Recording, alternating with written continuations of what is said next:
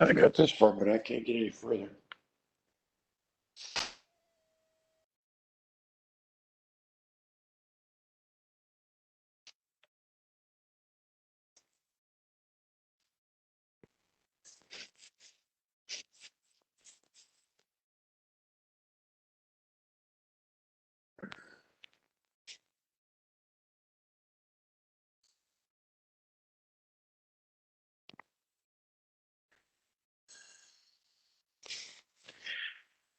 Oh, man.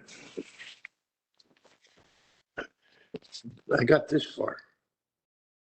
Hello? Wait a minute, I'm trying to do this. Let me try that. Try it on the iPad.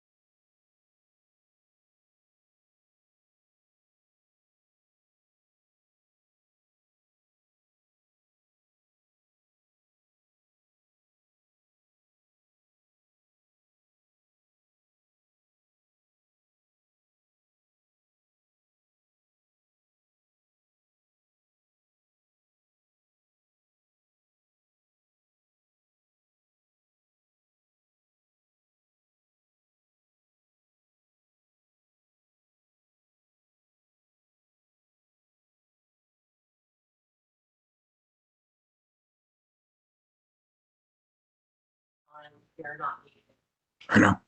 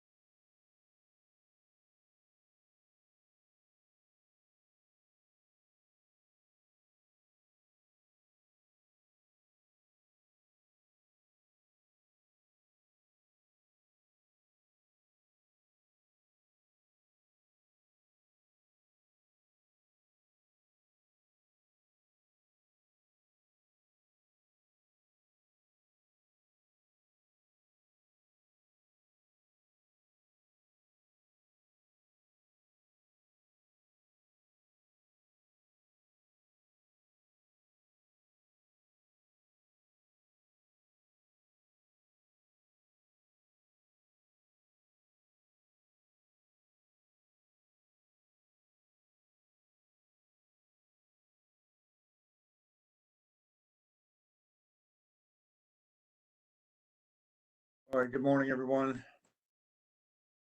Let me call Long County Superior Court to order. I'm Judge Carp. I'm presiding over habeas corpus hearings this morning. We have one case that's specially set. It is case number 2023 SUHC 1, Michael Chappell against the warden. The petitioner is represented by Mr. Rennie. Mr. Rennie, are you there? And are you ready? I'm here and ready, Judge. All right. And Mr. Malcolm for the Attorney General, you're here and also ready. Yes, sir. This hearing is on the respondent's motion to dismiss, and only on the motion to dismiss. We're not here on the merits. So, Mr. Malcolm, it seems to me that you have to go first, and then it'll switch over to the petitioner's side. I see the court report is here. How many witnesses are going to testify? Just one for the respondent, Your Honor. Mr. Rennie? We have 2 witnesses, Your Honor. Okay. And are your witnesses here? Judge, my witnesses are in the building. They're at my office. They are logged on, or at least the one computer we're going to be using is logged on. I understand that Mr. Malcolm has invoked the rules, so I have them in a separate part of the office. They're not in my space. They're in a separate part of the office. All right. We'll figure out the logistics of that when we get to that point.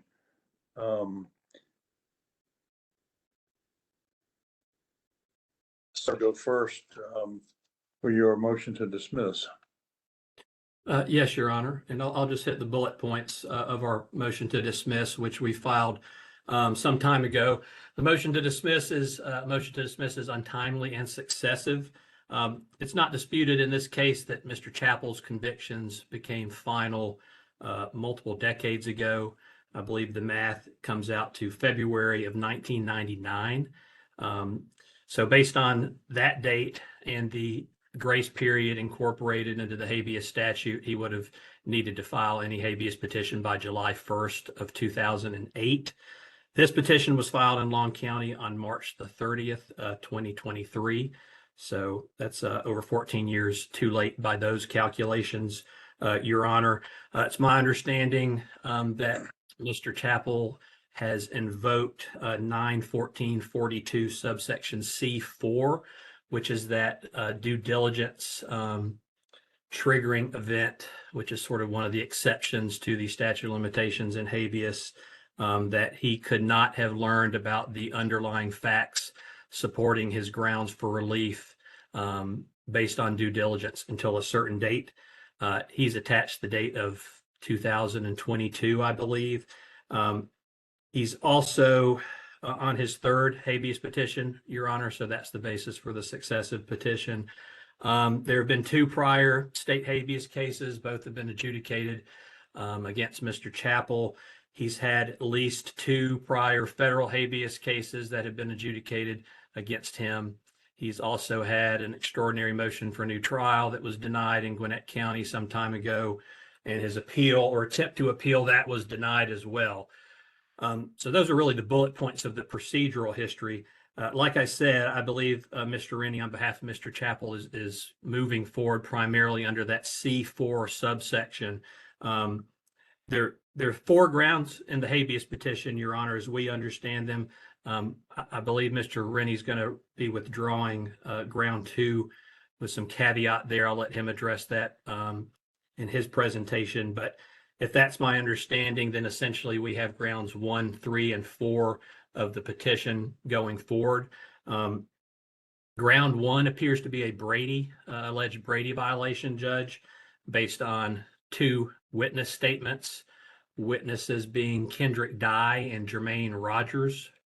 Ground 3 is based on an allegation. It's not really a Brady allegation as I interpret it. It's more of a lost evidence claim, Your Honor, which is a little different than Brady in its analysis. But the allegations, as I understand them on that ground, are that there was some personal file of Mr. Chappell's that was somehow lost by a former Gwinnett County officer in 1993 or 94. At least that's how it's alleged in the petition. And then finally, ground 4, as I understand it, Judge, is sort of a catch-all miscarriage of justice ground. And if I understand that ground after speaking to Mr. Rennie about it, it's my understanding that petitioner's side intends to argue a miscarriage of justice exception in regards to grounds 1, 2, and 3 to try to, I'm assuming, overcome the time bar. I would point out that that's a rather novel approach, at least in state habeas, that I don't believe the Georgia Supreme Court has ever weighed in on in regards to the ability to attach a miscarriage of justice through a newly discovered evidence claim to overcome the time bar. That's something that's you see more often in federal habeas and not in state habeas. But that's the gist of our motion to dismiss and my understanding of petitioner's grounds, Judge. We intend to present evidence to show primarily as it relates to ground 1 that Mr.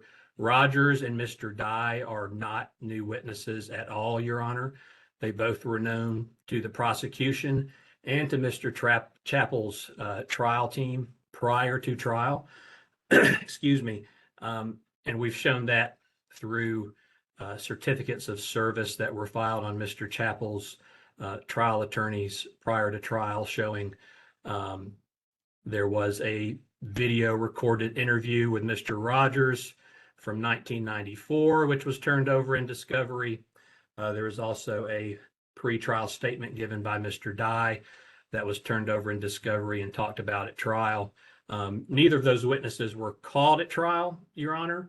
I guess Mr. Porter can address why the state didn't call those, but it's our contention that those witnesses simply were not called because they either were determined not to be credible or they were determined not to have any relevant information or evidence concerning Mr. Chappell's case. So that is the crux of our motion to dismiss, Your Honor. It's my understanding we'll be presenting, as I said, testimony from Mr. Porter, as well as multiple exhibits, which we've already provided the court and opposing counsel, that shows a couple things. It shows everything that I've laid out procedurally, but it's also, we intend, going to show that the date of 2022 is really just sort of an arbitrarily attached date in our point of view, Judge, to when these allegations could have been discovered through due diligence.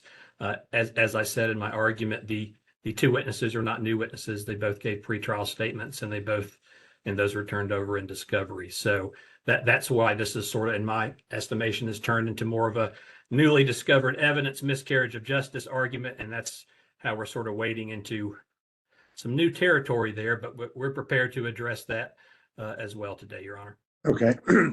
Mr. Rennie, do I gather that, I think it's in the petition, actually, you don't dispute the fact that there are two prior state habeas filings that were denied and that there's a prior extraordinary motion for new trial, nor the timing issue? Am I correct in that? We don't dispute that, no.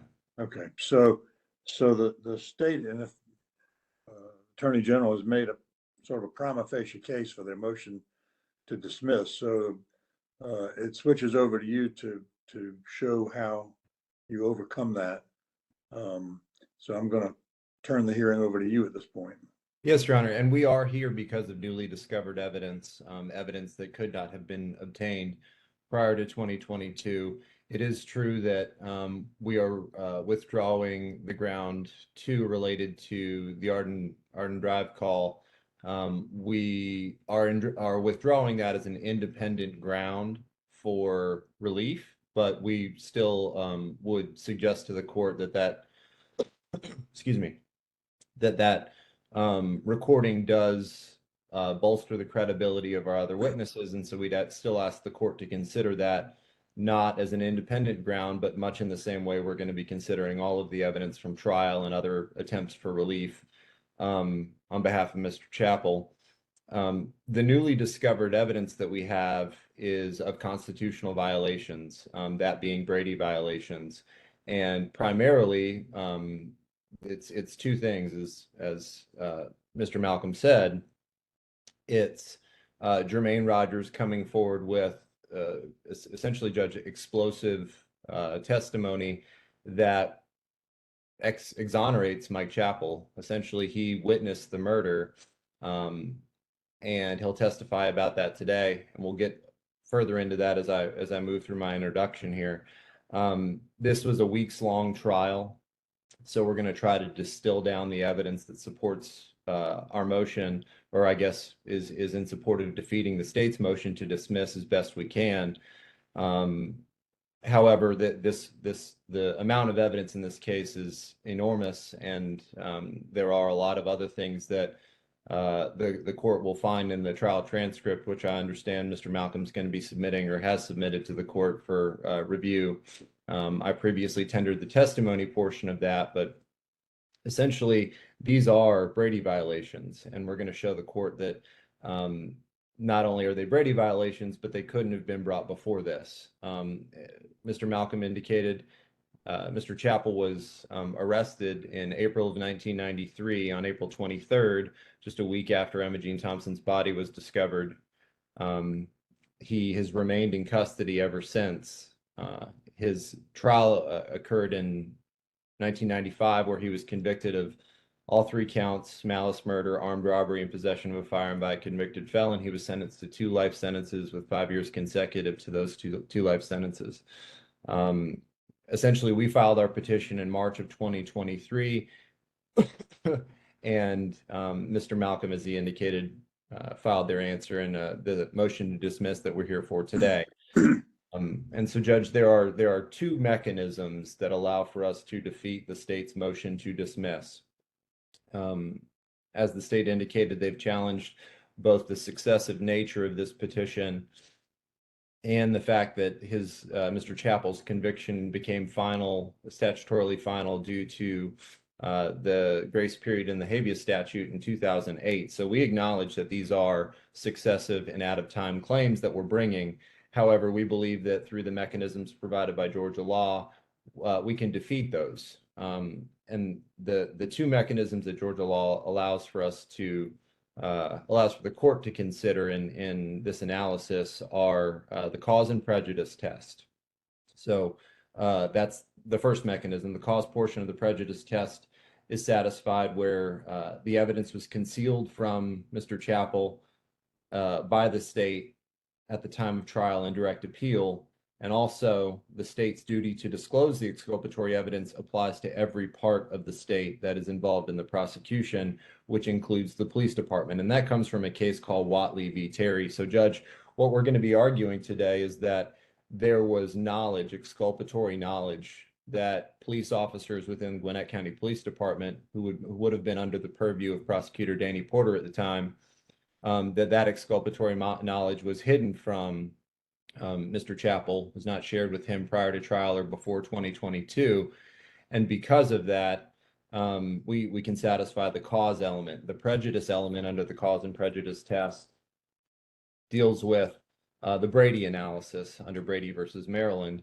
And of course, the court knows it's a four-part test, that the state possessed the evidence favorable to the defendant, that the defendant did not possess the evidence and could not obtain it with reasonable diligence, that the state suppressed the evidence, and that had the evidence been disclosed, a reasonable probability exists that the outcome of trial would have been different. So, Judge, that's our task today under the cause and prejudice test, is to meet those elements.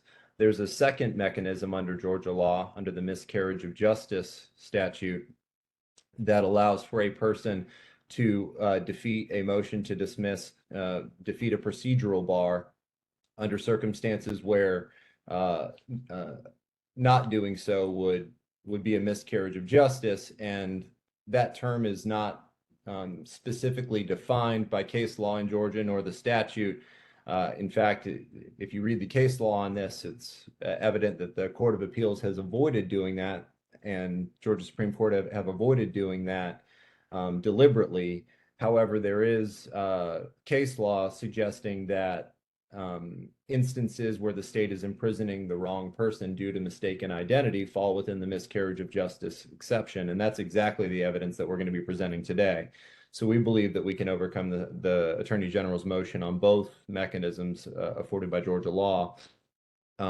And the Georgia law asks you, Judge, to weigh the evidence that we present today against the evidence that was introduced at trial and subsequently make a determination about whether our evidence is credible and should defeat the state's motion under these circumstances. So I'm going to give the court a rather longer summary of the Chappell case and hit on some points that our witnesses will speak to today.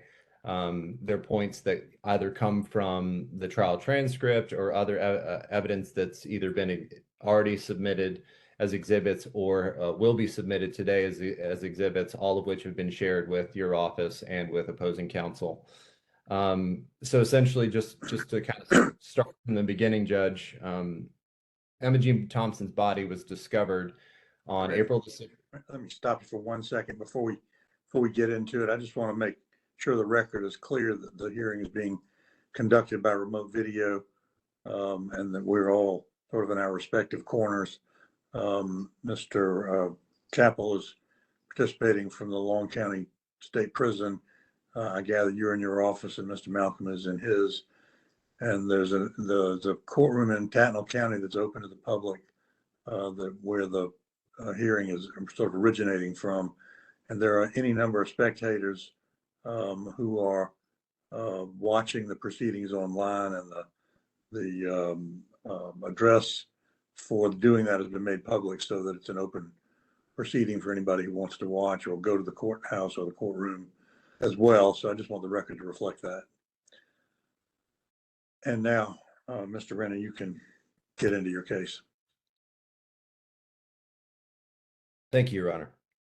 So Emma Jean Thompson's body was discovered on April the 16th, 1993. She was sitting in the driver's seat of her locked car. She was slumped over towards the passenger side.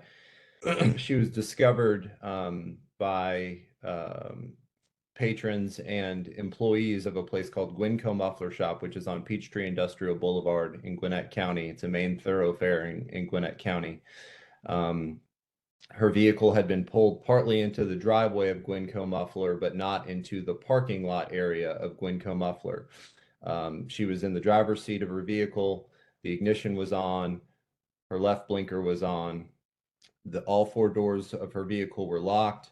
The driver's window was partially down, and her driver's side front tire had been punctured and was flattened.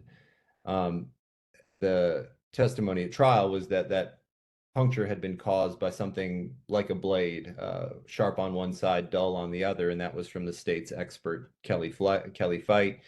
The state's expert also indicated that the vehicle had not been driven on that flat tire, indicating that the tire was flattened while parked at Gwynco Muffler. When police were called to the scene, they immediately started their investigation into the murder. Emma Jean Thompson was discovered, as I said, in the driver's seat of her vehicle. She had been shot twice in the back of the head. There was some blood in the vehicle, and again, all the doors were locked. The driver's side window was partially down. As they started their investigation, they were able to identify two witnesses who testified at trial, a William and Sarah Hutchins, man and wife who lived about a half mile, according to their trial testimony, about a half mile from Gwynco Muffler, who indicated that they heard, or Mr. Hutchins indicated that he heard two shots ring out close in time to one another between 9 p.m. and 10 p.m. the night before, on April the 15th, 1993. His wife, Sarah Hutchins, testified that she heard the same thing, two shots ring out in close proximity to one another, temporal proximity to one another, but was able to narrow that time frame down to 9:30 is what she testified to. So the Gwinnett County Police Department endeavored to conduct this investigation on their own and set up a roadblock to try to identify any individuals who may have been driving past Gwynco Muffler around the time that these gunshots were heard. So between 9 and 10 p.m., kind of targeting the 9:30 area. And in doing so, they discovered several drivers who indicated two things. So the first being that several drivers indicated that as early as 9 p.m. on April 15th, 1993, the night of Emma Jean Thompson's murder, as early as 9 p.m., there was a police car, a white police car with a yellow stripe facing Peachtree Industrial Boulevard, so facing away from Gwynco Muffler Shop. And that was as of about 9 p.m. that night. Now, other witnesses came forward and said something similar, that they saw a white police car with a yellow stripe facing Peachtree Industrial Boulevard all the way up until 9:30 p.m. And then after 9:30 p.m., there were other witnesses who came forward and said that they saw both a police car and Emma Jean Thompson's car parked there between the 9:30 to 9:40 range. So, and again, it's the same white police car with a yellow stripe that they indicate, but this time, instead of the police car being positioned in the driveway of Gwynco facing Peachtree Industrial Boulevard, the witnesses indicate that when Emma Jean Thompson's vehicle was found or was seen with the police car there, it looked more like a traffic stop, where both Emma Jean Thompson's vehicle was pulled into Gwynco Muffler's driveway with a police officer behind them, both facing away from Peachtree Industrial Boulevard. So the witnesses that saw that characterized it as what looked like a traffic stop, Emma Jean Thompson's vehicle being in front of the police vehicle, both facing Gwynco Muffler Shop with the blue lights flashing. That this is the first indication that someone from the Gwinnett County Police Department may have been involved in the murder, and investigators started looking for anyone from Gwinnett County Police Department that had some link to Emma Jean Thompson. Well, they discovered that a burglary had occurred on April the 3rd, so 13 days before her body was discovered. On April the 3rd, 1993, a burglary had occurred at Emma Jean Thompson's house, and Michael Chappell was the officer that was dispatched to investigate that burglary. The trial transcript shows that Mike Chappell went out to investigate. He spoke to Emma Jean Thompson and realized that Emma Jean Thompson's house had been robbed of roughly $7,000. But this was a strange circumstance because she had all of her cash. It was roughly $15,000 in an envelope in her house, and only half the money was taken. So Mr. Chappell rightly kind of concluded that no thief steals half of the money unless they have some sort of connection tie to the person that they're stealing from, and asked if Emma Jean Thompson had told anyone else about the cash being in the home and where it was. And she disclosed to Mr. Chappell that her son, Michael Thompson, who was a known drug user in the Gwinnett County community, knew where the money was and had previously taken money from the envelope. So almost immediately, Mr. Chappell was able to identify him as the prime suspect.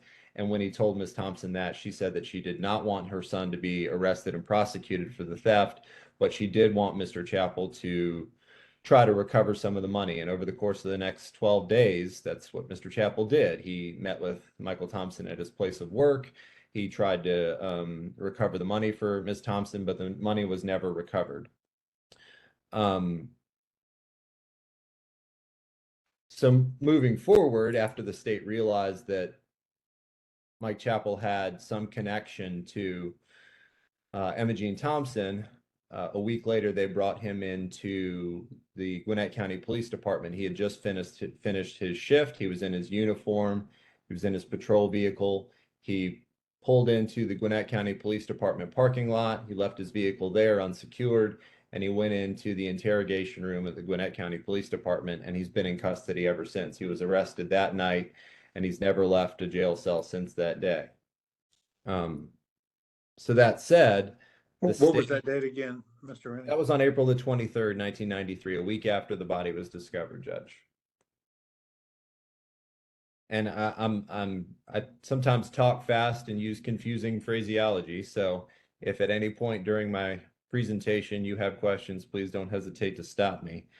And I'll do my best to answer whatever questions the court has. So essentially the state's theory at trial, just kind of distilled down to its barest foundation, was this. that Mr. Chappell knew that Emma Jean Thompson had $7,000 in cash, that she was reluctant to leave it at home because it had already been stolen. Some of that money had already been stolen by her son, and so she was keeping it in her purse. The state's theory was also that Michael Chappell was financially strained and had a motive to take the money from Emma Jean Thompson.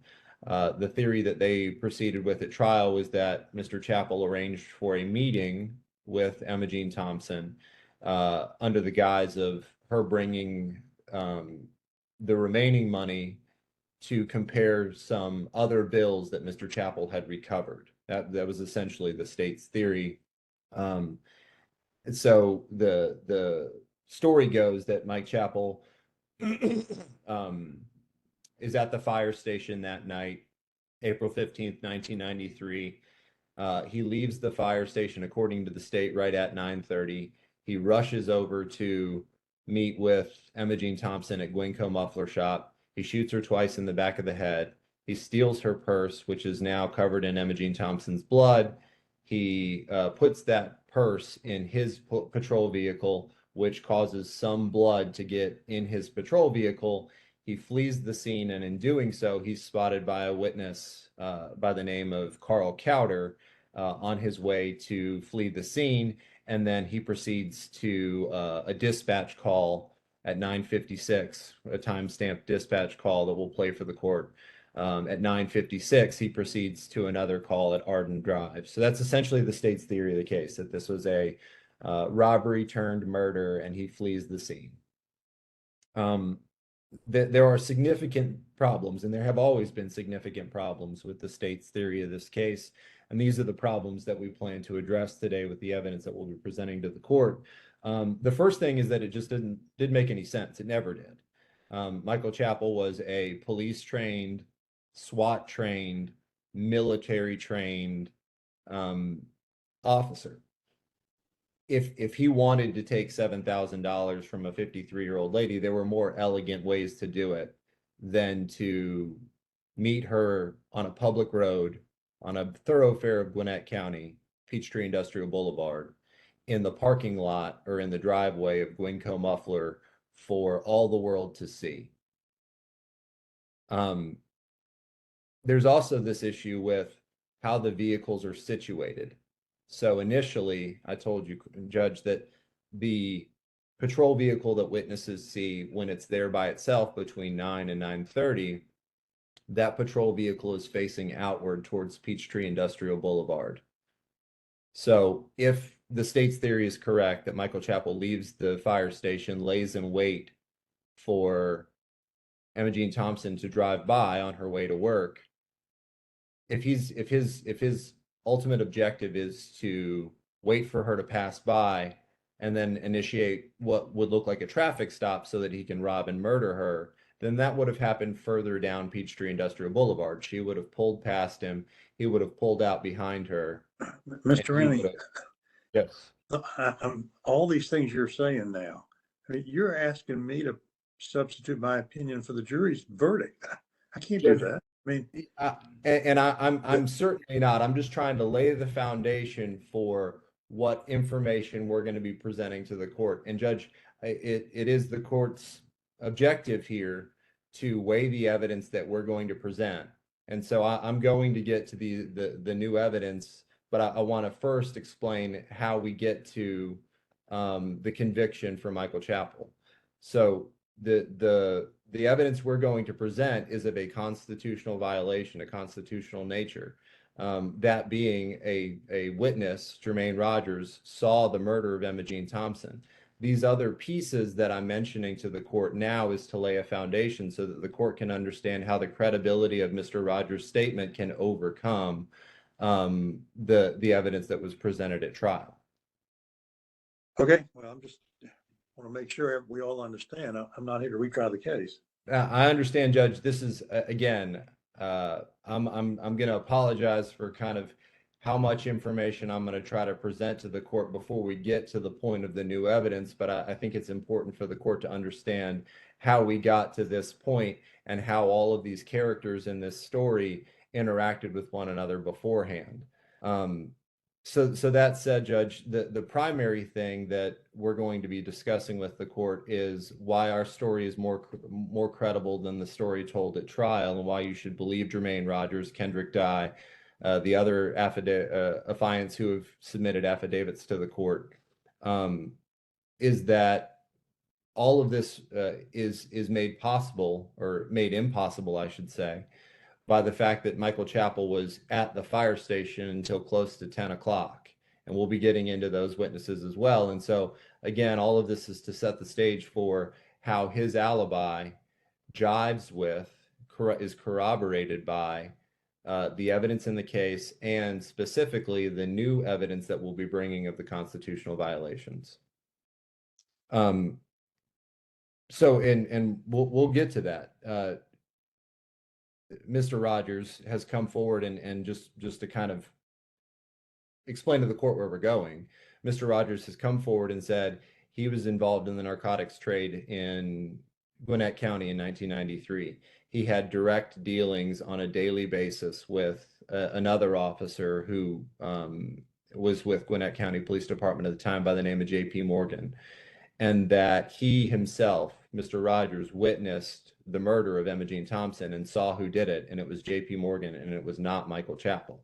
So all of this is to get to that point where we're explaining to the court, and it is a wild tale. And because of that, and because of the fact that he was interviewed prior to trial, I think it's important for the court to understand all of the background information that gets us to the point where Mr. Rogers is coming forward in 2022 as opposed to 1993. So as I indicated, Judge, Mr. Chappell presented at trial an alibi defense.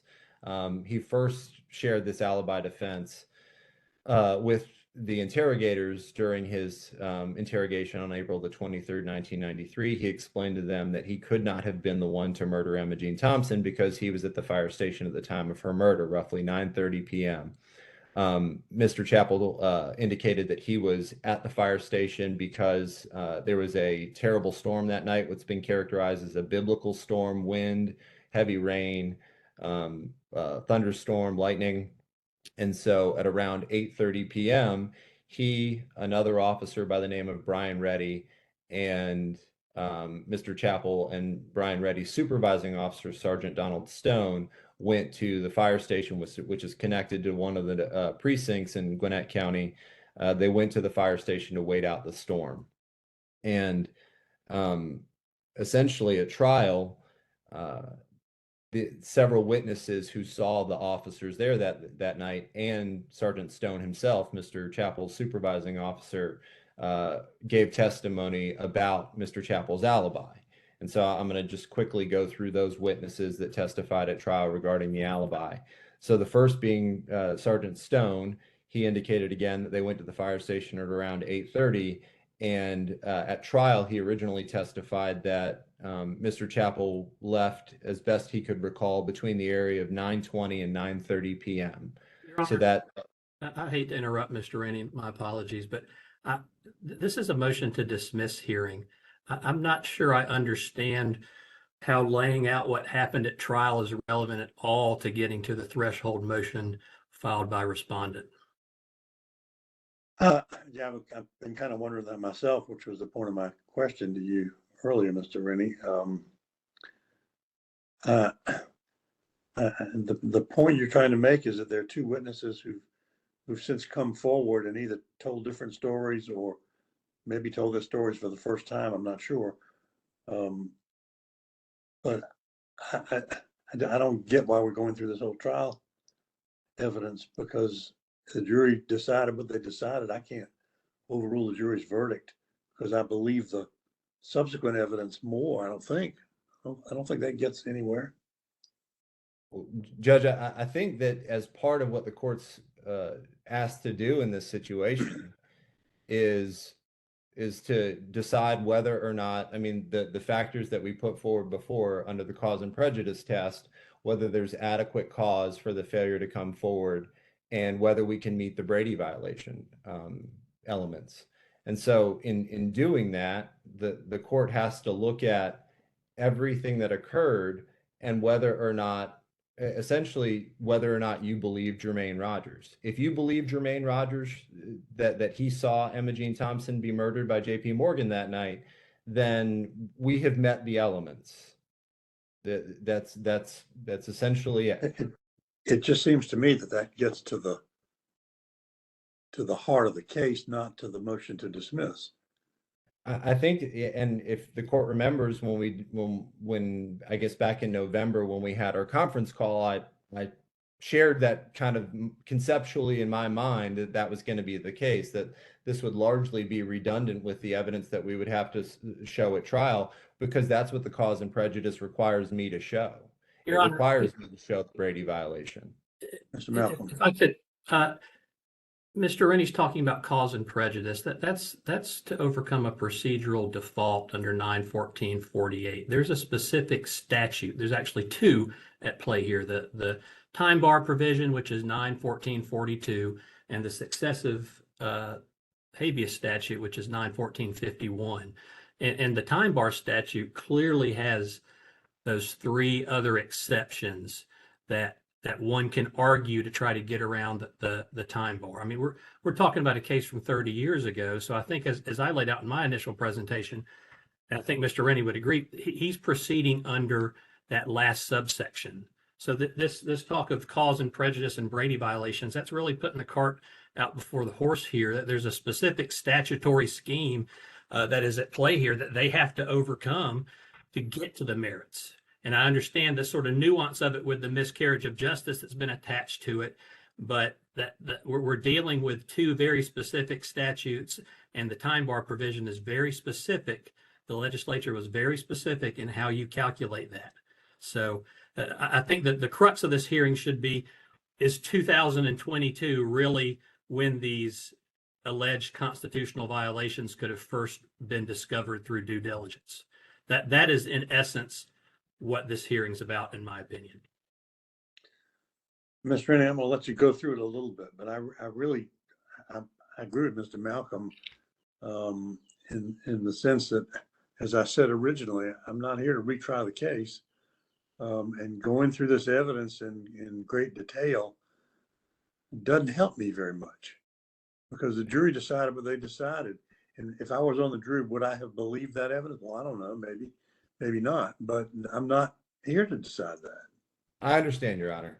How about I just move on to the evidence, the new evidence for Mr. Chappell, indicative of the fact that he didn't commit the murder and that J.P. Morgan did. Okay, go on, go right ahead. So, Judge, again, so this all starts in, or I guess the newest iteration of Mr. Chappell's case starts in the year 2020, when an independent investigator by the name of Henry Ball, who the court will hear from in a few minutes, starts a independent investigation into the conviction of Michael Chappell. Through his research, he starts to draw some of the same questions that I'm asking the court to consider today. And eventually he writes a book, they do a podcast, and start a Facebook page. And through the Facebook page, they're able to reach out to a wider community, and several individuals come forward with information that's helpful to Mr. Chappell.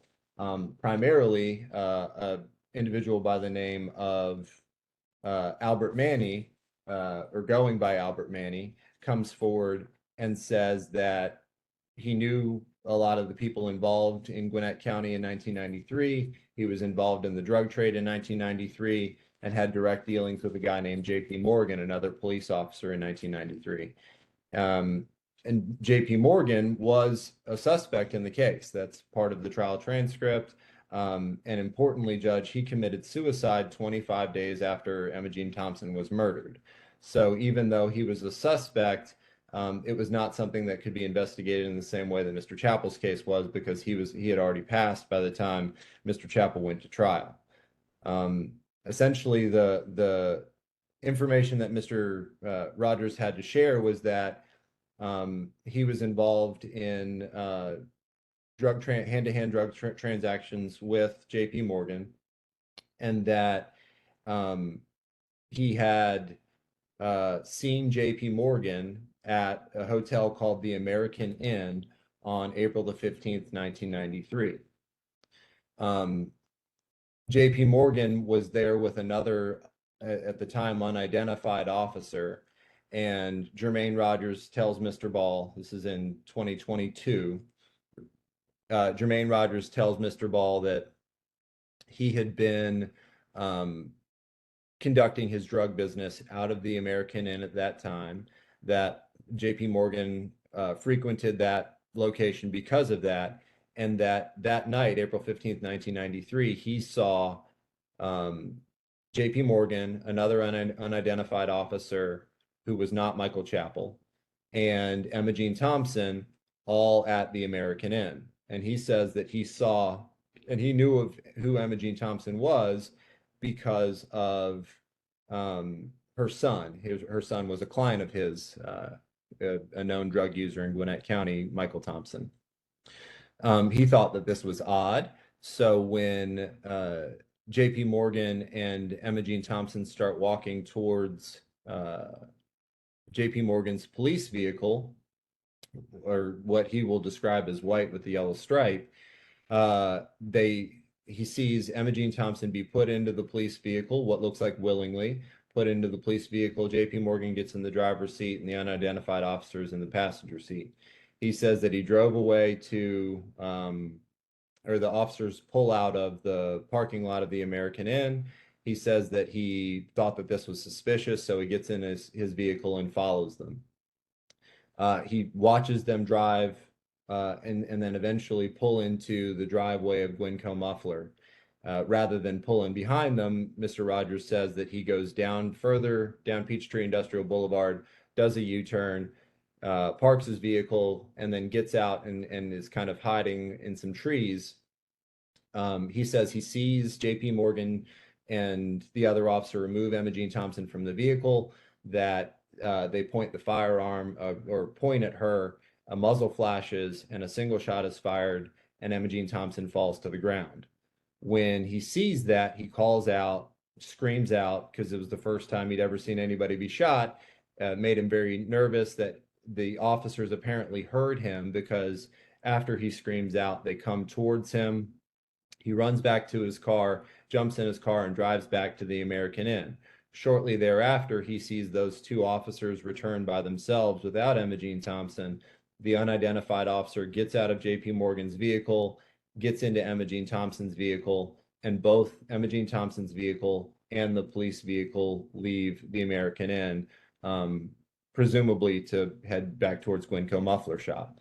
And that story, while being explosive, has been I guess corroborated by other pieces of evidence, not in its full telling, but at least to the point where other witnesses have come forward, and we filed the affidavits to this effect, that JP Morgan was involved in the drug trade in Gwinnett County at the time.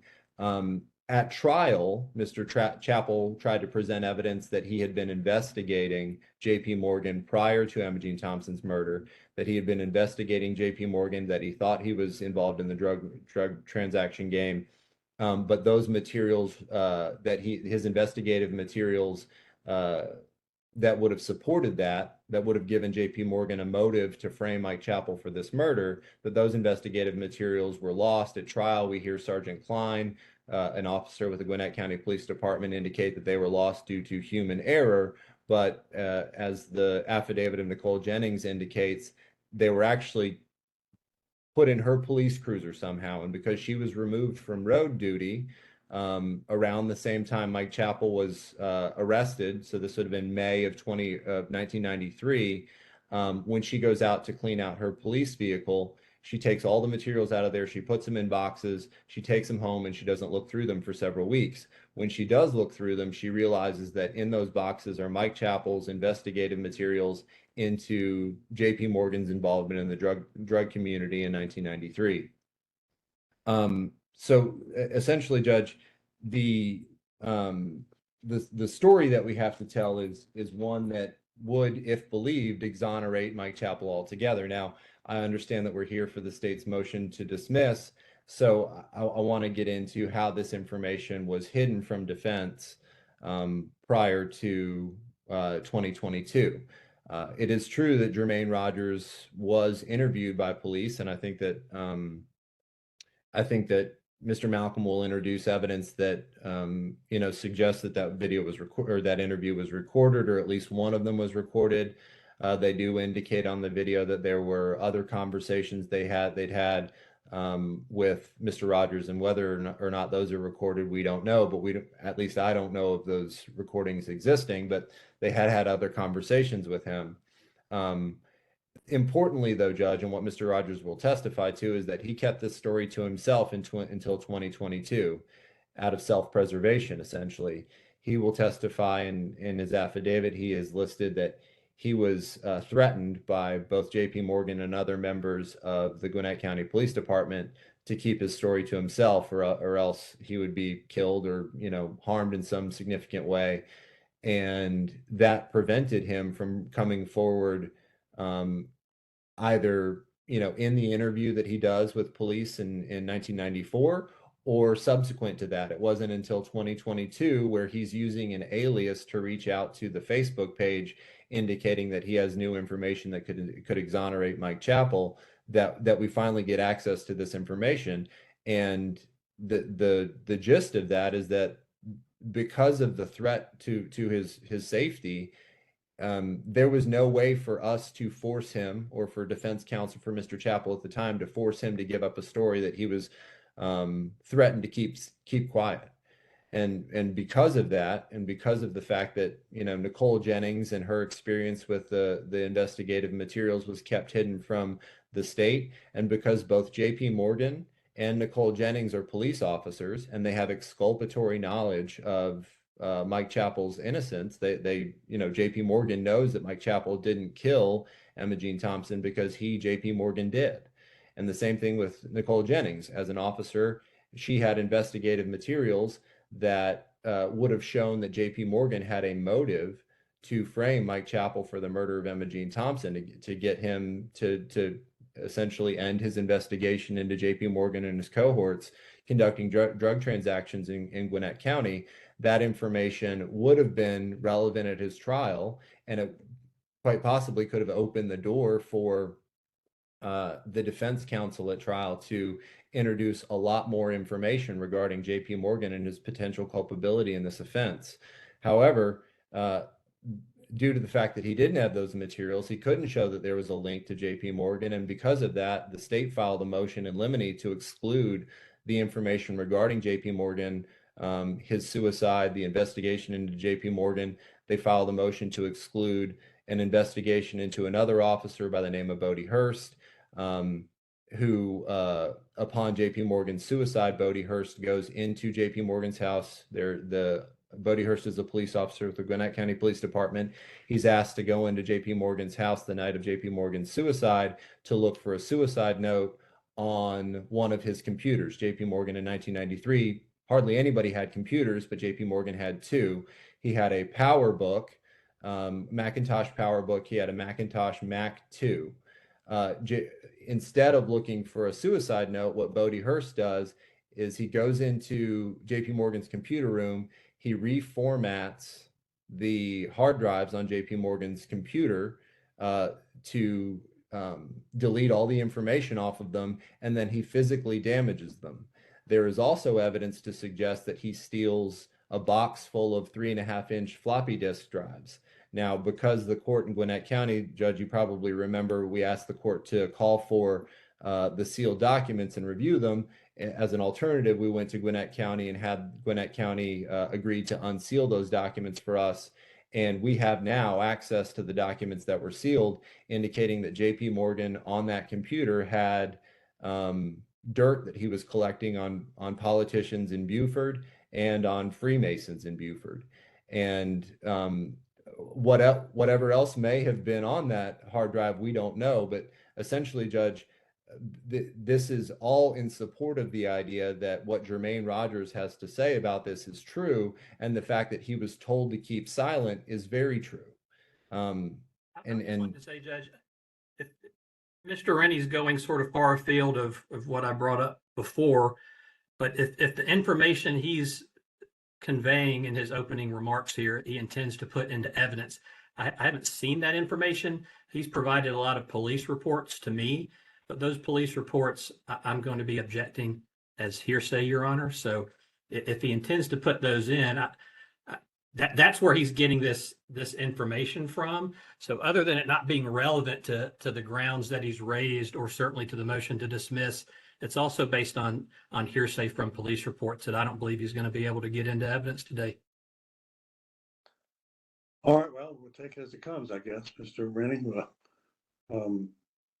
I've been wondering to myself before all this started, what the evidence was going to consist of and what portion of it might be hearsay. I mean, it seemed almost, it seemed fairly difficult to get through all this without running into hearsay objections.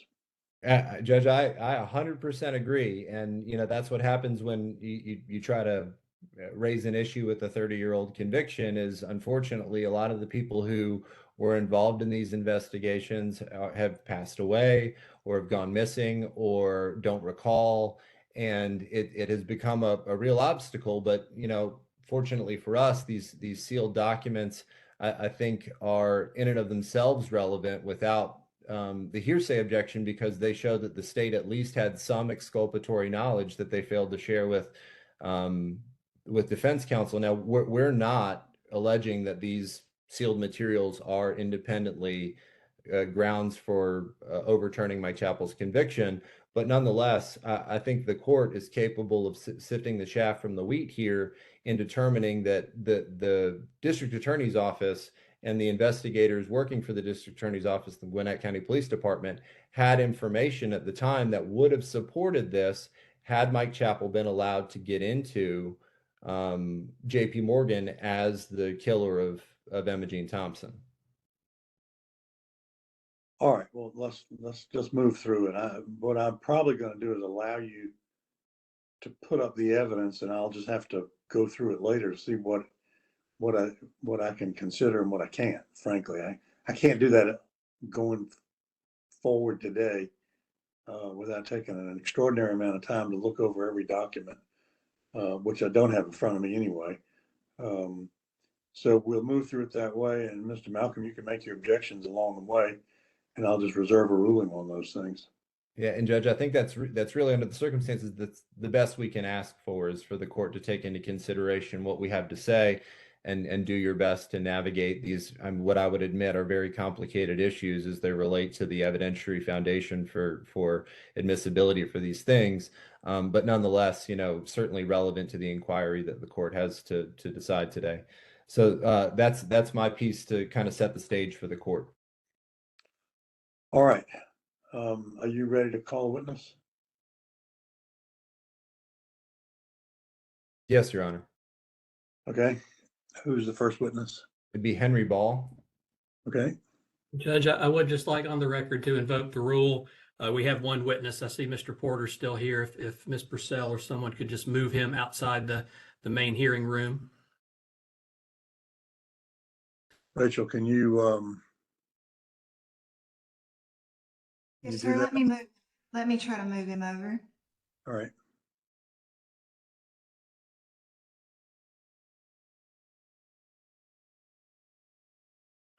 Mr. Malcolm, do you have a way to contact Mr. Porter? I do, Your Honor. I will let him know once it looks like we're getting close to calling him. I have his cell phone, so I'll be able to reach out to him directly. Okay. The easiest thing might be just to ask him to log off. We could do that as well. Whatever Your Honor wants, we can. Well, it's a technological question at this point, whether Rachel can move him from one part of this hearing to another. Judge, may I use this opportunity? I understand the court wants to try to limit what we're going to present here today. Obviously, in preparation for today's hearing, I expected that may be the case. We can either do it here on the Zoom, instruct Mr. Ball to try to limit it to the issues that we're trying to address here today, or if I could have a 2-minute conversation with him, Sure. again, in a separate part of my office, and just try to make sure he understands the parameters that the court's laid out for us to discuss today. Why don't you do that? We'll take a 5-minute break, and Mr. Malcolm, why don't you just call Mr. Porter and ask him to log off? And Looks like he's been moved, Judge. Did you get him moved off, Rachel? Yes, sir. I think he should be moved out. All right, would you call Mr. Porter and make sure he's not able to hear this, and then we'll come back in 5 minutes. Yes, Your Honor.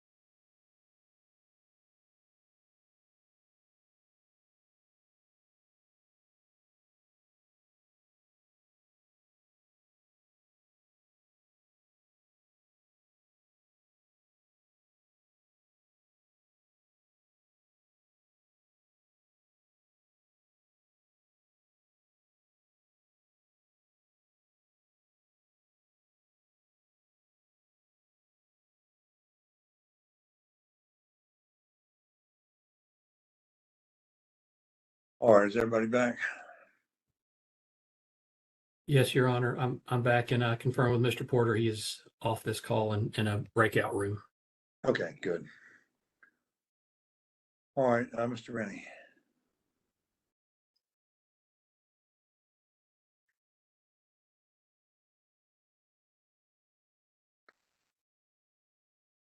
Mr. Rennie, your microphone is off. There we go. Sorry about that. Yes, Judge, we call Henry Ball. All right, Mr. Ball, would you raise your right hand, please, to be sworn? Swear the evidence you're about to give in this hearing should be the truth, the whole truth, and nothing but the truth, so help you God. I do. All right, Mr. Rennie. All right, Mr. Ball, if you would just state your name for the record. Henry Beck Ball. And how are you employed? I am. Okay, what's your main occupation? Construction. I'm the vice president of a small construction company. Okay, do you have any side jobs or hobbies? Yeah, I don't know that I would call it a hobby, but I've written a couple of books. I'm a writer. I've been published various times. And was one of those books about the Mike Chappell case? It was. Okay, so let's just kind of get into that. How did you first become aware of the Mike Chappell case? Well, I've got a personal family history with members of Michael Chappell's family. His wife was good friends with my sister, my older sister, as far back as when I was 5 and 6 years old. So I have been somewhat cognizant of some members of his family for most of my life. And then I lived in Gwinnett County when the crime occurred and later when the conviction of Michael Chappell occurred. So I was aware of it when it occurred. I had I guess some connection to Michael Chappell and his family. I knew who he was. I had seen him at family events, probably played football, pickup football at times. And so I knew who he was. And I followed the case in the media at the time. So I've known about it from the beginning. And around 2020, do you start to investigate the case further? Yeah, my further investigation occurred earlier than that in around 2012, I believe. I heard his name on a forensic show and kind of followed along and watched as the state's case, if you will, was made on the forensic show. And at that point, I felt like there were a lot of, weak points in the evidence and in the case against him. So I began to investigate for myself. At that point, this is when I lived in North Carolina, had a construction business in North Carolina, wound up relocating back to the Atlanta area prior to 2020, I think 2017, 2018. And in 2020, of course, the election was happening, and I started hearing Danny Porter's voice on WSB radio and, throughout the election and different things. So I began to kind of think about the Michael Chappell case again. And then Mr. Porter gave an interview, kind of an exit interview after he lost his election on WSB radio. And he said some things that I knew from my own investigation to be untrue. And so I decided that day to write a book about the Michael Chappell case. And then I began to investigate in earnest at that point. And is there a podcast as well? Yeah, after the book was published in 2021, I recruited and became involved with Imperative Entertainment and Sean Kipe, and we produced a podcast called In the Land of Lies. And then, prior to that, and actually prior to the book being published, I had started a Facebook page called the Michael Chappell is Innocent Project, and that's really where a large amount of the information I learned kind of came from, because people started reaching out to me, and with Facebook technology, I was able to track down a lot of the people that I was looking for, that I had found through the transcripts or through police files and other means. So I really began to learn a lot more about the case. That would have been in the spring of 2021 and moving forward. And then I believe we produced a podcast during 2022, and it was released in August of 2022. Okay. And through that Facebook page, were you able to identify anyone of note who came forward with information about the Mike Chappell case? Yeah, numerous people. One specifically would be a guy who his profile called him Albert Maney or Manny.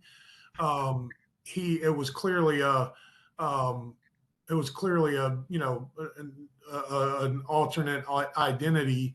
But the guy knew a lot about Buford. He knew a lot about the case and what had occurred. He knew a lot about what was going on in Buford in the drug underworld back then. And he had some very explosive information. But it's funny, he reached out to me initially because of the name of the Facebook page, Michael Chappell is Innocent. He thought he was reaching out to Michael Chappell. And literally in the first time he reached out to me, he said, "Hey, I have information to free you. I have information that proves your innocence." And I had, I've had quite a few people reach out to me with similar statements. And I tend to, take them with a grain of salt until I can vet the information.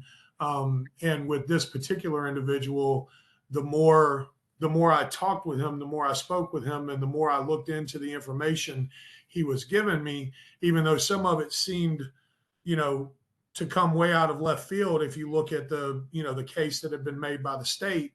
But it was very explosive. And then there were a lot of data points that I could find in the record that really, that he had no way of knowing unless he was where he says he was when he says he was there. Okay. And we'll come back to Mr. Rogers shortly, but I also want to ask about, did anyone by the name of Nicole Jennings come forward and speak to you? Yeah, I don't know that she came forward so much from the Facebook page. She was a former Gwinnett County police officer, and I believe another former Gwinnett County police officer told her that there was renewed interest in the Michael Chappell case, and she reached out to me in essence to tell me of her experience with the Gwinnett County Police Department. And I think she didn't really understand the significance of some of the evidence that she had from back in the day. But when she told me her story, she got into what I felt like was very explosive information that kind of solved a 30-year mystery. So yeah, she was another very significant person that came forward. And in your discussions with them, did Miss Jennings complete an affidavit for you? She did. And I'm going to show it to you. I've got sun glare in my eyes, so I might have to. And you've seen it before. Is this the affidavit that she completed for this case? Let me make this a little bigger on my screen. It appears to be, but before I confirm that. Can you pull it away just a little bit from the camera?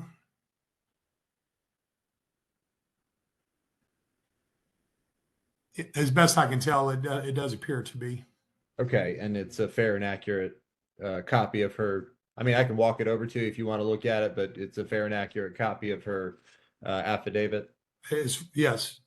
Judge, I don't have any objection to Mr. Rennie showing the affidavit of Ms. Jennings to Mr. Ball. I've seen it. I believe if it's the same affidavit that was attached to the habeas petition, if that's what we're talking about, I couldn't see what he was showing on the screen, so I just wanted to make a record of that. If he needs to share the screen, WebEx has a feature that allows him to do that. It is, Judge. It's the same document we've submitted. So, essentially I would suggest to the court that this is the affidavit of Nicole Jennings, and we'd ask to tender it into the evidence. And there's no objection then, Mr. Malcolm, correct? Objection to it being tendered, is that what you're asking, Judge? Yes. No objection, Your Honor. All right, so it's admitted, and we've all seen it, as you said. I've read it myself. Yeah, and now back to Mr. Ball. Other individuals who came forward and gave information, did at some point an individual by the name of Kendrick Dye contact you? Well, he's one that I reached out to him. He showed up on my Facebook as one of the people you may know, and of course I recognized his name. I had been looking for him for some time, but it's funny they have him in the record, at least in Jack Burnett's handwritten notes, as Cedric Dye, and so it took me some time to make the connection. But then I realized that Cedric Dye was Kendrick Dye, and so when he popped up on my Facebook, I reached out and said, "Hey, do you remember giving any statements back in 1993?" He said, I do remember very well, and he agreed to talk to us. And so I met with him, and then I believe I had you talk with him as well. And he later agreed to provide a statement. And I won't do the whole thing with the document again. This is the same document that was attached to my petition, affidavit of Kendrick Dye. Mr. Malcolm, would you stipulate to the admissibility of this document? I can't see it, but if it's the affidavit from Mr. Dye you attached the petition, I don't have an objection, Your Honor. It's the same one. All right, it's admitted then. So that I'm marking this as petitioners 2. And I want to talk about how these witnesses came onto your radar. So Mr. Dye, you said was, well, let's go back to Miss Jennings first. Miss Jennings, she reached out to you. Is that what you said?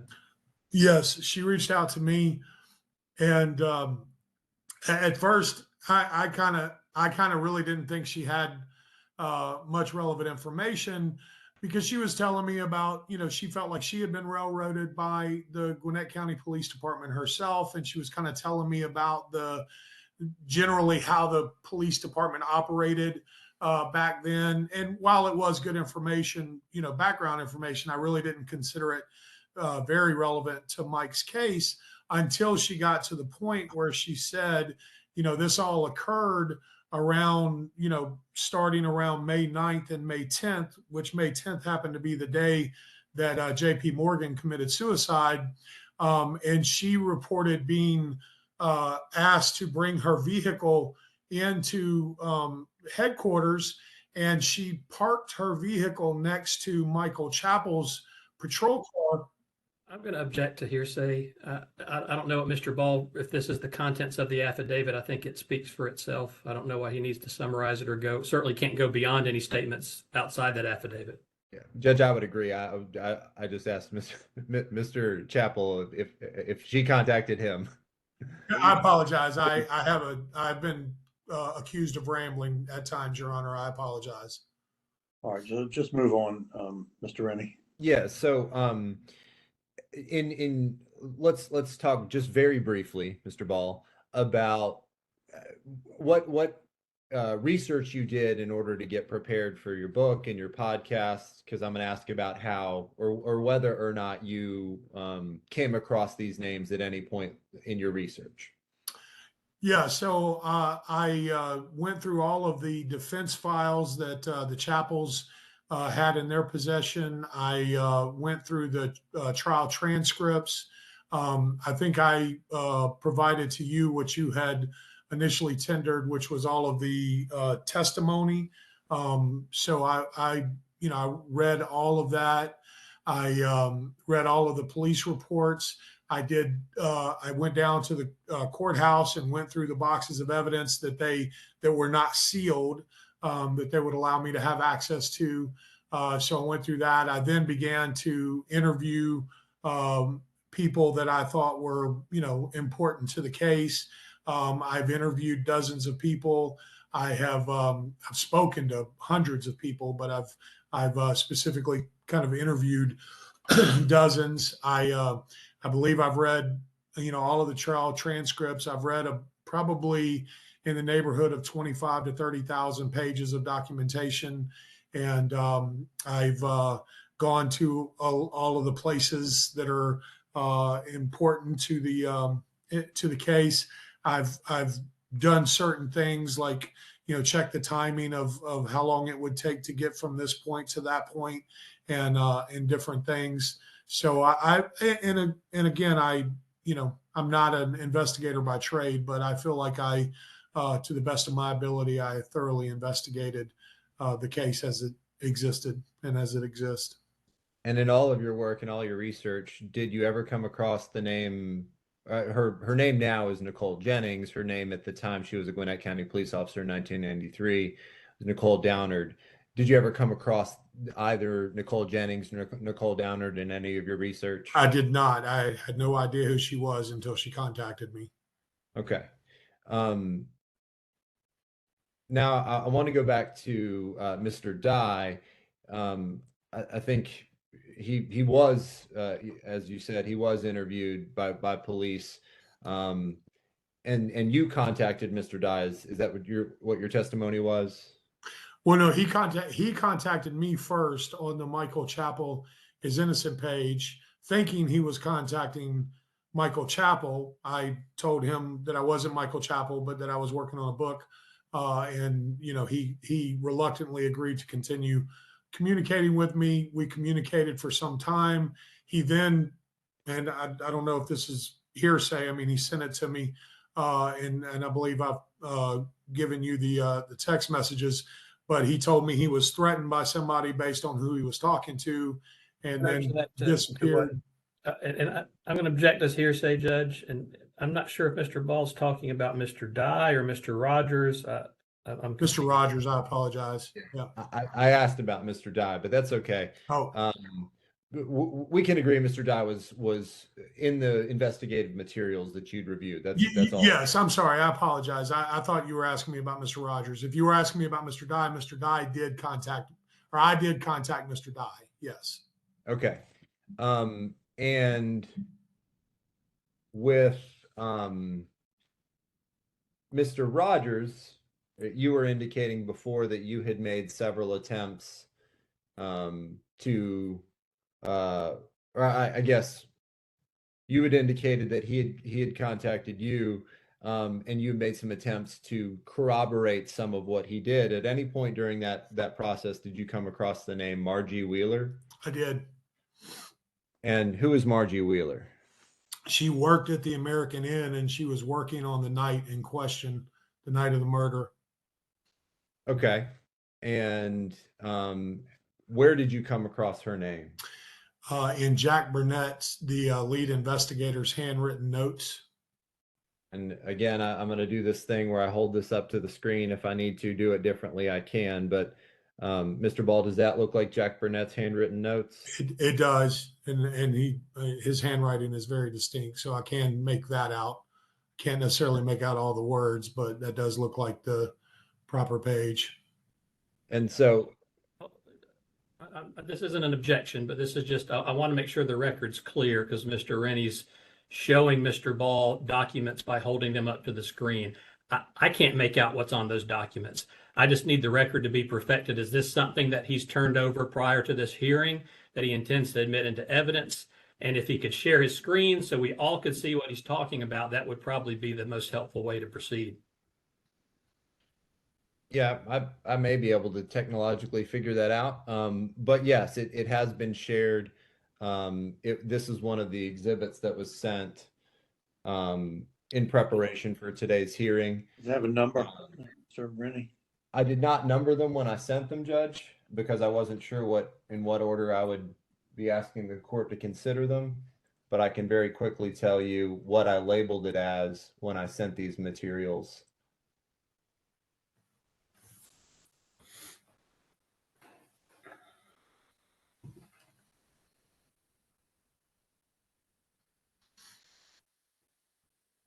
And Judge, for the sake of moving things along, I have those materials, Mr. Rennie. I have them here on my computer. I'm happy to share my screen, and maybe we can all agree if this is what we're talking about. I'm happy to do that if it helps. Sure, yeah, if that would be possible. It was sent to Mr. Malcolm and to Ms. Purcell for the court as Jack Burnett's notes regarding Margie Wheeler. And so is that, Mr. Ball, can you now see that? I can now see it, and that is correct. Okay, and so that just, I guess, read the portion that's relevant to what we're talking about here with Ms. Wheeler. Judge, I'm going to object. There's been no foundation laid for what this document is. Also, I'll object as hearsay. All right, so I'll reserve ruling on the objection and I'll let the witness answer. Thank you, Judge. So go ahead, Mr. Ball. So it says Margie Wheeler, after it says American Inn, it says Margie Wheeler, employee, saw victim in room 103 and car. Okay.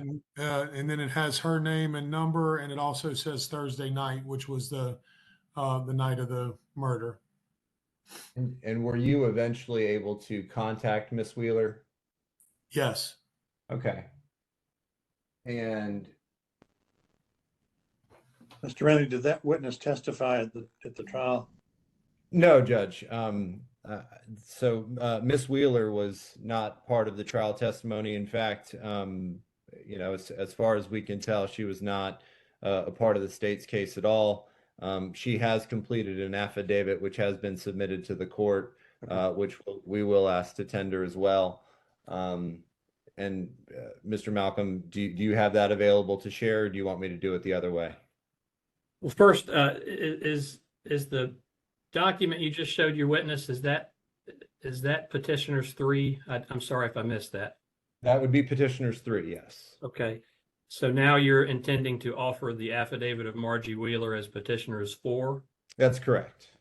Judge, I object to Ms. Wheeler's affidavit. I've not seen any indication in her affidavit or in any attached paperwork served with it of contact information such as a phone number or address.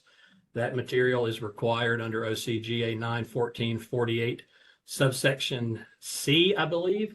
And that does, the exclusion of that information does preclude admission of an affidavit on that basis. So I would object on that basis, Your Honor. All right, so I will also take that under advisement and allow you to Judge, proceed with the affidavit, Mr. Rennie. and if I could respond just briefly to that, Judge, so that you can consider this when you do. I believe that her information was shared in our notice of deposition. We had originally intended on deposing Miss Wheeler, but because she was able to get with an attorney and provide us an affidavit, we did not move forward with that deposition. Okay.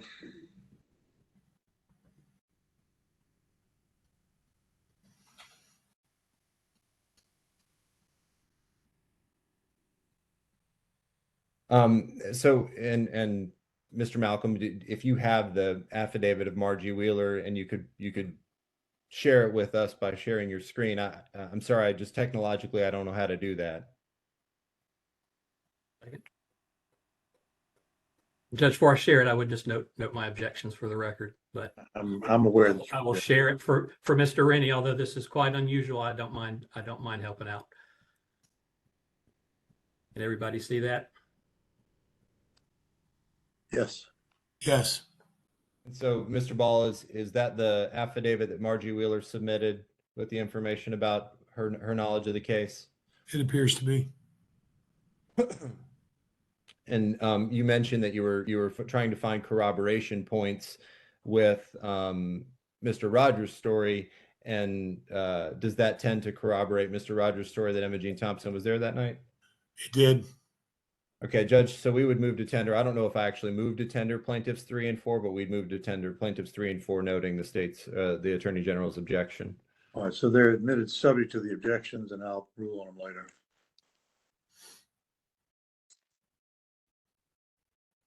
With regard to Miss Wheeler, other than that Jack Burnett's handwritten notes, did you see her name come up anywhere else in your research and investigation? I don't believe so, no.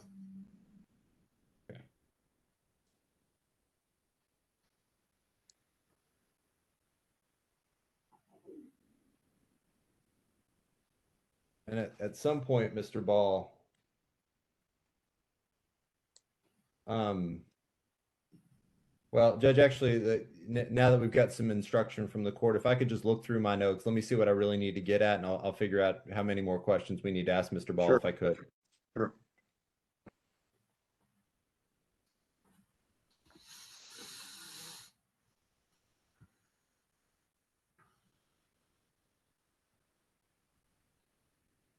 Mr. Ball, did you submit an affidavit for this case? I did. And Mr. Malcolm, I understand that by technology I've been handcuffed, but you've been kind enough to help me. Could you do it one more time with regard to the affidavit? of I'll do Henry you Ball? one better, Judge. I've seen that affidavit. I don't object to it coming in. That'll work. Judge, we'd ask to tender the affidavit of Henry Ball as petitioners 5. It's submitted without objection.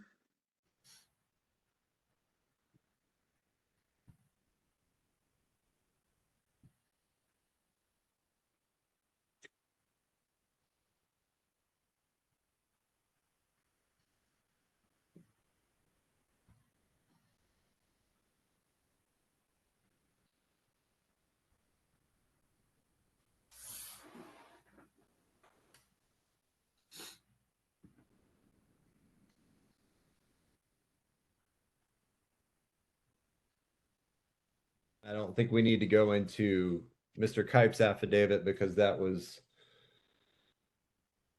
because we're no longer moving forward with the Arden Road call ground 2 is an independent ground for relief. I don't think we need to go into that one, Judge. Okay.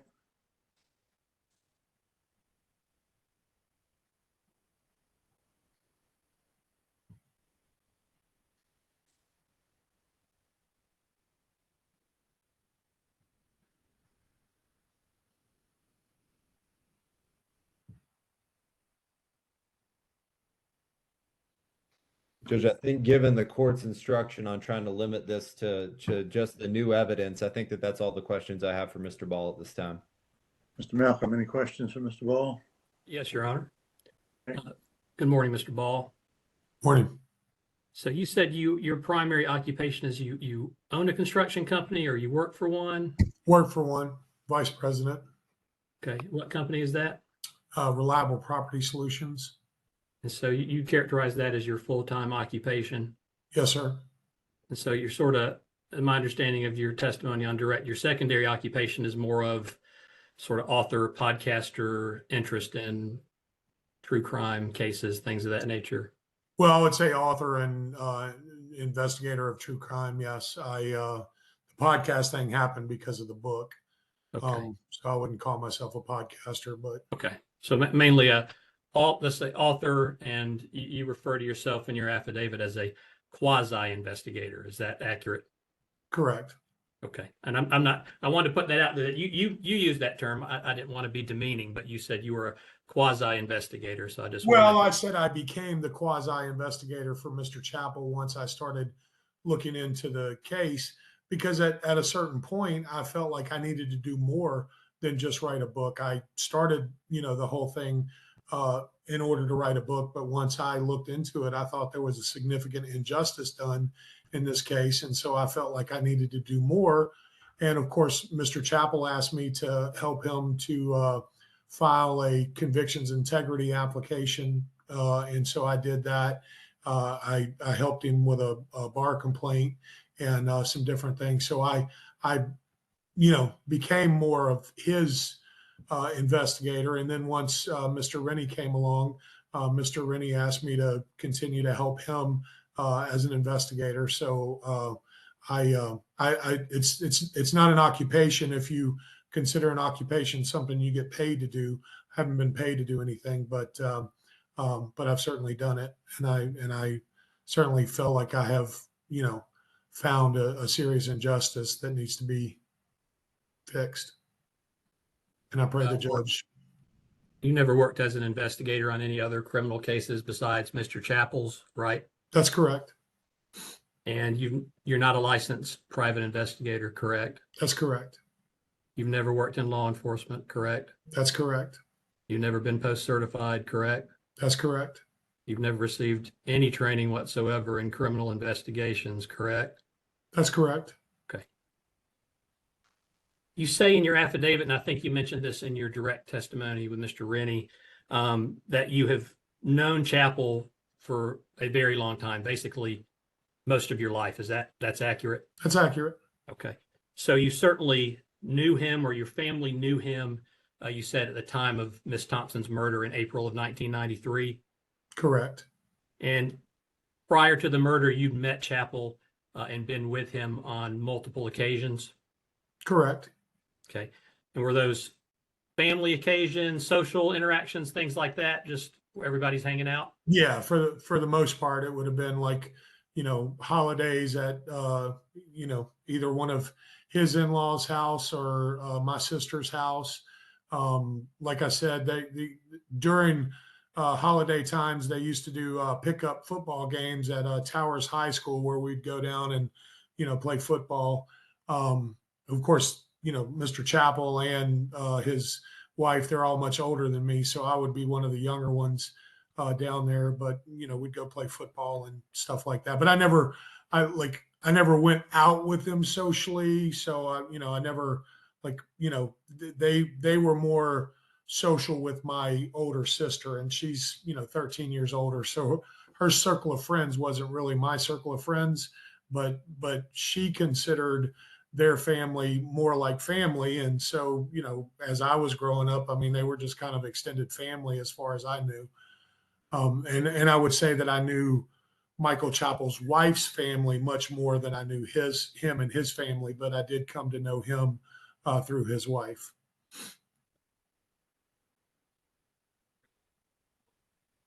Mr. Malcolm, something's happened. I can't hear you. No, you're not muted, but you're not coming through either. Yeah, I haven't heard anything that he's said. If he said anything else. Technology is wonderful when it works.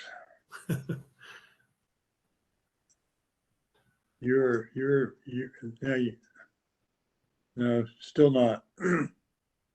Your lips are moving. I can testify to that, but the ventriloquist in back of you is not participating.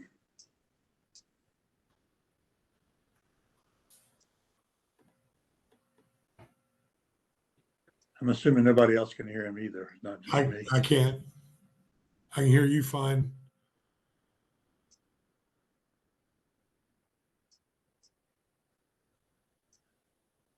Mr. Malcolm, why don't you log off and log back in?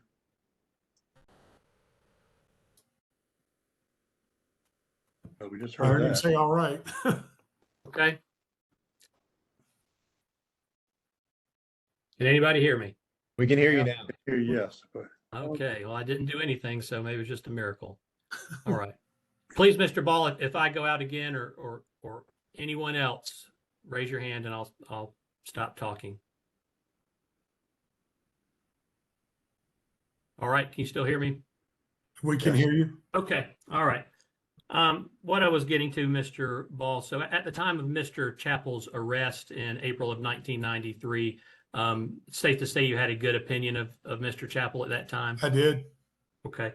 And you had forged an opinion at some point after his arrest that you didn't believe he could have committed the murder, correct? Yeah, but it actually wasn't until many years later. I was inundated like everybody else at the time with Mr. Porter's story and the news media. So while I didn't believe the guy that I knew was capable of such a thing, he was convicted, and the jury convicted him. The judge, the chief of police, the district attorney, they all said he was guilty. So I accepted that, whether I wanted to or not, for some time. And like I said, I think it was 2012 when I started looking into the case for myself. And so it was sometime after that I formed the opinion that he was innocent. I think you said in your affidavit actually that you began researching the case again around like 2008. Does that? I did say 2008 because what I remembered was that it was during the downturn in the economy. But as I've looked closer, it actually was the 2012 downturn. So that was a mistake where I said 2008. It was actually 2012. So I do apologize for that discrepancy, but I was incorrect when I said 2008. It was actually 2012. So 2012 is when you started researching and investigating the case, separate from what you might have known about Mr. Chappell previously. Correct. All right. Correct. You say in your affidavit that on April 21st, 2021, you created the Facebook group called Michael Chappell is Innocent, correct? Yes, sir. So you reached that opinion after conducting your investigation that you had been conducting since 2012, Yes. correct? Yes. Okay. And you reached that opinion in 2021 before you had spoken with or gotten any of these affidavits that we've referenced, specifically from Mr. Rogers or Mr. Dye, correct? Yeah, I would, that's correct. That's accurate. Okay. You said that you read Mr. Chappell's jury trial transcript. Did you read that back in 2012 or did you read that in 2021? Yeah, I started reading that in 2020 and 2021. So mostly in 2021.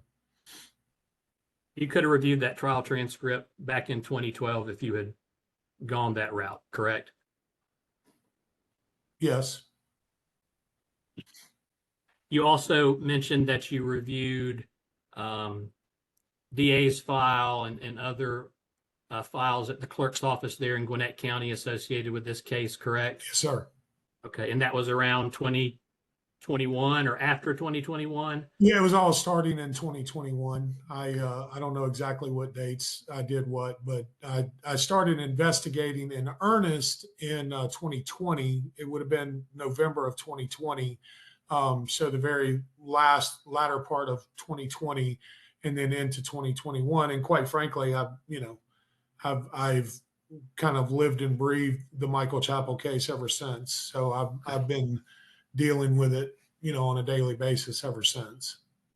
But it's safe to say those materials that you reviewed in Gwinnett County, you could have reviewed those back in 2012 if you had had the notion to go in and do that at that time. Well, I didn't really have access at the time because I lived in North Carolina and they were, at the courthouse or, the Chappell's defense files. Again, they were, here and I had no contact with them at that time. But I guess if I had the notion, I could have gained access. Sure. At the time you got Mr. Rogers to sign his affidavit, that was, which I believe was dated February 2023. Does that sound right to you? Yes, sir. Okay. At that point, when you had Mr. Rogers sign his affidavit, you'd conducted all the review that you went through on direct in regards to the transcript and the DA's file and the clerk's file and things like that. Yeah, I would say the bulk of it I had. Sure. But when you did that review, you simply missed the certificate of service showing the Jermaine Rogers pretrial video recorded interview had been turned over. Well, I knew that there had been Hold on, Mr. Ball. I'm sorry. Hold on. When I'm done asking the question, you can answer it. Sure. What I'm asking you is, did you, in fact, when you got the affidavit signed by Mr. Rogers, had you seen the certificate of service from Gwinnett County showing Mr. Rogers' pretrial video recorded interview had been turned over in discovery by the prosecution? I don't recall seeing that, no. But I did know that interview had taken place and that it was recorded. I just didn't have access to it because it was in the sealed boxes. And when you had Mr. Rogers sign his affidavit, did you prepare that affidavit and then took it to him and had him sign it in February of 2023? I think Mr. Rennie and I put it together after we had him come in, and he met with Mr. Rennie. He told Mr. Rennie his story, same story he had been telling me, and so we prepared it. And then yes, I believe I went and took him to sign it in front of a notary public. So the affidavit was prepared by you and Mr. Rennie collaboratively for Mr. Rogers? Correct. Okay. And at the time you had Mr. Rogers sign that affidavit, you were aware he had received a life sentence for selling cocaine out of Gwinnett County from 1995? Yeah, I wasn't aware of all of the details, but yes, he had made me aware of that. And when he signed the affidavit, you were aware he was on active parole supervision, correct? As far as I know, yeah. Okay, and you were aware at the time he signed the affidavit for you that he had been in and out of prison over the past 30 years? Yep. And you're aware that he was in prison in 2021 when he allegedly reached out to you on the Facebook page? I believe he had a phone in the jail, and that was one of the reasons he was hard to locate. But yes, I was aware. And your contention is the first time you spoke with or communicated with Mr. Rogers in any way was through that Facebook page and where he reached out to you, correct? Correct. And that was the Facebook page you had started, the Michael Chappell is Innocent page, right? Correct. And he reached out to you under a couple of different aliases, correct? Correct. One being the Albert Maine or Maney, and that's, I think, Mainee. Is that right? Yes, sir. And then reached out again under a separate alias, Fat Albert. Is that right? Well, he told me his street name was Fat Albert. Okay. I don't know if he ever had a profile for Fat Albert, but he told me his street name or nickname was Fat Albert. So that's how I was trying to locate him. In fact, I think that did play into how I was ultimately able to figure out that he was actually Jermaine Rogers. But you never conducted a formal tape recorded audio or video interview with Mr. Rogers, right? That's correct. And you've never been trained as an investigator on how to conduct an interview in a criminal investigation, correct? That's correct.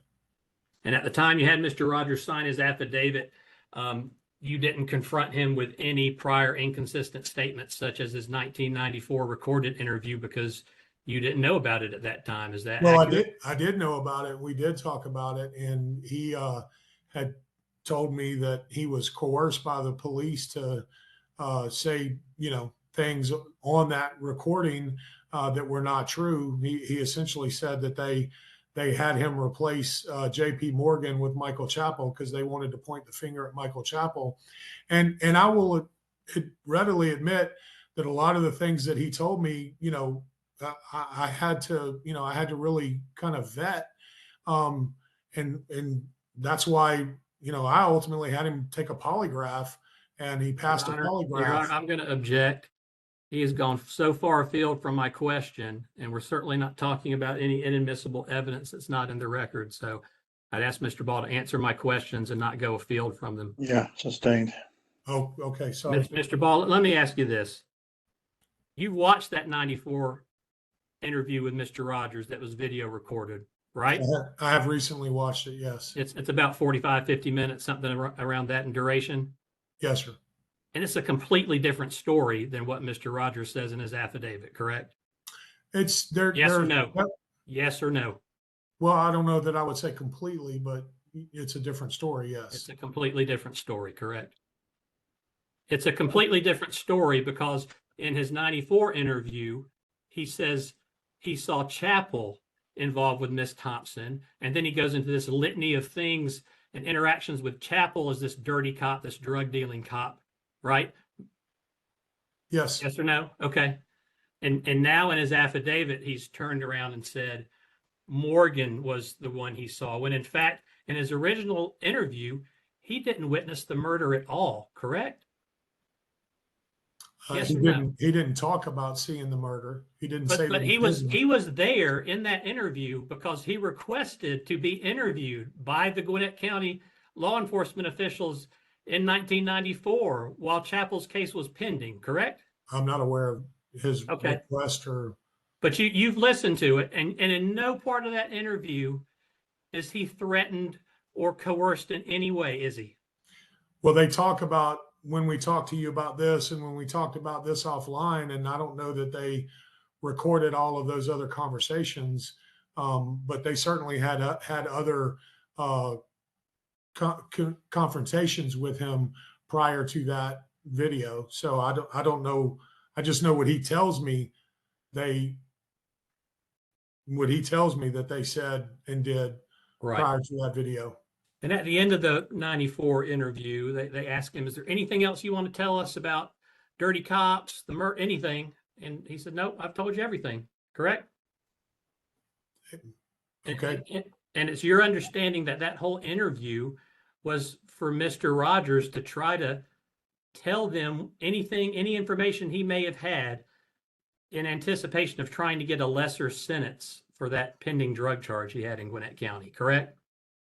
Well, I think he was, I think he was one of many people that they tried to get to give them the story that they wanted. And they offered, they offered deals to a lot of different people. Okay. And in his interview in 1994, he even mentions that Chappell's trial attorney and trial defense investigator had come to visit him to see if there's anything helpful he could provide in Chappell's defense, correct? Yeah, he also said that Mr. Rogers said that, correct? he did. Okay. All right. So just so I'm clear, and so that everybody is understanding, when you got Mr. Rogers to sign his affidavit in February of 2023, you had not watched or reviewed the April 25th, 1994 recorded interview with Mr. Rogers, correct? That's correct. It was still in the sealed boxes at that Okay. time. And y'all got the boxes unsealed just by asking the court to get to unseal them, right? In a 30-year-old investigation. Yeah, this time my Yeah. understanding is that they've attempted to open those boxes many times, and I asked about them when I was down there, and I was told that they're sealed and could only be unsealed by court order. And so Well, let me ask you this. The certificate of discovery that shows the pretrial video recording of Mr. Rogers turned over in discovery, you could have certainly learned about that by looking through the Gwinnett County Clerk's records. That record I didn't. wasn't I sealed. don't recall seeing it. And I mean, I went through those boxes, so I'm not disputing that it was or wasn't there. But I know I didn't see it, and I certainly went through. I think there was 21 boxes that I was allowed to go through. Well, my paralegal got it in about 5 minutes with a call to the clerk's office, got every certificate of service served in that case, which was a death penalty case. So there was lots of certificates of service. So did you look at all those before you got Mr. Rogers to sign this affidavit? I did not. Okay. Mr. Dye, his affidavit, you got signed around the same time in February of 2023? Sounds right. Okay. And he reached out, and this was a little confusing on direct. He reached out to you on the Facebook group as well? No, I reached out to him. I saw his You name. reached out to him. His name popped up as one of the people you may Oh, that's know. right. Yeah. Okay. All right. Sorry, I just wanted to clarify that. But he showed up on your Facebook page, and part of your Facebook was that Michael Chappell is innocent Facebook group. Yep. Okay. So you got him to sign his affidavit around the same time as Mr. Rogers, right? Sounds right. Okay. And was the process basically the same? You and Mr. Rennie collaborated, put the affidavit together, and then took it to Well, I Mr. mean, Dye and he signed it? Well, he told us what happened Okay. first. I mean, I interviewed him, and he gave us his story. And then once we put the affidavit together, we, validated with him, hey, this is your story. This is what you've told us. And so he signed it when in agreement that was his story. Yes. And at the time you had Mr. Dye sign his affidavit, you were aware, because you'd read the trial transcript, of Deputy J.J. Hogan's direct testimony called by Mr. Chappell's defense team at trial, right? I had seen his name, Whose name? Kendrick Dye. You've seen his name come up in Mr. Deputy I Hogan's- didn't remember seeing it in the trial transcript. I'm not saying it's not there. I didn't memorize every word of it. And as you read it, you learn things, and you go, and when you find somebody or they tell you Yeah. something, then that I just that want to makes talk you about Mr. remember. Dye, though. Let's not go too far off Okay. from that. Let's focus on Mr. Dye. And what I'm asking about Deputy Hogan's trial testimony is because Kendrick Dye comes up during Deputy Hogan's trial testimony, correct? I'm not aware to be able to state that on my memory. Okay. But if the deputy's testimony is part of the trial transcript, you'd have no reason to refute it, right? Correct. Okay. And if that transcript shows that Deputy Hogan interviewed Kendrick Dye prior to trial and turned that over to the prosecution, then you'd have no reason to dispute that, correct? Correct. And you'd acknowledge that if Deputy Hogan's called by Mr. Chappell's attorneys, that he was a defense witness, correct? No, I don't object. Judge, I hate to interrupt, but I'm going to object. We're not submitting Kendrick Dye's affidavit in terms of it being a individual ground for relief. It was simply there to support the narrative that Jermaine Rogers puts in his affidavit. We'll stipulate that everybody knew Kendrick Dye was involved in this case in 1995. Okay, and I'm assuming, Your Honor, we'd also be willing to stipulate that if defense counsel at trial talked about Kendrick Dye's pretrial statement, that everybody associated with that trial, being Chappell's trial attorneys and the prosecution, knew about Mr. Dye, knew about that statement, and there was no Brady violation because it was turned over prior to trial. Again, yeah, Judge, I'm not alleging a Brady violation as it relates to Mr. Dye's statement. Okay. Okay, that I didn't know that, Judge, so I will accept that and move along.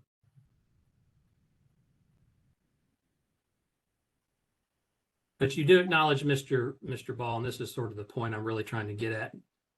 Mr. Rogers and Mr. Dye, after everything we've learned up until this point, that they weren't, when you had them sign affidavits in 2023, they in fact weren't new witnesses. They were witnesses that were known prior to Mr. Chappell's jury trial, correct? Well, and as to Mr. Dye, I mean, to some degree, his story was known, but I read in a report that was given to Internal Affairs that John Rogers said, that's not going to help the prosecution. So, Mr. Ball, Ball, please stop. have to be quiet Your when it's Honor, I would object. That is not responsive to my question, and he's going to go into reports that are going to be hearsay, so I'd object on that basis too. Mr. Ball, listen to the question and just answer the question he asks. yes, sir, Your Honor. I'll move on, Mr. Ball, to Miss Jennings. And we've seen her affidavit. It's admitted into evidence. Essentially, my understanding of Miss Jennings is she was a she was a Gwinnett County police officer and then quit or was not a Gwinnett County police officer at some point in 1993 or 94. Is that accurate? That's accurate. Okay. At some point, she has alleged that she came into the possession of some sort of personal investigative file kept by Mr. Chappell, correct? Correct. And in her affidavit, she says essentially that she kept that file, and then when she got divorced in late 93 or 1994, she left it behind in her house that her husband got, and she never saw the file again. Is that accurate as to what she said? It's accurate. So she never laid out in her affidavit what was included in this alleged file or anything like that, just that she had it and that it got lost. Yeah, not the details of it, but I think the affidavit speaks for itself. Well, I just was trying to clarify exactly how that came about, but I can move on, Judge. And Mr. Ball, at no point subsequent to learning from Miss Jennings about this alleged lost file, you're not aware of any evidence of any sort of bad fate that led to Miss Jennings, a former officer, losing the file by leaving it at her house when she moved out. Is that safe to say? I'm not aware of what? That she lost or destroyed the file on purpose. There's no evidence that she did that, right? I don't know that I would be. Yeah, I don't know that there's any evidence of that. No, I don't think there is.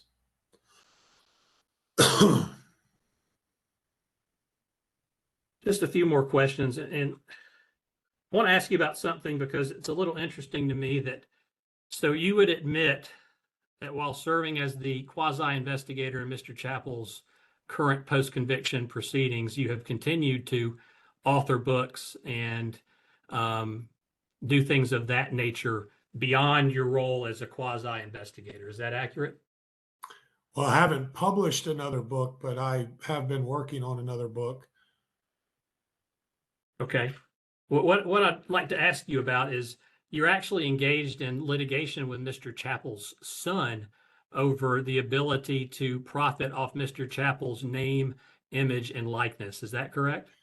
That's how they I'm gonna characterized object. it. I don't know the relevance of Mr. Chappell and Mr. Ball's civil litigation lawsuit as it relates. It goes to directly this to his motion. credibility, Judge. Hang on, if I can finish, as it relates to this motion to dismiss, whether this information falls within the exception outlined by the habeas statute, whether it's can overcome the state's motion for it being successive and at a time. To the extent that his testimony addresses that exception, and to the extent that it relies on his credibility, I think any witness's credibility can be attacked. So I'll overrule the objection. Mr. Malcolm, go ahead. Isn't it accurate, Mr. Ball, that in that NIL or name, image, and likeness agreement, the language says you are granted unlimited use and authority to publish, promote, and profit from Mr. Chappell's name, image, and likeness, including his life story, incarceration, and legal defenses in any appropriate and legal way as you see fit. That's correct. Okay. So it's safe to say that you have benefited financially already from your first book that you published, correct? No, that's not correct. Okay. But it's safe to say that you plan to benefit financially if Mr. Chappell is exonerated in this case. That's accurate, right?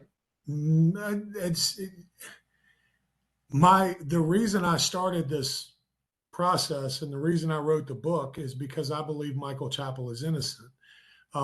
It became necessary for us to have, for Mr. Chappell and I to have a contract regarding his name, image, and likeness and his life story, because there are a lot of other people that also became interested in that. Is it true to say that I wrote a book that I hoped people would read and buy? Sure, of course. I don't think any author in the history of the world has ever written a book that they hoped no one would buy. But to make it that's my motivation, no, I don't agree with that at all. And just one final question on that subject. The NIL agreement or contract, I believe was entered on January 9th, 2023. Does that sound right to you? That was the third iteration, I believe, of the NIL contract. Yes. And Mr. Rogers and Mr. Dye's affidavits were signed on February the 18th and February the 27th, 2023. Is that accurate? I think that's accurate. There's no correlation, but That's all I have, Your Honor. All right, Mr. Rennie, anything else from Mr. Ball? No redirect, Your Honor. Okay. All right, so Mr. Ball, you can be excused. thank you, Your Honor. Mr. Rennie, let's see, you got one other witness, you say? I do, Judge, but if we could take a brief recess, again, I'm going to ask Mr. Rogers to stick to some guidelines that the court's kind of laid out for us, and I also need a comfort break. I was going to call for a 10-minute recess. That's why I was asking. All right, we'll come back at 10 after 11.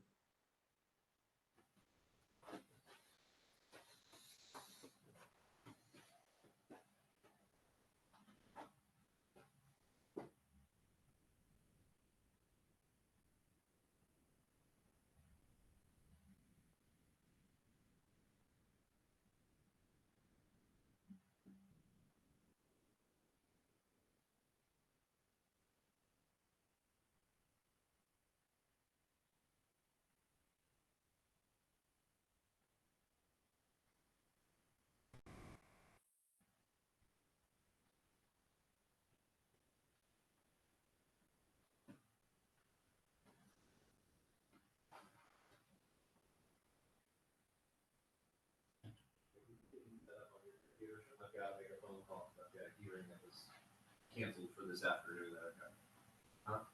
Did as well as we could do. You know what I mean? Yeah. Hey, you might. Oh,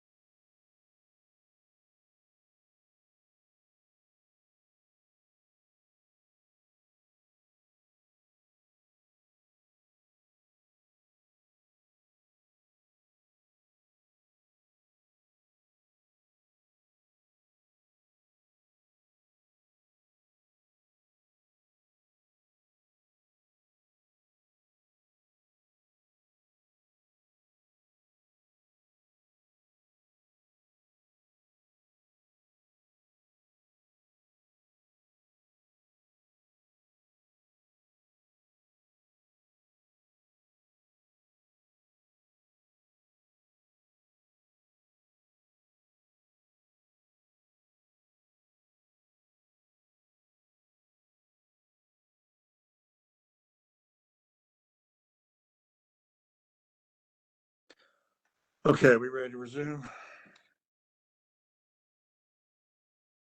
Mr. Rennie, you're muted. Yes, Your Honor. All right, your next witness then. We called Jermaine Rogers. He's going to appear on the same computer as Mr. Ball did, so he's going to appear as Henry B. Ball, but it'll be him in front of the screen this time. Okay. And I'll instruct him to access.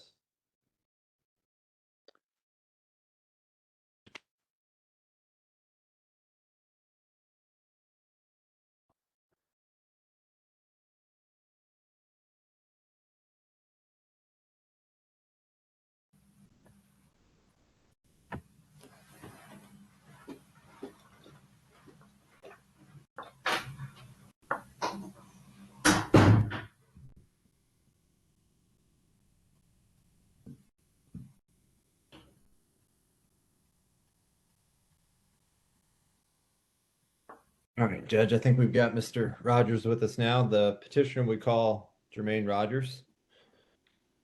All right. Mr. Rogers, would you raise your right hand, please, and be sworn? To swear the evidence you're about to give in this hearing should be the truth, the whole truth, and nothing but the truth, so help you God. Yes, sir. All right. Mr. Rennie. All right, Mr. Rogers, please state your name for the record.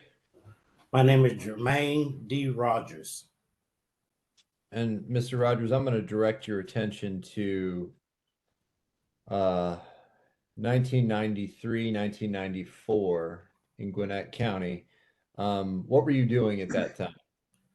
I was one of the well-known drug dealers in the area. That's what I was actually doing. Okay. And so we've suggested to the court that there's an individual by the name of J.P. Morgan who is involved in Emma Jean Thompson's murder.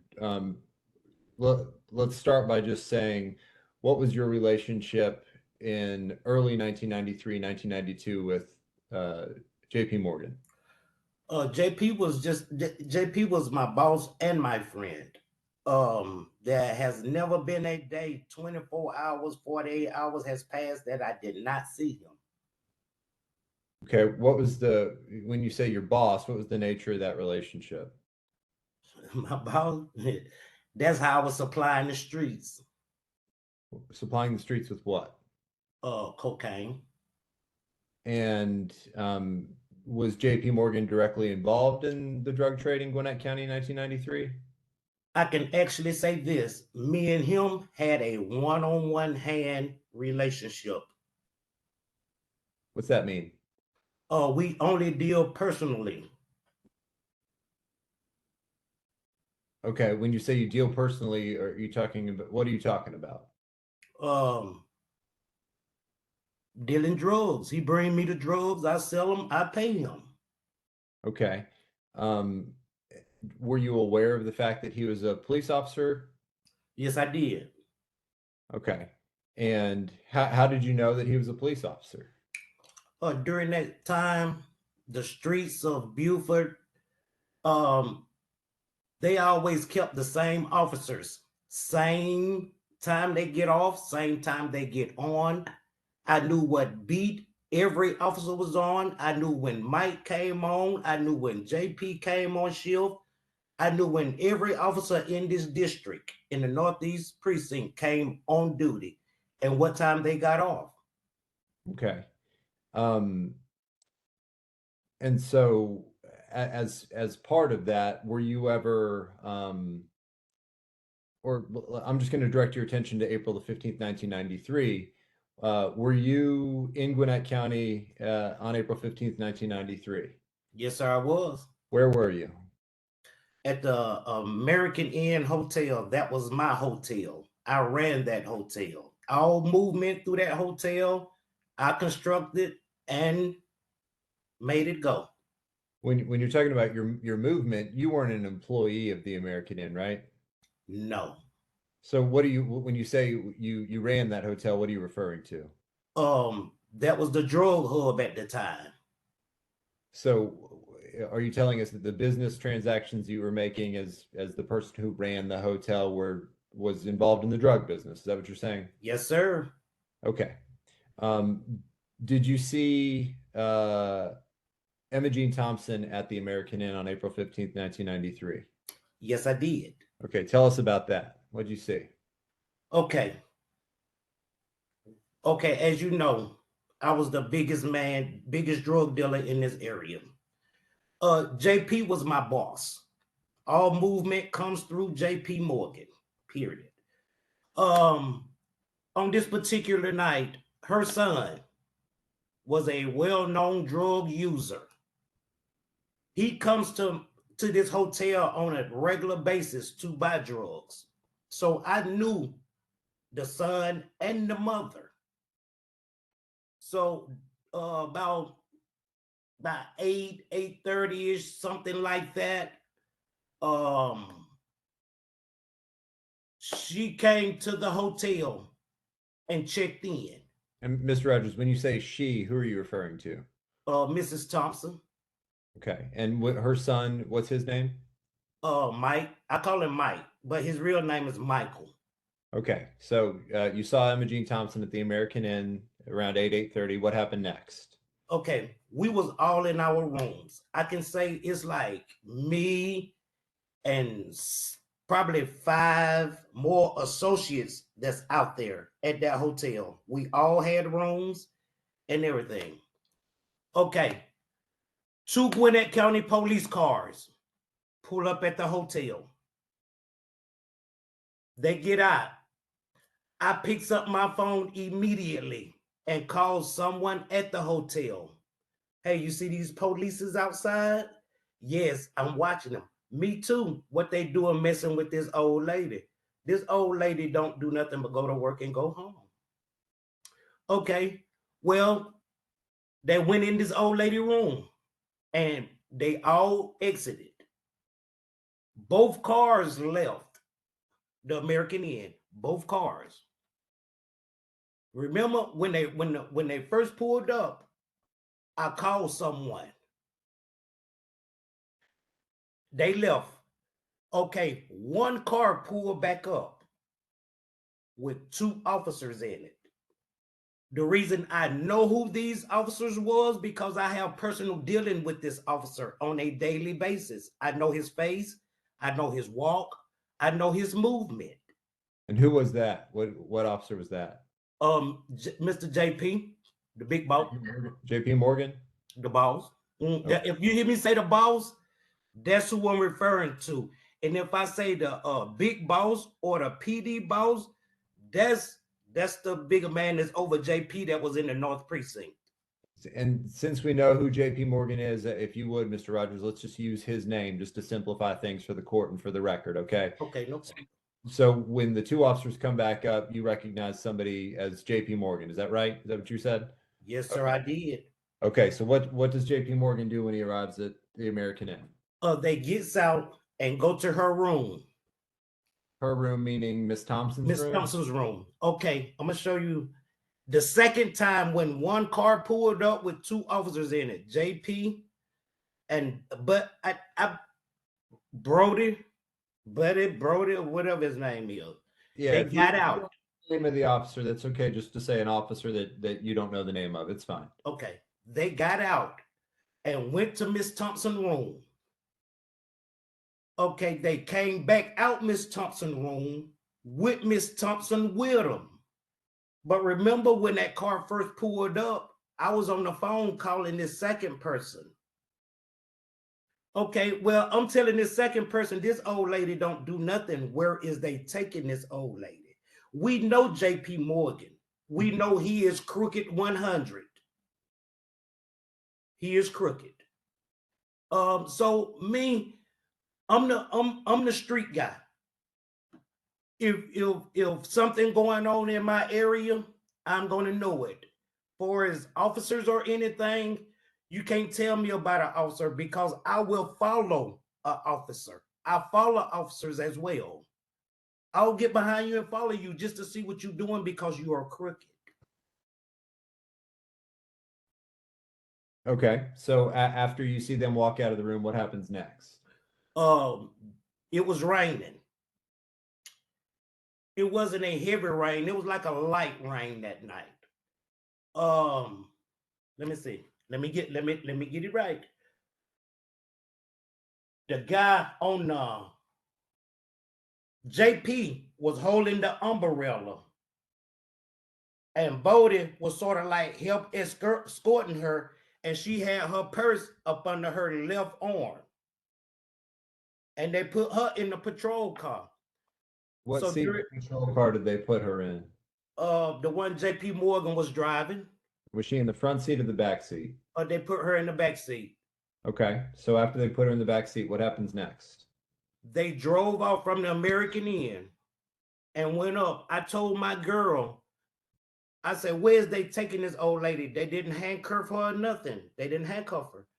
So as they proceed to leave, my lady friend came, you know, we went and jumped in my car. We are following the police now. And just so happened when we get to Peachtree Industrial, they take a right into some type of establishment. I think that muffler shop right there, but I kept going straight. I went on up the street and turned around and came back and parked on side the street and walked down just to be nosy, try to see what were they taking this old lady. Okay. And so as you walk down Peachtree Industrial Boulevard, what did you see next? They're standing outside of this patrol car. And how far away from you are they as you're watching them outside the patrol car? I'll say about 30, 40 feet. Okay. And then what happens? So as they get Miss Thompson out of the vehicle, she is talking to Brody, whatever his name is. But anyway, JP pulls out a gun and fires a shot. Foul. When I hear the shots, it's dark. And I said, oh, and they heard me. The police, and they shined their lights over there to see where did that noise come from. But I was on the ground, so I backed out. I ran back to my car and went back to the hotel once I seen JP Morgan pull that trigger on Miss Thompson. What happened to Miss Thompson when you heard the sound? Her body slumped over. She fell. Was she outside of a vehicle at that point? Yes, sir, she was. Okay. And when you return to your car, where do you go next? I went back to the American Inn Hotel. Okay. Was that the last you saw of JP Morgan that night? No, sir. He came back. Him and Brody came back to the hotel. Brody jumped in Miss Thompson's car. He drove Miss Thompson's car from that hotel with JP Morgan following him in the patrol car behind him. Okay. And is that the last you saw of them as they're leaving the American Inn that night? Well, you know, a couple of days after that. Oh, I'm sorry, but I should have asked a better question. We'll get to that, but that night, is that the last you see of JP Morgan that night? That night, yes, that particular night. And just to recap, when I say that's the last time you see him, is as he and the other officer are leaving the American Inn, and who's in which car? Brody is driving Mrs. Thompson's car. JP is driving Gwinnett County Patrol car. And do they leave in the same direction? Yes, sir, they did. Okay. And now to get back to what you were about to tell us about, did you see JP Morgan at any point after April 15th, 1993? Yes, I have. One thing about dealing with JP type of people, you got to know you will come up missing. Well, a couple of days after that, it was a message sent to me through a dead body telling me if I say anything, I will come up missing. Okay. Did anyone ever speak that to you, threaten you in any way? JP, he the one that was threatening me like that. But I'm gonna show you something. When I went for interrogation, Mr. Barnett or whatever big dude name was, Okay, if you look at that video, it's a dude beside him. I was already being beat up. I got broken ribs from Gwinnett County Police Department. It's a lot of things that they did to me during that time to keep me quiet. Okay. And so did someone threaten you about what you had said or what you had seen, tell you not to tell anyone? Did anyone ever say that to you? Yes, sir. I better not tell no one, else I'll come up missing. That was the exact words that was said. Okay. And was that from a member of law enforcement? Yes, sir. Okay. Was that prior to the interview that you were just talking about? Yes, sir. It was. It was before the interview. And I'm sure Mr. Malcolm will have some questions about the interview and that process. Do you recall being interviewed in 1994 about the Chapel case? Yes, I did. Yes, I do. Okay. Okay. And Oh, I'm sorry, go ahead. during the time I was interviewed, it was one specific instruction that came from Mr. Porter. Everything belongs to Mike Chappell. If I say Mike Chappell did everything, I will get off my sentence. Okay. Who spoke those words to you? Mr. Barnett and JP told me that. And so are you saying that Mr. Burnett told you that if you cooperated, if you told the interviewers that— Your Honor, I'm going to object. That's a leading question and it calls for hearsay. Rephrase the question. Okay. So what exactly did Mr. Burnett tell you? Who's Mr. Burnett? Hearsay. Mr. Rennie, I don't know who Mr. Burnett is. I think Mr. Rogers testified that he was the heavyset individual who was interviewing him, that in the interview that Mr. Malcolm will play for us. Okay. Yeah, and I can ask that question. Mr. Rogers, who is Mr. Burnett? That was the leading detective that worked right up under Mr. Danny Porter. Was Mr. Burnett one of the individuals who conducted the interview with you in 1994? Yes, it was.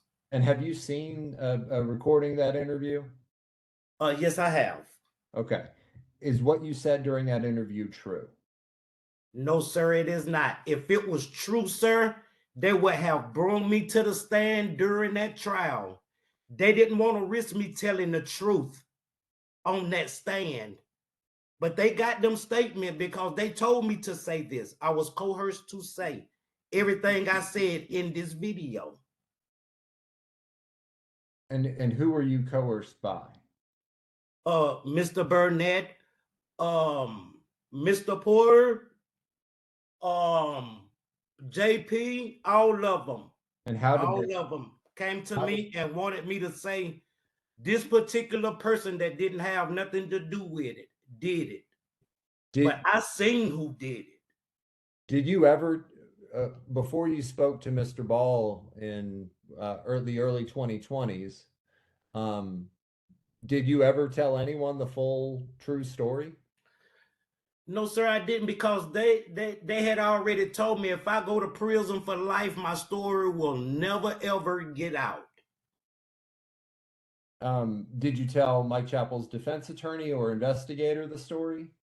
No, sir, I did not. I have not talked to anyone. Now, you've seen the video. Did you tell the investigators during your interview that you had been spoken to by Mr. Chappell's attorneys? Yes, I heard that, but I can't recall speaking to now one of those individuals. So you just don't remember if you had spoken to them? Is that what you're saying? Yes, sir. I can't remember. If Mike's attorney came and talked to me, I cannot remember.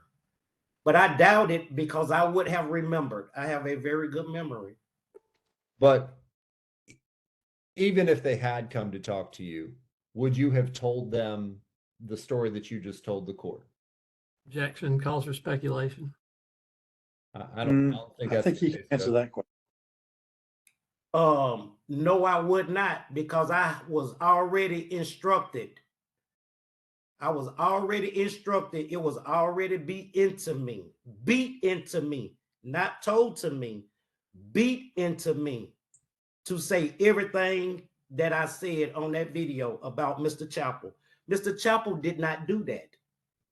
Was that the only time that you were interviewed by police about the Chapel case? No, sir. I'm Where- quite sure if you look at some, I was on tape at least 3, maybe 4 times. They When videoed else? me. When else were you interviewed? Do you recall? I was interviewed at the North Precinct. I was interviewed at the detention center that I went to. I went to the police actual precinct and was interviewed twice. And all of those interviews you just told us about, were those interviews about the Mike Chapel case? Yes, sir. And I couldn't say but one thing to protect me and my family from coming up missing or floating in Lake Lanier. During any of those interviews, did you tell the true story, the story you just told the court? Did you ever tell that story during any of those interviews?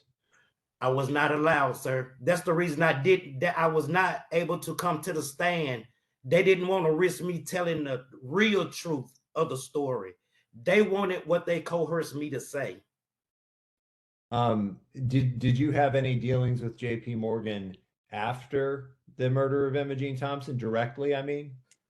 Well, we came in contact one time before, but after that, I was scared of all law enforcement. I'll run.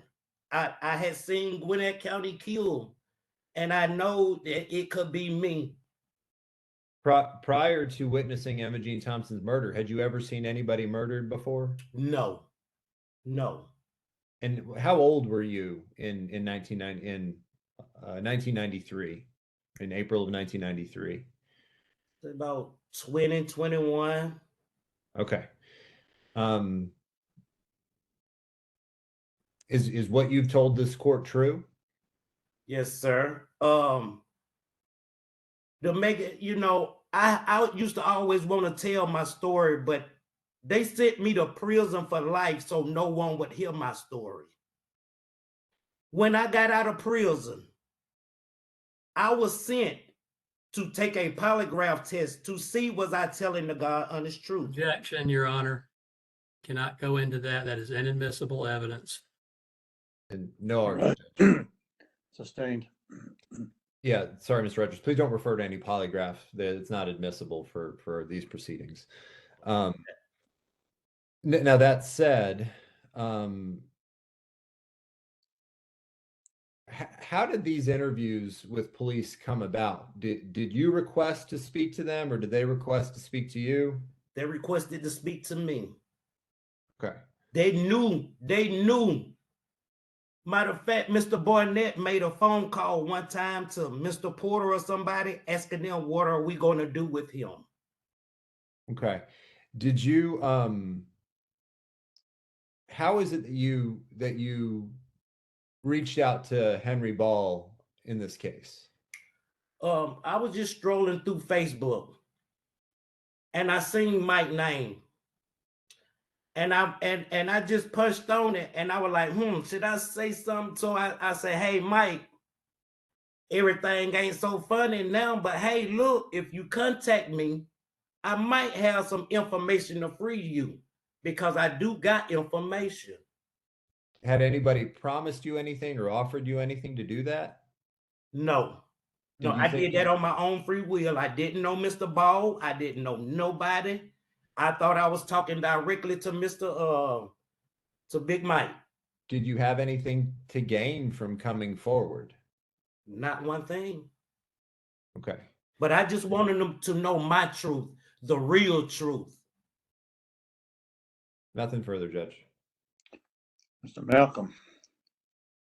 Thank you, Your Honor. Good morning, Mr. Rogers. Good morning, sir. I just have some questions for you, if you don't mind. Okay. What's your current address? 4741 General Lee Way. What's your current occupation? I was a heavy machine operator for Geiger Automotives. I was supervisor at that plant.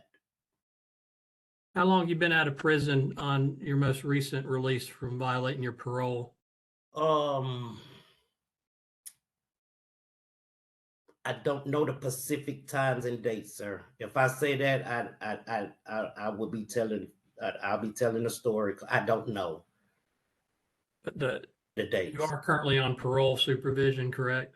Yes, sir. And that's from your drug conviction, your sale of cocaine conviction from Gwinnett County. You got a life sentence on back in 1995, I believe. Is that right? Yes, sir. And during that time the conviction occurred, they the one who put the drugs on me for me to Mr. get Ball, convicted. Mr. Rogers, just answer my questions, please. Okay, no problem.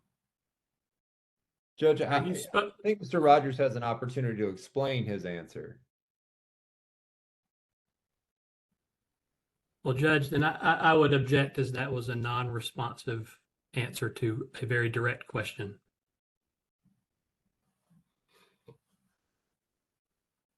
Judge, you're muted. I can't hear you. I don't know if anybody else can.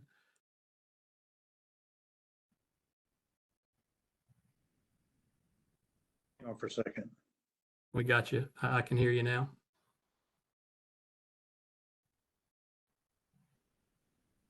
All right. Mr. Malcolm, restate your question, please. I believe my question was, in your parole violation, you're currently on parole based on your life sentence out of Gwinnett County for selling cocaine from 1995, correct? I think it was a possession with intent to distribute, if I'm not mistaken. Okay, I think you had both, but Yeah, that's when they put them drugs on me and gave me that charge. so you had a possession with intent to distribute cocaine conviction separate from your sale of cocaine conviction that you got the life sentence on, correct? Yes, sir. Okay, that's all I was trying to ask. Mhm. So you were a drug dealer back in the early 90s in Gwinnett County. Yes, Correct. sir. You've been a drug dealer for some time. It sounds like quite the successful drug dealer. Would you agree with that? No, sir, I don't. Because 95, I was sent to prison for life, so I could not have been no drug dealer that long. Okay. But you were a drug dealer in 93 when you were talking about when you lived or stayed at the American Inn on Buford Drive? Yes, sir. Okay.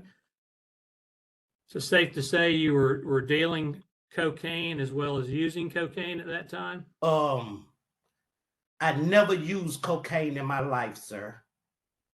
Okay. Never. All the Really? kilos of cocaine Gwinnett County Police gave me, I never put none in my system. When you were interviewed by the police in April of 1994, that was about a year after Miss Thompson's murder, right? Mm-hmm. And yes, you have to say yes or no so they can take it. Yes, sir. Okay.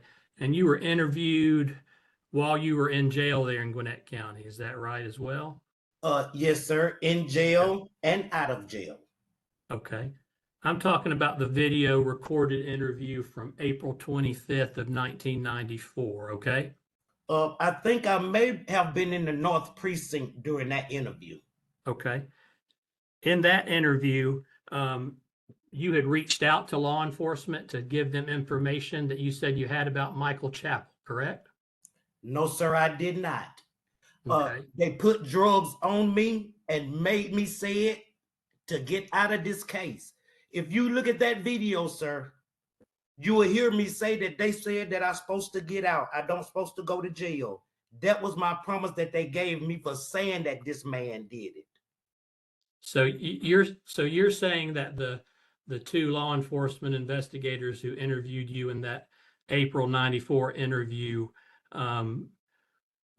were promising you things if you told them information about dirty cops? It wasn't about dirty cops. It was about blaming everything that all the evidence that these two detectives had. They told me to say Mike Chappell did it. Mike Chappell did it. Mike Chappell did it. Everything. But if you look at that video, if you go back, I mentioned J.P. Morgan name on several occasions. That's the reason the state did not want to bring me forward. They did not want to risk the chance of me telling the truth. So in that interview, when I say that interview, I'm talking about the April 94 interview. Okay.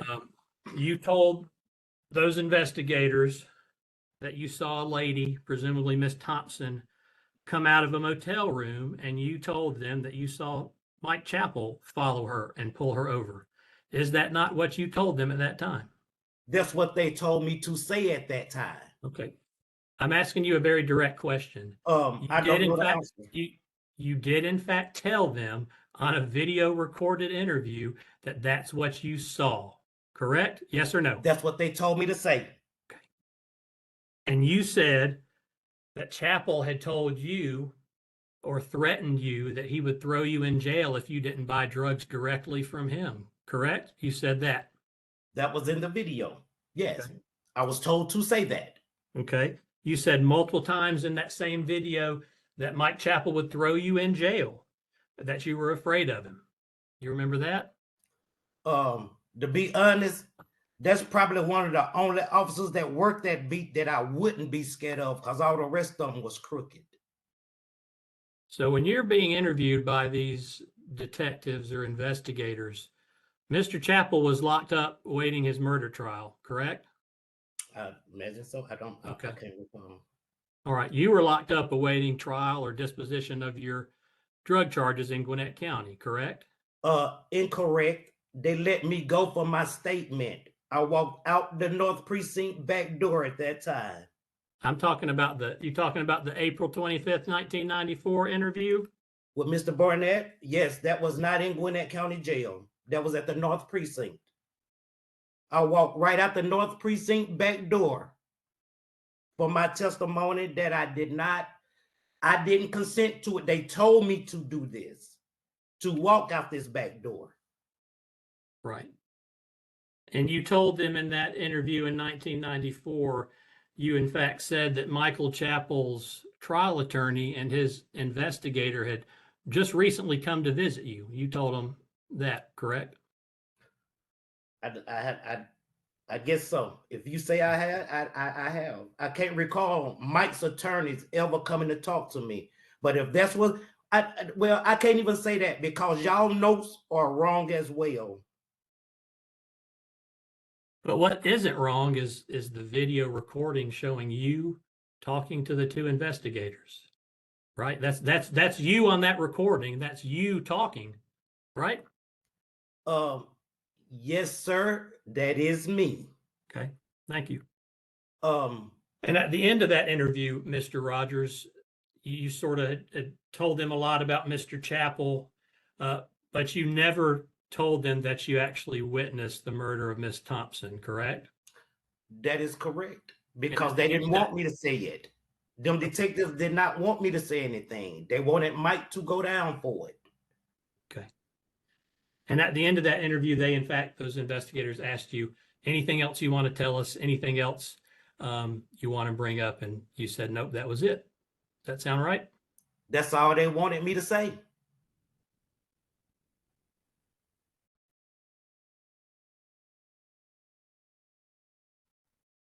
So if they wanted you to say things about Chappell that were incriminating, but you didn't say he committed the murder, although you said you saw him with Miss Thompson the night of the murder, correct?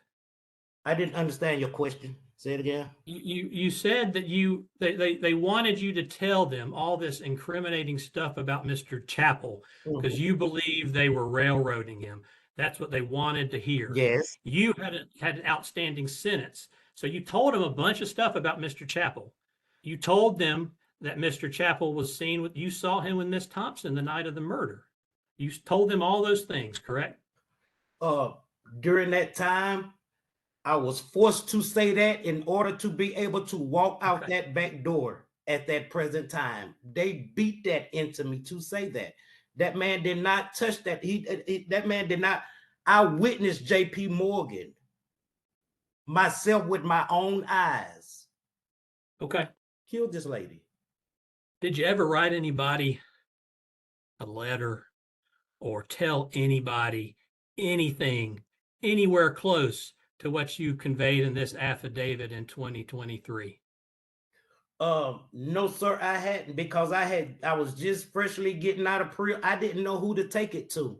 I don't trust police, period, because I seen JP kill. JP was a Gwinnett County police, wasn't he? I seen him actually kill a woman. I don't trust police to talk to him.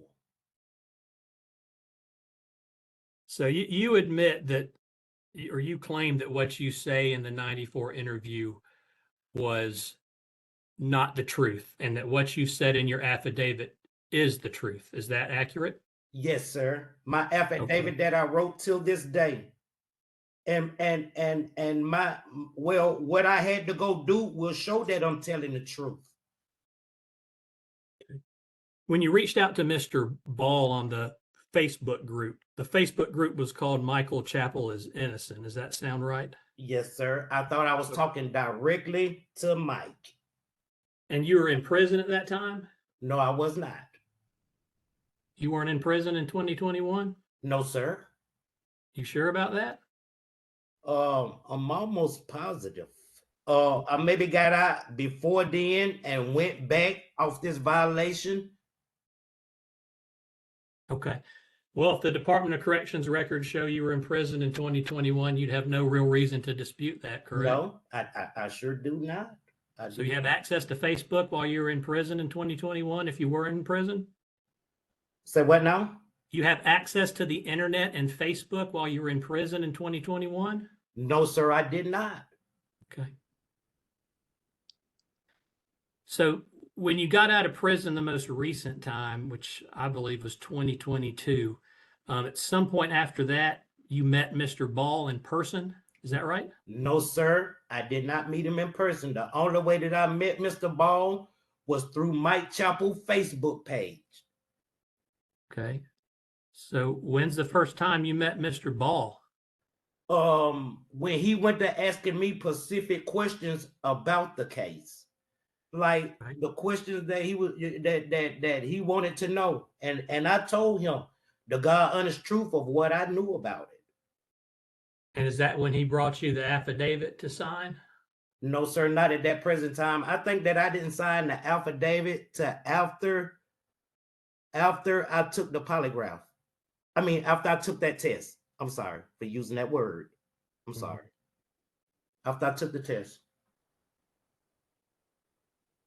You mentioned in your direct examination that there were up to 5 more known drug associates or colleagues at the American Inn on the night of April 15th. Is that accurate? Yes, sir. And you worked with those people. They helped you move drugs in that area. Is that right? Yes, sir. Okay. You said when you alleged that you followed the police car with Miss Thompson, when you followed them out of the American Inn, you had one person with you who was a female? Yes, sir. Okay. Who was that? That was my old lady at the time. She is my baby mother now.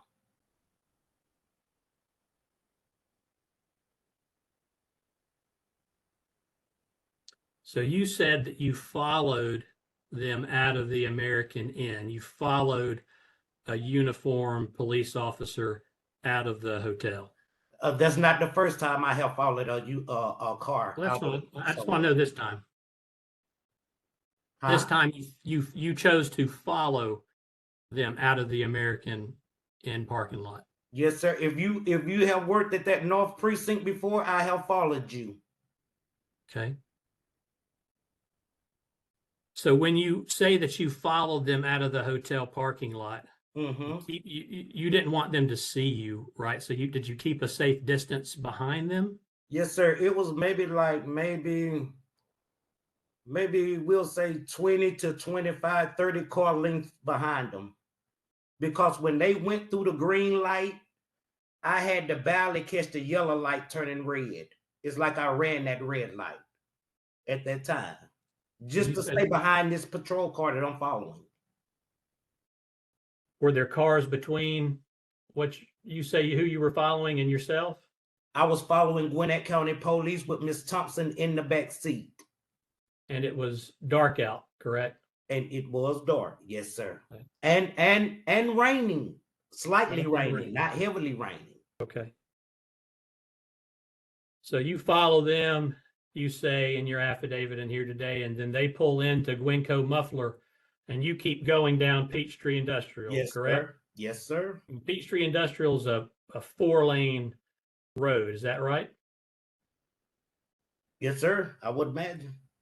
Okay. Well, I mean, you were there. I don't want you to imagine. Okay, I well, want you to tell me, was Peachtree um, Industrial Road a 4-lane road? if you say it, well, you, yes, sir. Yes, sir. Let me answer the questions. Please Yes, do. sir. Okay. So you go down Peachtree Industrial, heading south. Does that sound right? Yeah, heading south. Heading south. Car you say you were following turns into Gwinco Muffler on the right. Yes, sir. You keep, once you go past and turn around, you come back towards the muffler shop, correct? Yes, sir. I did. Do you go back past it or do you stop before the drive? I stopped before the muffler shop. When I stopped, it was several, like 2 or 3 cars coming down the street. So I didn't want to make myself aware, visible to these cars that's coming, because I'm thinking there's more police cars coming because they got this lady at this muffler shop. In your affidavit, you said police cars stopped at the Gwinco Muffler shop and we continued to drive past the muffler shop and made a U-turn at Pinecrest. Is that accurate? Yes, sir. Okay. And proceeded back towards the muffler shop and then pulled on the side of the road approximately 60 yards from the entrance to the muffler shop. Is that all what you said in your affidavit? Yes, sir. That is it. So in your affidavit, you never mentioned anything about getting out of the car, going closer to the muffler shop, what your associate did, or anything like that as far as details, correct? No, sir. I wouldn't You imagine so. Again, I think the affidavit speaks for itself. The information that's in the affidavit is there. But I think you can cross-examine the witness about the details. And Mr. Rogers, you said you walked out and were 30 to 40 feet from the muffler shop, but you never said that in your affidavit. Don't you think that would be a critical piece of evidence to divulge to Mr. Rennie and Mr. Ball about what you say you saw that night? For my life, no, because I would risk myself getting killed by Gwinnett County Police if I mentioned anything concerning that. Well, that's not what I'm talking about. I know you're spinning this yarn about how you say the police threatened you back in the early 90s, but I'm talking about 2023, almost 30 years after Mr. Morgan committed suicide. I would object. Almost 30 years after Mr. Chappell Hold on, was Mr. Malcolm. convicted. What, is I there would an objection? object to, yes, I would object to the characterization of spinning a yarn. He's testifying. Whether or not the Attorney General believes him is irrelevant. I'll disregard that characterization. Go ahead, Mr. Malcolm. Mr. Rogers, what I'm trying to get at and what I'm focusing on with you right now is your affidavit. The It's false. 2023. You cannot actually say nothing about that affidavit. It is false. They told me to say everything. Matter of fact, they told me to say the same thing on another recording, sir. Do you have that recording as well, where they made me say that about this man? Your Honor, I'd ask you to instruct the witness not to argue with me, please. Mr. Rogers, you have to answer Mr. Malcolm's question and not argue with him. Okay. Go ahead, Mr. Malcolm. And Mr. Rogers, I'm pushing you because I want to know what you really saw, because you just said that the affidavit was false. You talking about your 2023 affidavit was false? I'm talking about the affidavit that come from Gwinnett County back then on these videos, not my affidavit in 2023, 22, 23. That is the God honest truth. A polygraph will show that, sir. All right. What I'm focusing on, you would admit in your affidavit, the only distance you disclosed or divulged to Mr. Ball or Mr. Rennie was that you parked 60 yards from the entrance of the Gwinco muffler, correct? Yes, sir. And you said additionally in that affidavit, right after you talk about the 60 yards, you say this, from that distance, I could see the figure I knew to be Morgan point at the female figure I knew to be Miss Thompson. And then you say you saw the muzzle flash and heard a gunshot. But previously before that, you also, in regards to the distance, said you were partially obstructed by trees. Is that right? No, sir. There wasn't any trees right there. It was a clear visual on the other side of that street. When they shot and I hollered, they automatically shined their lights over there towards me and I ran. So in your affidavit, when you say we were partially concealed by a stand of trees near the road, you're now saying that you lied when you said that? Where I parked. And where the incident happened is two different areas. But you didn't say anything about getting out of the car in your affidavit.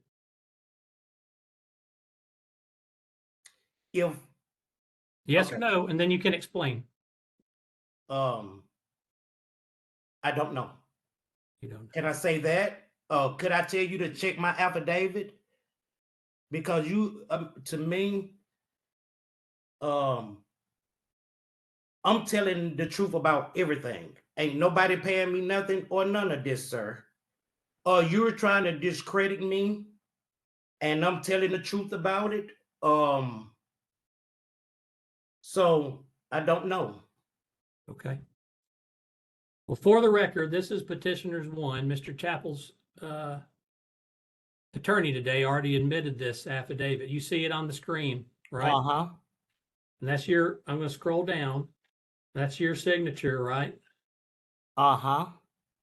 And those are your words, allegedly, right? Are you saying these are all your words? You swear that everything in that affidavit is absolutely true.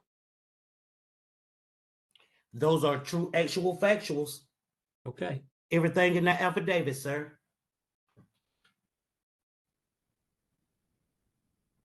That is a true, actual, factual statement right there.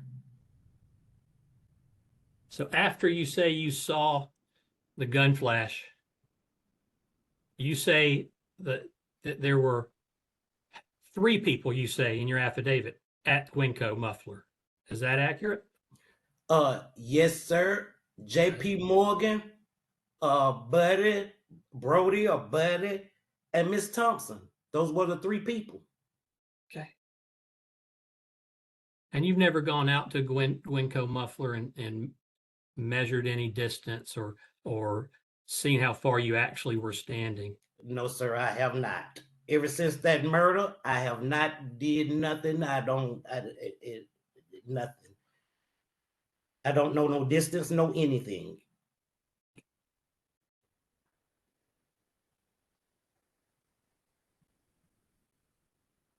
And I just wanted to clarify, Mr. Malcolm, I don't believe I did tender Mr. Rogers' affidavit. I don't recall doing that, at least, and I haven't marked it.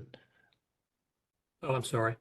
Well, I guess I was looking at Miss Jennings' affidavit. I don't know if you intend to or not, but it's certainly part of the record. So I was referencing Mr. Rogers' affidavit as I showed on the screen. Yeah, I just wanted to clarify in case you wanted to tender it. I just want to make sure. We can go ahead and make sure it's in evidence, Judge, but it's already attached to the affidavit. So I don't need to do that. I just have a Attached few to more the questions. I think petition, is that right? it's attached to the original petition. I think it was attached to a subsequent brief filed by Mr. Rennie as It's well. in the record then. So time of day, what time of night was it when you say you saw this going on at Gwinco? I just know it was at night around, it had to be after 8 o'clock. Okay. It has to be after 8:30. I think about 8:40, 45, somewhere around up in there. That's when the first call came in. That's when the 2 cars pulled up at the hotel. And you say after you saw the flash, you saw Miss Thompson's body fall to the ground, correct? That's what you say you saw. Yes, sir. And then the two people you say you saw left. I seen JP Morgan leave. Let's get that, Okay. I seen him leave. Okay. And Brody. Because I want to go back to your affidavit because I'm trying to get the details straight here because Okay. you say in your affidavit shortly after referencing what you say you saw, Morgan and the other Gwinnett County officer, who you say was not Michael Chappell, Yes. left the scene in one patrol car. Are you Yes. saying what you're saying today is true or what you said in the affidavit or is it somewhere in yes. between? My affidavit is true. Once I seen the flash, I went back and got in my car and went back to the hotel. Okay, so you didn't see them leave the Gwinco muffler. I left before they did. When I did see them come back, they was coming into the hotel, those same two, JP and Brody. They was coming back into the hotel to retrieve her vehicle.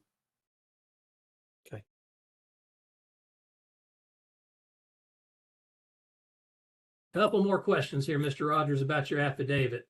Yes, sir. So you say at the very end of your affidavit, you say about a year later, while I was incarcerated at the Gwinnett County Adult Detention Center, two detectives came to interrogate me, and I told them this story, and the bigger detective who put words in my mouth told me no one would ever believe you. You stand by those statements? That's what Mr. Barnett said. Okay, You go to prison. go ahead. Oh, no, that's what Mr. Barnett said. If I go to prison, won't nobody hear my story and won't nobody know Right. what's going on. Right, we've heard that. But what I want to focus on and ask you specifically is, you say the last sentence of your affidavit, and this is really important. Okay. I told them this story. You say you told them everything you just said in that affidavit. But today you told us you never told them that because you were threatened. So which is it? I never told them the story that I have seen JP Morgan kill. I never in my life told anyone that until I contacted the Mike Chappell Facebook page. This is the first time I have mentioned it. Okay. So that's a lie in your affidavit, that last sentence then. If it's in there, I guess so, sir. Okay. And when you signed this affidavit in February of 2023, you hadn't watched your 1994 video recorded interview. No, is that a no? Because I was interviewed more than one time. What interview are you talking about? The recorded one from Which one?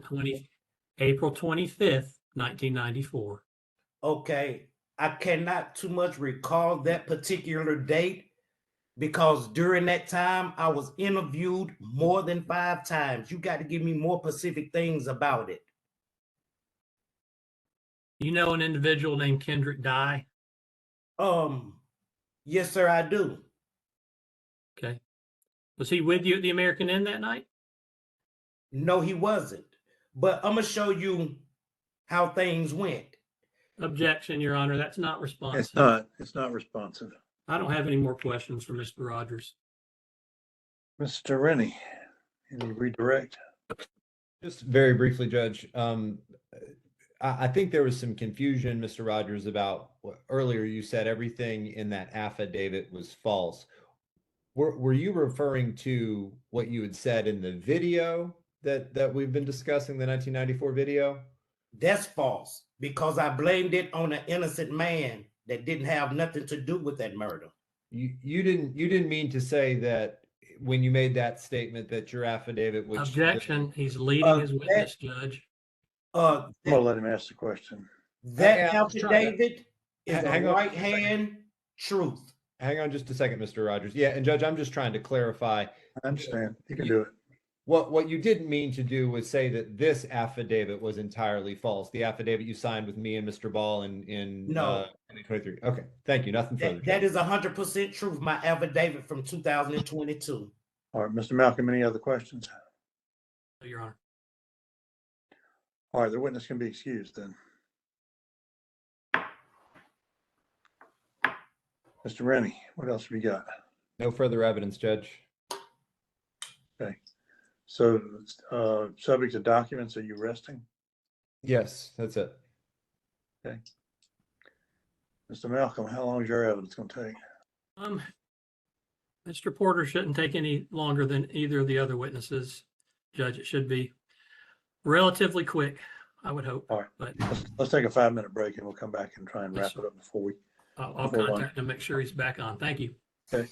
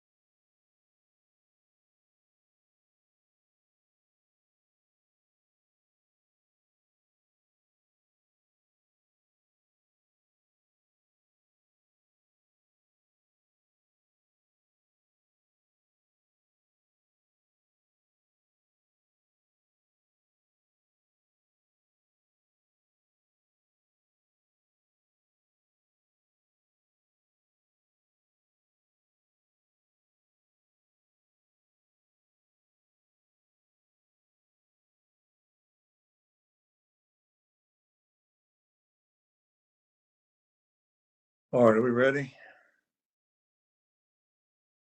Ready, Judge. And may now that my witnesses are done testifying, I don't anticipate them being called by Mr. Malcolm. Can they watch the rest of the hearing?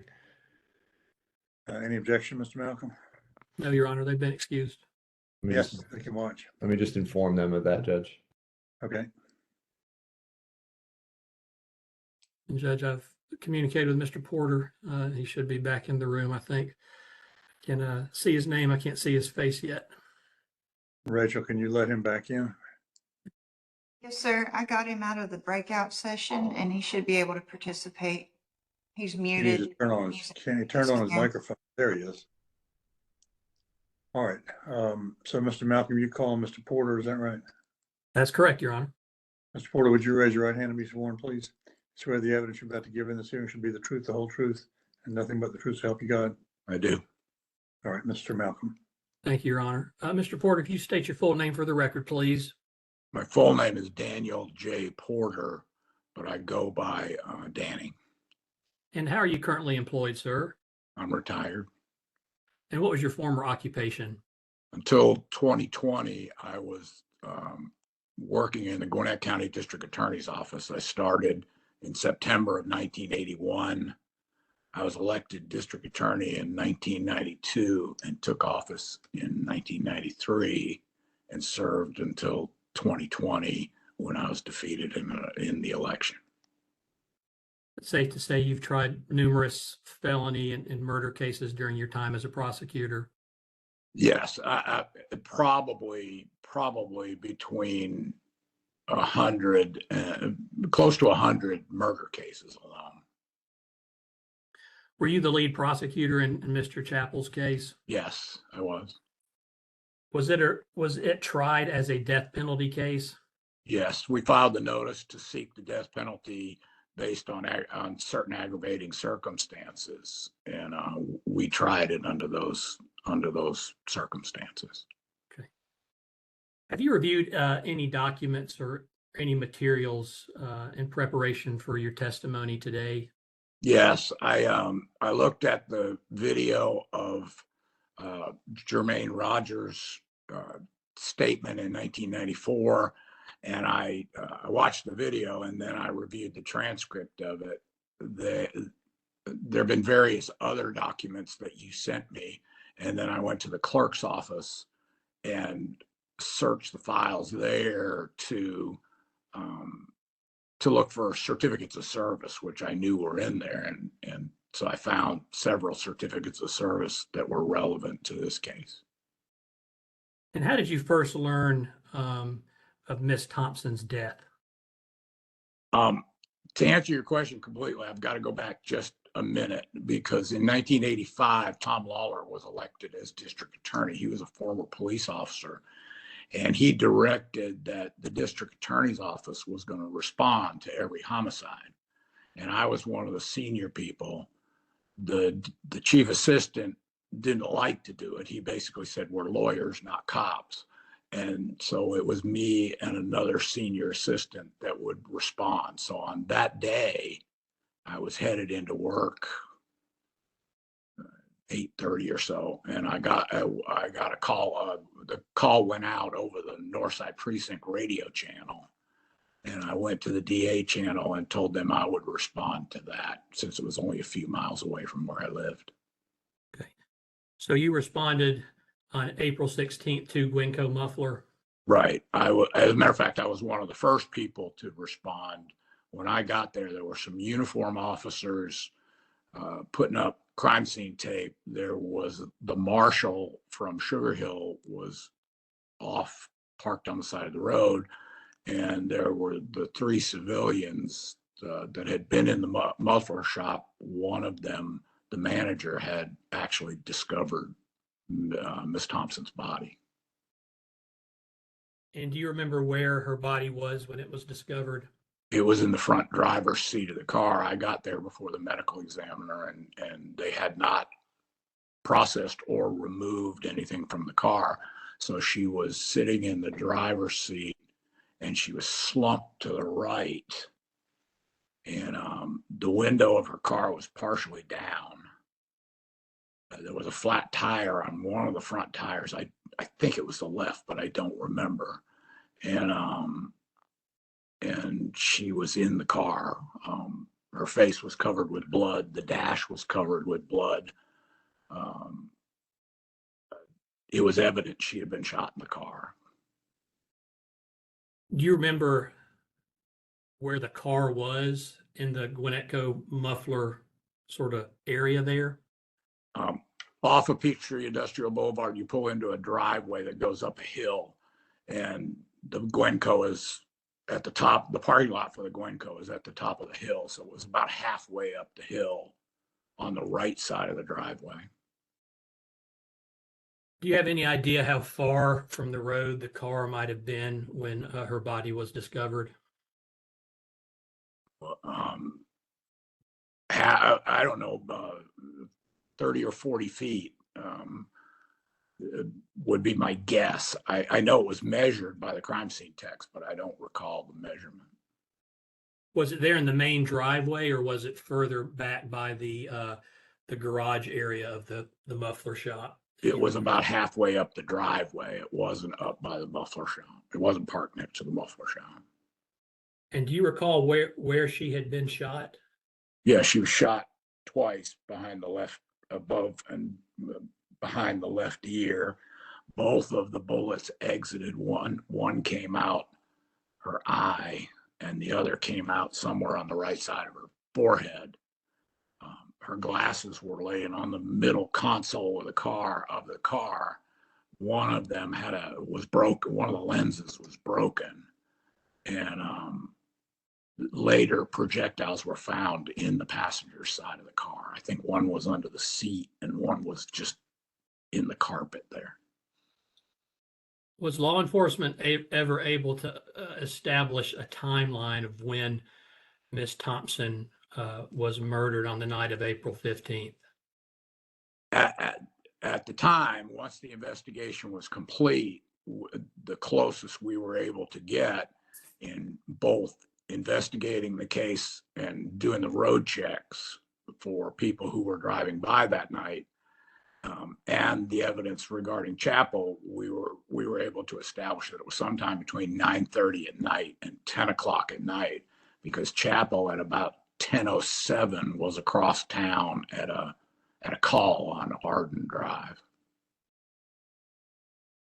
Recall an individual by the name of Kendrick Dye? Yes, he came up in the trial, but he had previously given a statement to law enforcement. But during the trial, the defense called. He was a lieutenant then, I think.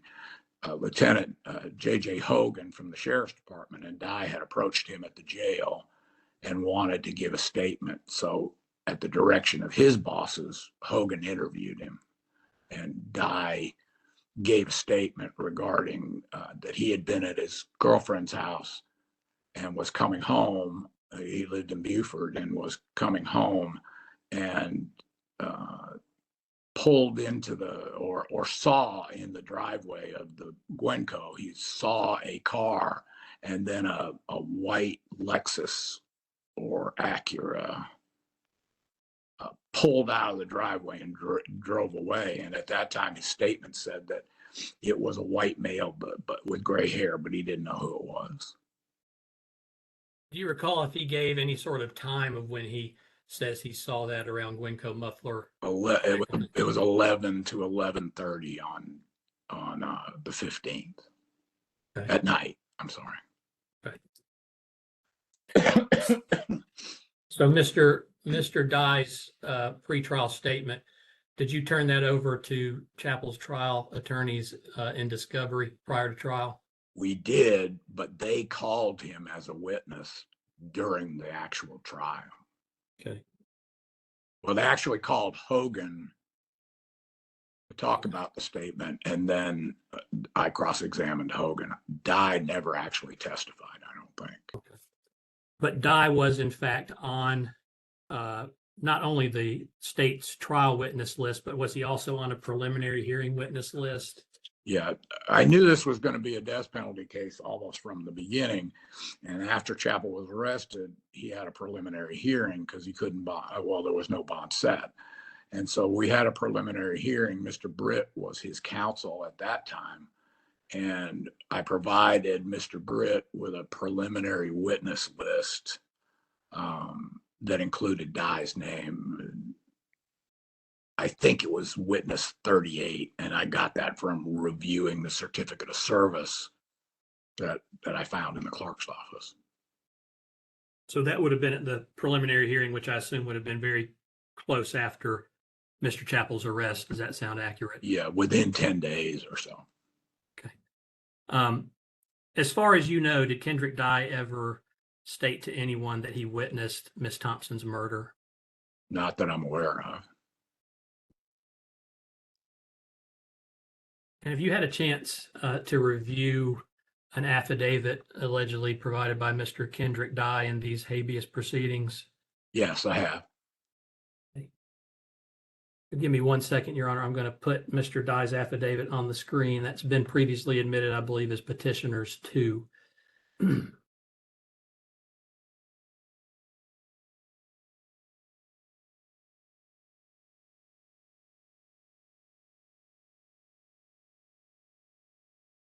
Second, here it is. I'm going to share my screen now. Mr. Porter and everyone else. Can you see that affidavit there on your screen, Mr. Porter? Yes. Have you reviewed that affidavit? Yes, I have. Are the contents of that affidavit consistent or inconsistent with what you remember about Dye's pretrial statement to Deputy Hogan? They're inconsistent.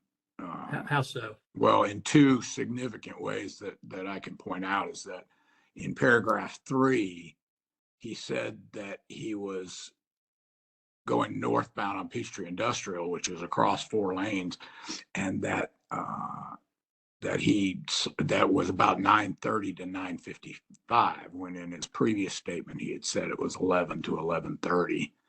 And then in the 4th paragraph, he says that he saw the white or silver Lexus or Infiniti pull out, driving away from the muffler shop. It was driven by an older white man with graying hair and who looked like the police officer I knew to be J.P. Morgan.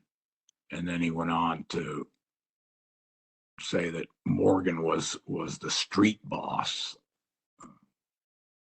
And so that he said he came forward and met with the investigators prior to trial.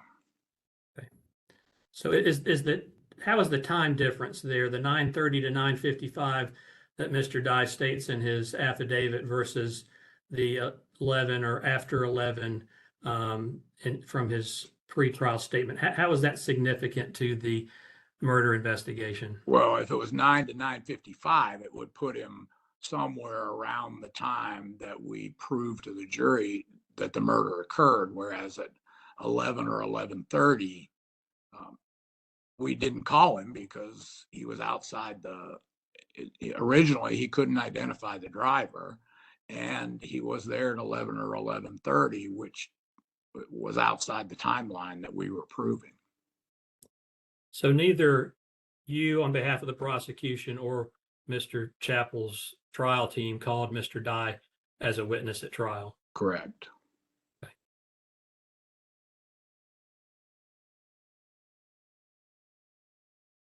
During your time as first chair in this prosecution of Mr. Chappell and everything that you worked on in investigating the case, did you ever see any evidence that J.P. Morgan had been the shooter and had shot Miss Thompson there at Gwynco Muffler? No. As a matter of fact, J.P. Morgan was at home with his family on the night of the murder. And how do you know that? Because we interviewed his family, and second of all, he was on the 3rd day of his 3 days off, and it was his 20th wedding anniversary. And I don't know of any man that would miss his 20th wedding anniversary. So Judge, I'm going to object.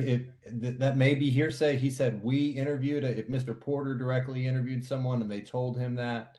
I did not directly interview, but there was an interview of the family in the suicide investigation, and I've reviewed that recently. Mr. Porter, was Mr. Morgan's patrol vehicle tested for the presence of blood? Yes. Okay, But now this was all post suicide. Okay. So it was tested for the presence of blood. And just so we're clear, the murder was on April 15th of 1993. Do you recall when Mr. Morgan committed suicide? I have a note here. Okay. From my review of the file, it was May the 10th, 1993. Okay. So was there any blood found in Mr. Morgan's vehicle? No. How about Chappell's? Chappell's had blood in it on the armrest that was sent for DNA analysis, and it matched Imogene Thompson's. And all that evidence, did all that come out at trial? What I'm asking is, did Chappell's trial attorneys attempt to, at least in part of their trial theory, bring up J.P. Morgan's alleged involvement? Well, they tried to in pre-trial hearings, and they tried to do it at several junctions, and I filed a motion in limine that the judge enforced and wouldn't let them go into it. The other thing is that they asked the judge to do an in-camera inspection of the J.P. Morgan suicide file, and the judge did do that and then sealed the record, and it was in the clerk's office prepared to be sent to the Supreme Court for review if it was ever brought up on appeal, and it never was. So it stayed sealed because I had no reason to unseal it.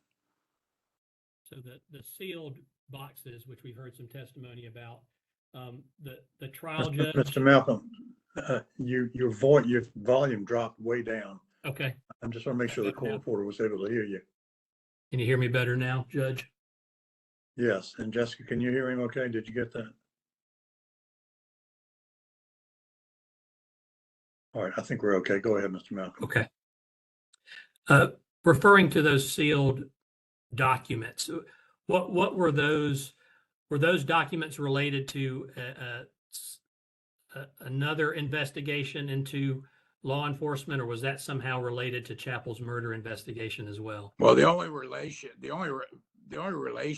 of the sealed boxes to Chappell's case is, one, the defense attorneys filed a motion for in-camera inspection of both Morgan's suicide investigation as well as what came to be known as the Northside investigation. The Northside investigation has about 500 exhibits attached to it, so it took a whole box to hold the file. And those boxes were sealed by the judge's order as true and correct copies after he completed the in-camera inspection. And then Morgan's file was sealed. I think it was in a big envelope. I didn't do the sealing, the judge did. And so the trial judge in Chappell's case did the in-camera inspection of those records? Correct. Okay. And anything that was deemed potentially exculpatory would have been turned over subsequent to that in-camera? In fact, there were at least one. There leading was the- one document. Your Honor, he's leading the witness. Overrule, I don't think it's improper. Go ahead, Mr. Malcolm. Regards to the in-camera inspection, that there was an order entered subsequent to the sealed records and the in-camera inspection. Do you remember that? Well, as I remember it, the order was that the judge had done the in-camera inspection, had not found anything exculpatory except for the one document he turned over. I don't remember what that was. That's fine. That's what I was getting at. Do you remember the type and caliber of weapon that was determined used to kill Miss Thompson? Yes, it was an RG or Charter Arms 38 or 357. So it was not a Smith & Wesson. No. At the time of Chappell's trial, I believe in 1995, were you aware of an individual by the name of Jermaine D. Rogers? Yes. Okay, how so? Well, he had given a statement in 1994, I think. He had contacted through, at the time, the sheriff's department had an investigative unit that basically trolled the jail to see if anybody wanted to cooperate, and he made contact with them, and at some point he was interviewed by my chief investigator, Glenn Titino, and by investigator Jack Burnett from the Gwinnett County Police Department, and they videotaped it, but there's audio on it. Was that April 25th of 1994? That sounds right. Was that video turned over in discovery prior to Mr. Chappell's trial? Yes. Although during the interview, they learned that that he had been previously talked to by Mr. Britt and Mr. Britt's investigator, Dennis Miller. Okay, and could you explain to this court who those individuals are? Mr. Britt was Chappell's first defense attorney.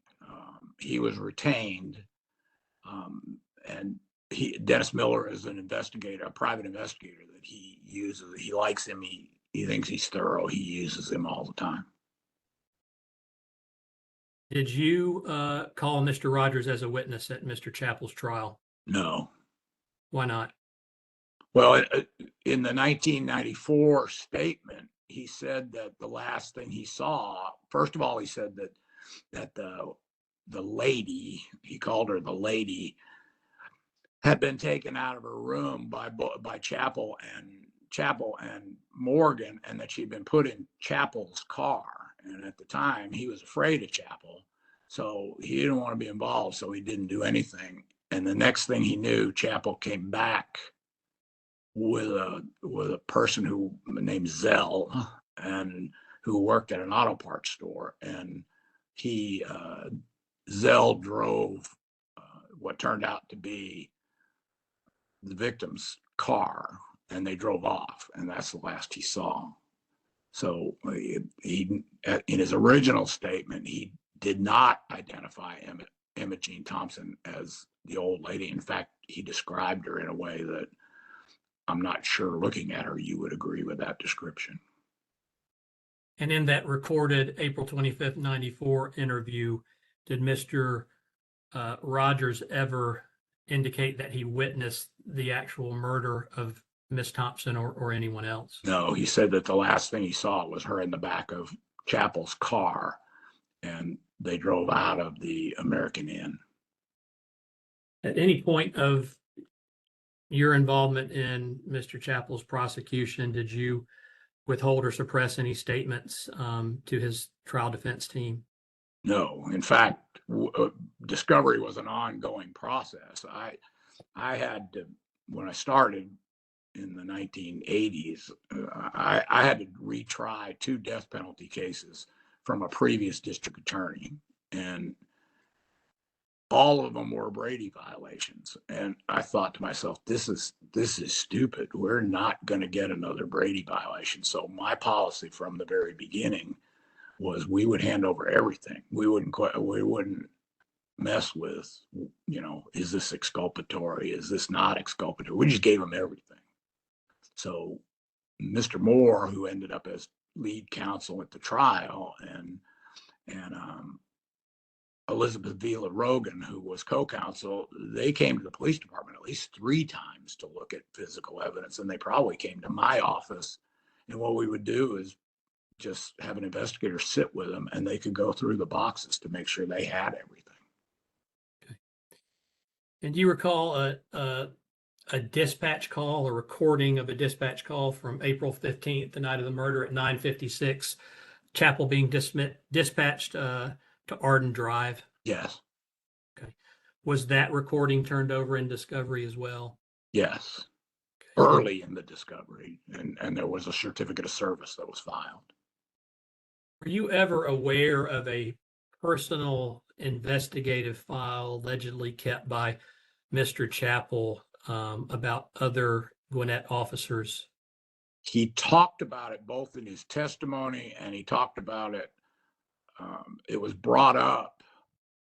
And in fact, Mr. Moore produced a blue box that had been taken out of the trunk of his car. And he had the box and all of its contents marked as exhibits and entered into evidence at the time.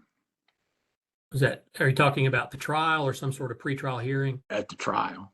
At the trial, okay.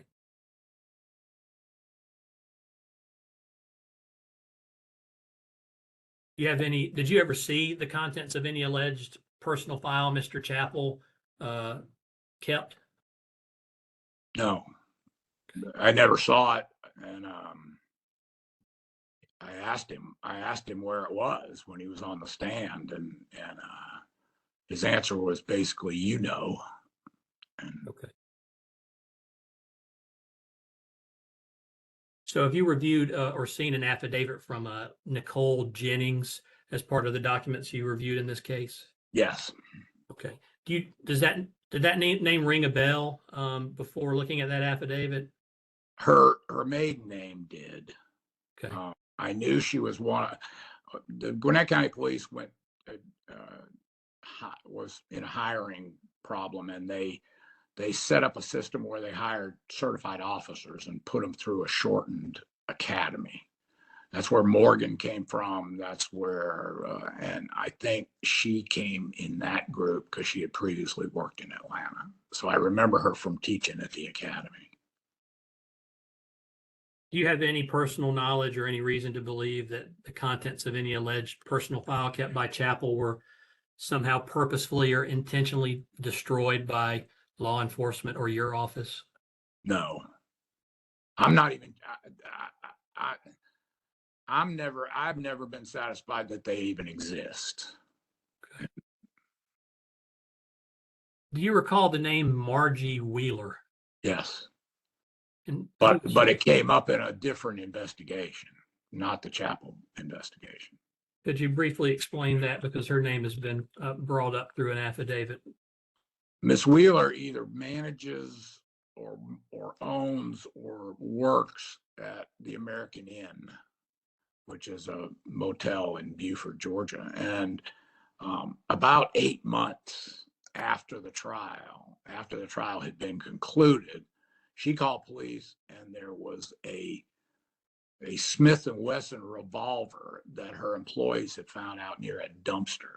And so she called the police and turned the gun over to the police, and they took it into evidence. It was determined that the gun couldn't be fired because there was a live round rusted into the chamber.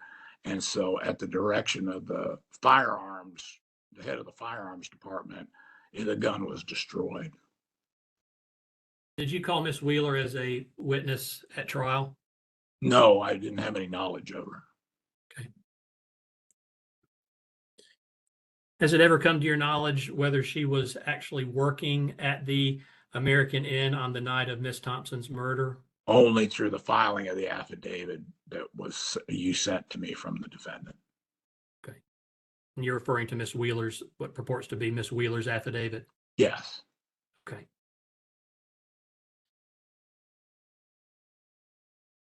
Just a few more questions, Mr. Porter.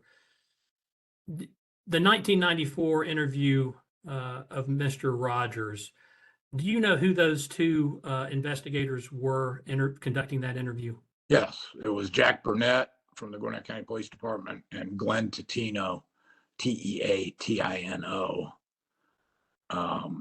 who was the chief investigator in my office. Okay. Do you have any reason? Understand, they weren't at that time. They weren't working on the Chappell case. He wasn't interviewed in regard to that. The murder, he said he had knowledge of the murder, and so that part of the interview was incidental. They were working on what became the Northside file. Mr. Rogers has alleged that those two individuals, Mr. Burnett and Mr. Tatino, somehow coerced or threatened or even physically assaulted him to get him to enter that or make that statement. Did you ever see any evidence of that? No, throughout the interview, he said he was afraid of Chapel. He never said anything about the investigators. Mr. Rogers has also alleged here today that there were multiple interviews that law enforcement conducted with him prior to Chapel's trial or around this time in the early 90s. Do you have any personal knowledge of other interviews besides the April 25th, 1994 one? No, other than in the interview of April the 25th, Burnett says we talked last night, but I don't know anything about that, and I only reviewed it to decide whether we were going to use him as a witness. Do you know if Mr. Rogers was ever interviewed as part of the Northside Precinct investigation or anything separate from the Chapel investigation? Not separately. Okay. I don't think, or I'm not aware of it. Thank you, Mr. Porter. That's all I have at this time. All right, Mr. Rennie.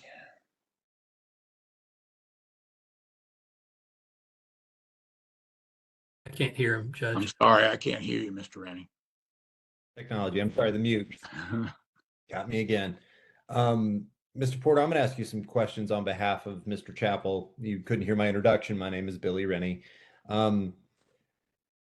You would admit that this case had some problems. Is that fair to say? Well, I would admit a lot of the evidence was circumstantial, but in terms of problems, the problems have been caused later and after the trial, but during the trial it went smoothly and the evidence that we wanted came out like we wanted.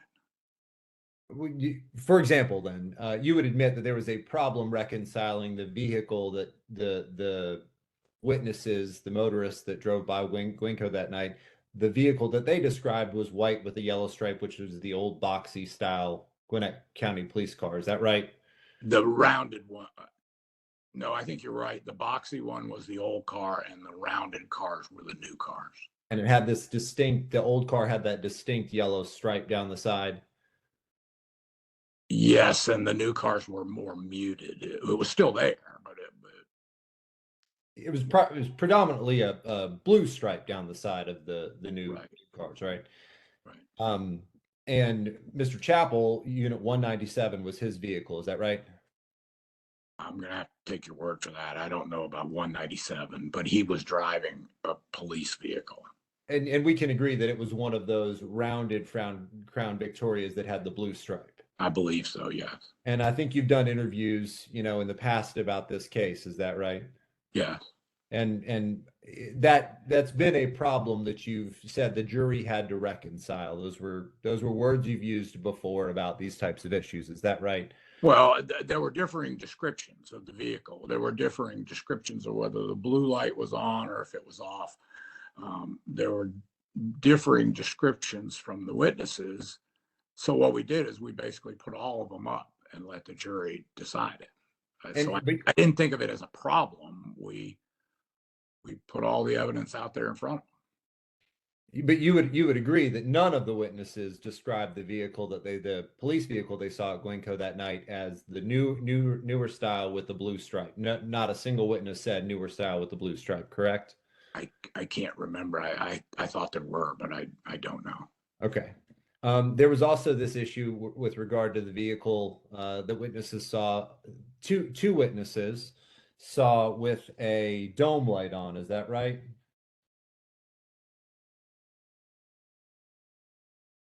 The dome light of the vehicle being on the police vehicle.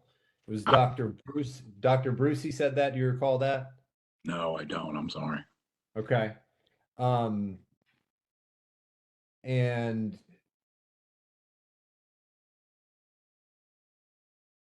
sorry, let me just find the correct name here.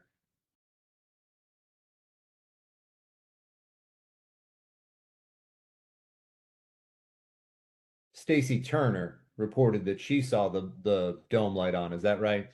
That very well could be. I don't remember specifically. And the defense actually called a witness at trial who indicated that he had helped Mike Chappell change that interior light, the dome light, to red. Do you recall that? No, I don't. Okay. If it's in the transcript, I don't dispute it, but I don't remember. And the judge will have access to the transcript. All you can do is your best. I know it's been 30 years and this was a voluminous case. But aside from just the description of the vehicle, there were also issues with the description of the individual. That I think you had two eyewitnesses to the person they believed to be the police officer, Carl Cowder and Paul Amat. Is that right? Paul Amat did not identify Chappell. Paul Amat was the driver of the car for Carl Cowder. Cowder identified Chappell as the driver of the patrol car, and we added evidence to substantiate that there was a action figure on the dash of his car, of the Terminator, and he was known for that he kept that action figure, and that's Cowder said he remembered that. So he identified Chappell, and we supported that with the action figure. Are you sure that Carl Cowder confirmed that the action figure was on the dash of the vehicle he saw drive by on Peachtree Industrial Boulevard? Are you certain about that? I think he said it was when the car passed him as they were headed northbound. And you're certain that he confirmed that there was a Terminator on the dash? He said I think he said there was an action figure on there. I don't know that he used the words action figure, but that's what it was.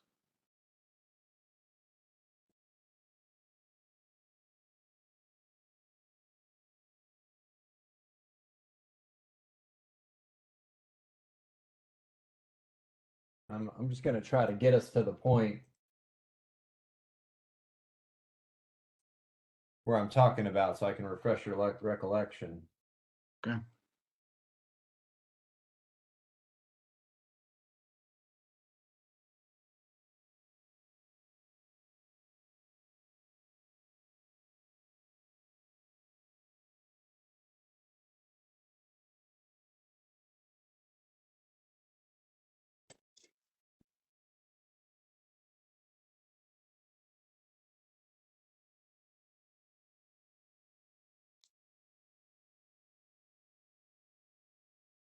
I'll have to come back to that when I can find it.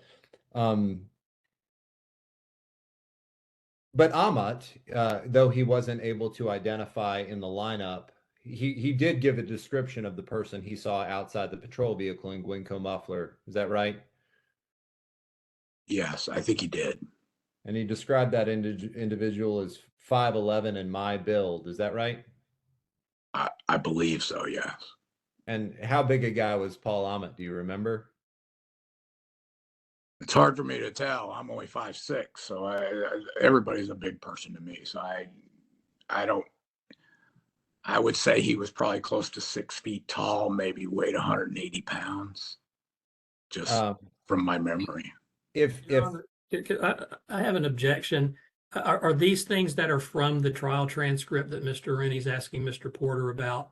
And if they are, can he show him those portions? This was 30 years ago, and this feels more like a quiz session for Mr. Porter, and that doesn't seem relevant to me. Mr. Rennie? Sure, absolutely. Yeah, they're all cited in my brief. So if Mr. Porter has access to my brief, then that might simplify things. I don't have, I may have access to it. I don't have possession of it. Yeah, with the exception of the Terminator action figure, I wasn't expecting that, but everything else that we've been discussing is cited in my brief. And I can give the court those citations again, or you can just refer to my brief. I don't know that I have an effective way to supply Mr. Porter with a full trial transcript. It's 32. What's the point of this? Is it just to test Mr. Porter's recollection? No, Judge. I mean, we heard testimony from Mr. Porter on direct about details that helped to establish the credibility of the story told at trial. And if we're going to do that, then I feel like we should be allowed to. Well, you can. I'm trying to, if he doesn't remember, he doesn't remember.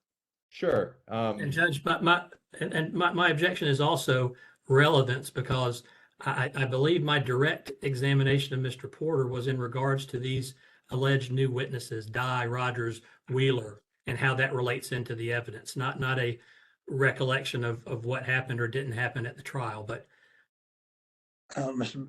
Randy, I'm gonna give you some latitude, but I mean, if Mr. Porter doesn't remember, he doesn't remember, and I don't, he's not on trial here. And I'm certainly not trying to force him to, Judge. I'm trying my best to refresh his recollection, but you know, with Mr. Rennie, all I can tell you is that there were discrepancies between the witnesses who drove by the muffler shop at the relevant time. There were discrepancies about the height of the officer, what that officer was wearing, where the cars were, where the blue lights were, and we presented all that. And then the defense attempted to rebut it, and then the jury got it all. And it's, as far as I know, it's in the transcript. That's the adversary system. I understand. Yeah. And as part of that, I'm just trying to point out to the court, you know, the direct examination included some information that wasn't necessarily part of new evidence developed. In other words, a description of the crime scene, a description of a weapon found at the American Inn. So, you know, if we're going to open the door into those things, then I feel like I should respond to those things. But I will try to keep it brief, and I'll try to keep it directed to things that I can point to in the record. Okay, that's fine. And in relation, we were talking about how big a guy Paul Ahmet was. How big is Mike Chappell? I was thinking about that the other night. I don't remember if he's 6'7" or 6'8", but he's big. And at the time in 1993, he was really big. And you would agree it's hard to confuse 6'7", 6'8" with 5'11". Is that fair to say? Driving by at 45 or 50 miles an hour, and you know, just glancing over what you perceive to be a traffic stop in the pouring rain and lightning on a darkened road, I think you have to give some leeway on it. Fair enough. With regard to Cowder, you said Mr. Cowder made a positive identification of Mr. Chappell at trial. Yes. Is that correct? He was shown a lineup prior to trial, and I think you responded yes. So the next part of that question is, one of the two individuals he said was resembling the people he saw that night was J.P. Morgan. Is that right? Yeah, well, he used the lineup at trial too, but yes, he said J.P. Morgan resembled the person, but he positively identified Chappell. And when he positively identified Chappell, it was more of like, I think the words he used was, "It's something I'll have to live with." Yes. Yeah, he did say something like that. You mentioned Margie Wheeler and the gun at the American Inn. Yes. And you also mentioned that, well, have you seen the sealed files for this case? I've seen some of them. Yesterday I reviewed the J.P. Morgan suicide investigation. I've gone through part of the Northside file. Now, I saw them 30 years ago, but I went back and looked at them yesterday. That gun that was recovered at the American Inn, you said it was rusted out, had a bullet in the chamber. Is that right? No, it was actually in reasonably decent shape. It was rusted, but they couldn't get the bullet out of the chamber. It had rusted into the chamber, and so they deemed it not safe to test fire, and that's why they destroyed it. It was a Smith & Wesson revolver. Do you have any recollection of Lieutenant Laddie going to speak with Kim Marco at the American Inn about that? No. I can give you more information if it's necessary. Does Kim Marco ring a bell? The individual who found the firearm? There were two men, but I don't remember their names.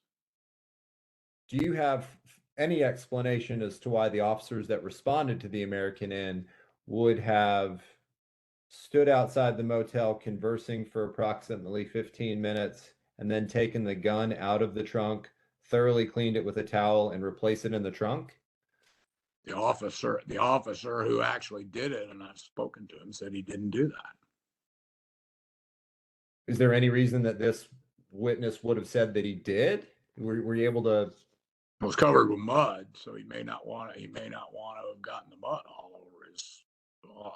Because any test you run on a gun that's been out in the elements is not really going to make any difference that whether you wipe it down or not.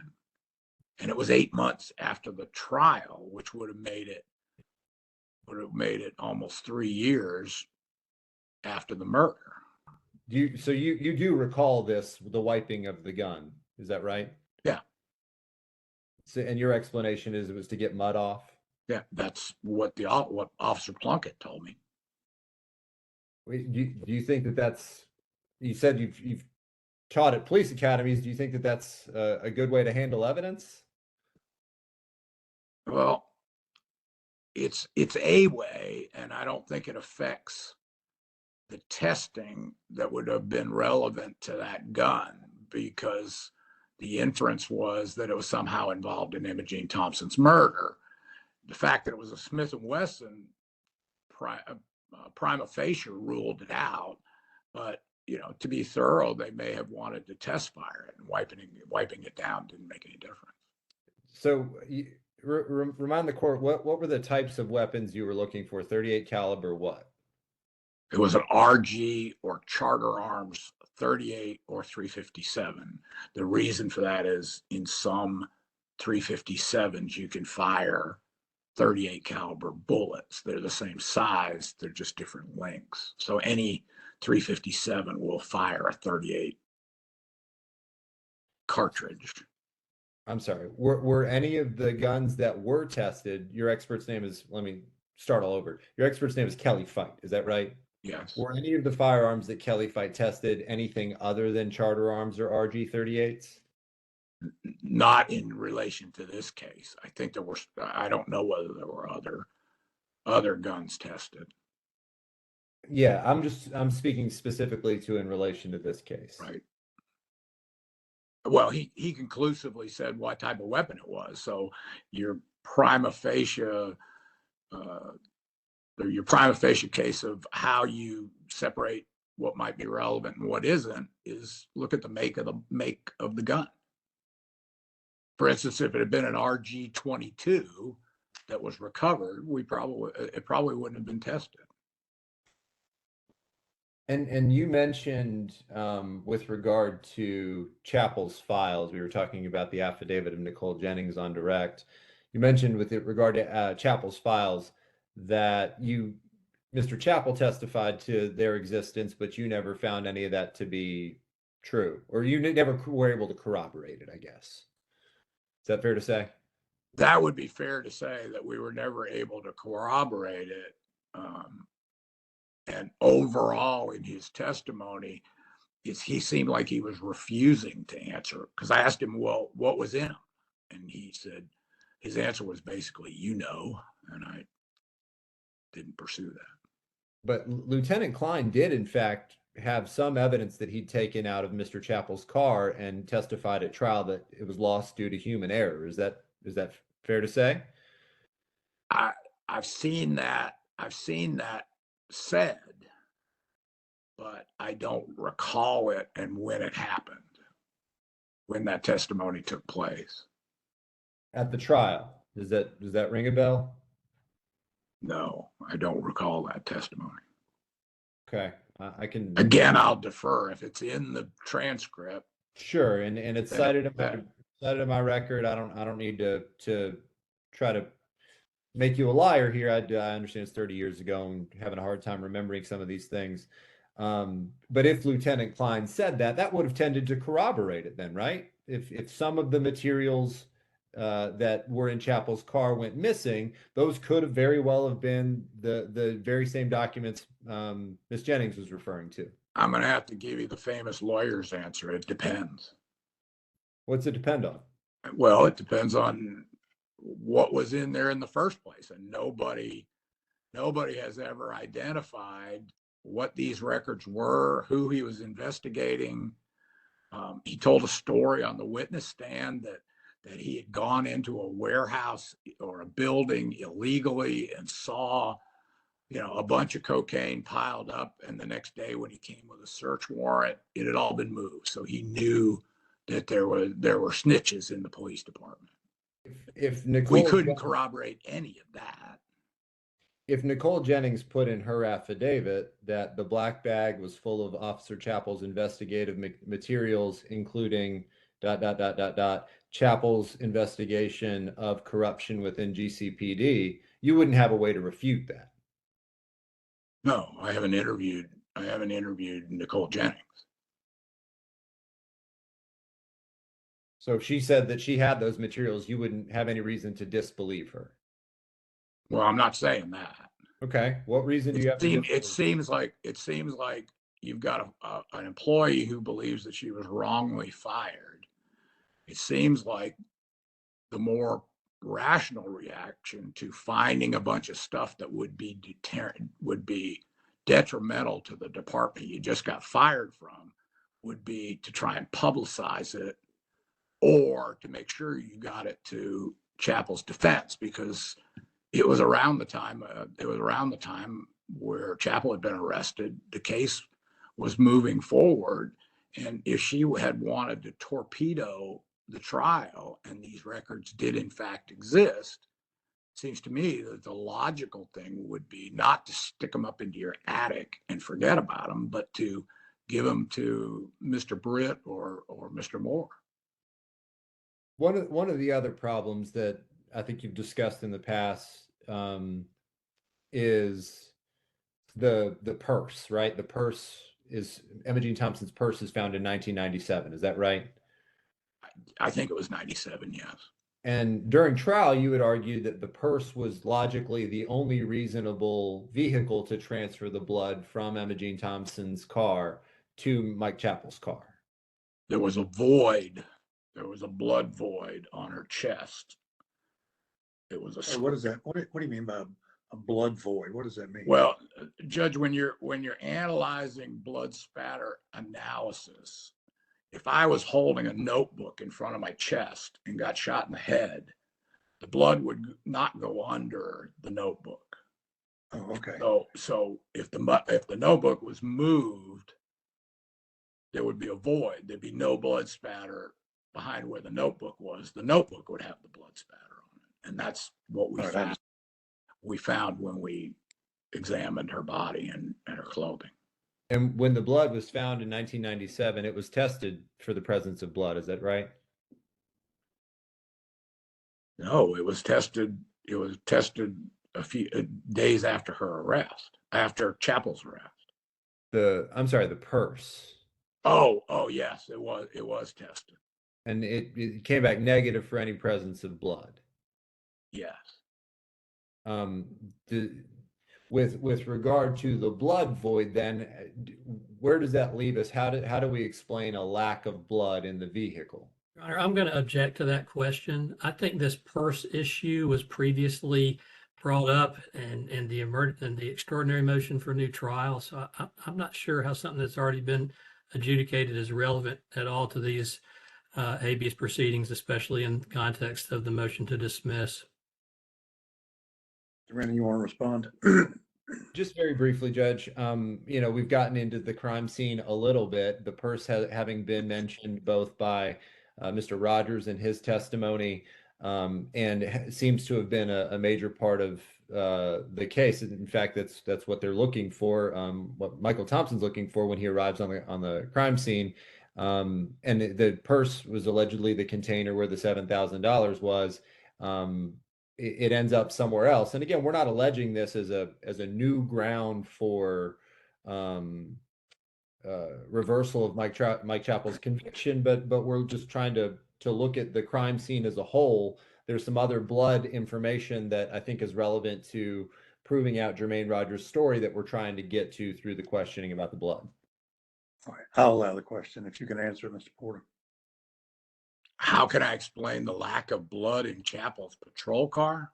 No, the lack of blood in, I know there was some blood in Emma Jean Thompson's. There was a lot of blood in Emma Jean Thompson's car. And some of that blood actually made it into the door jamb of the passenger side of the vehicle. Is that right? Yeah, I think so. Yeah. From the photographs you sent to Mr. Malcolm, it looks like it.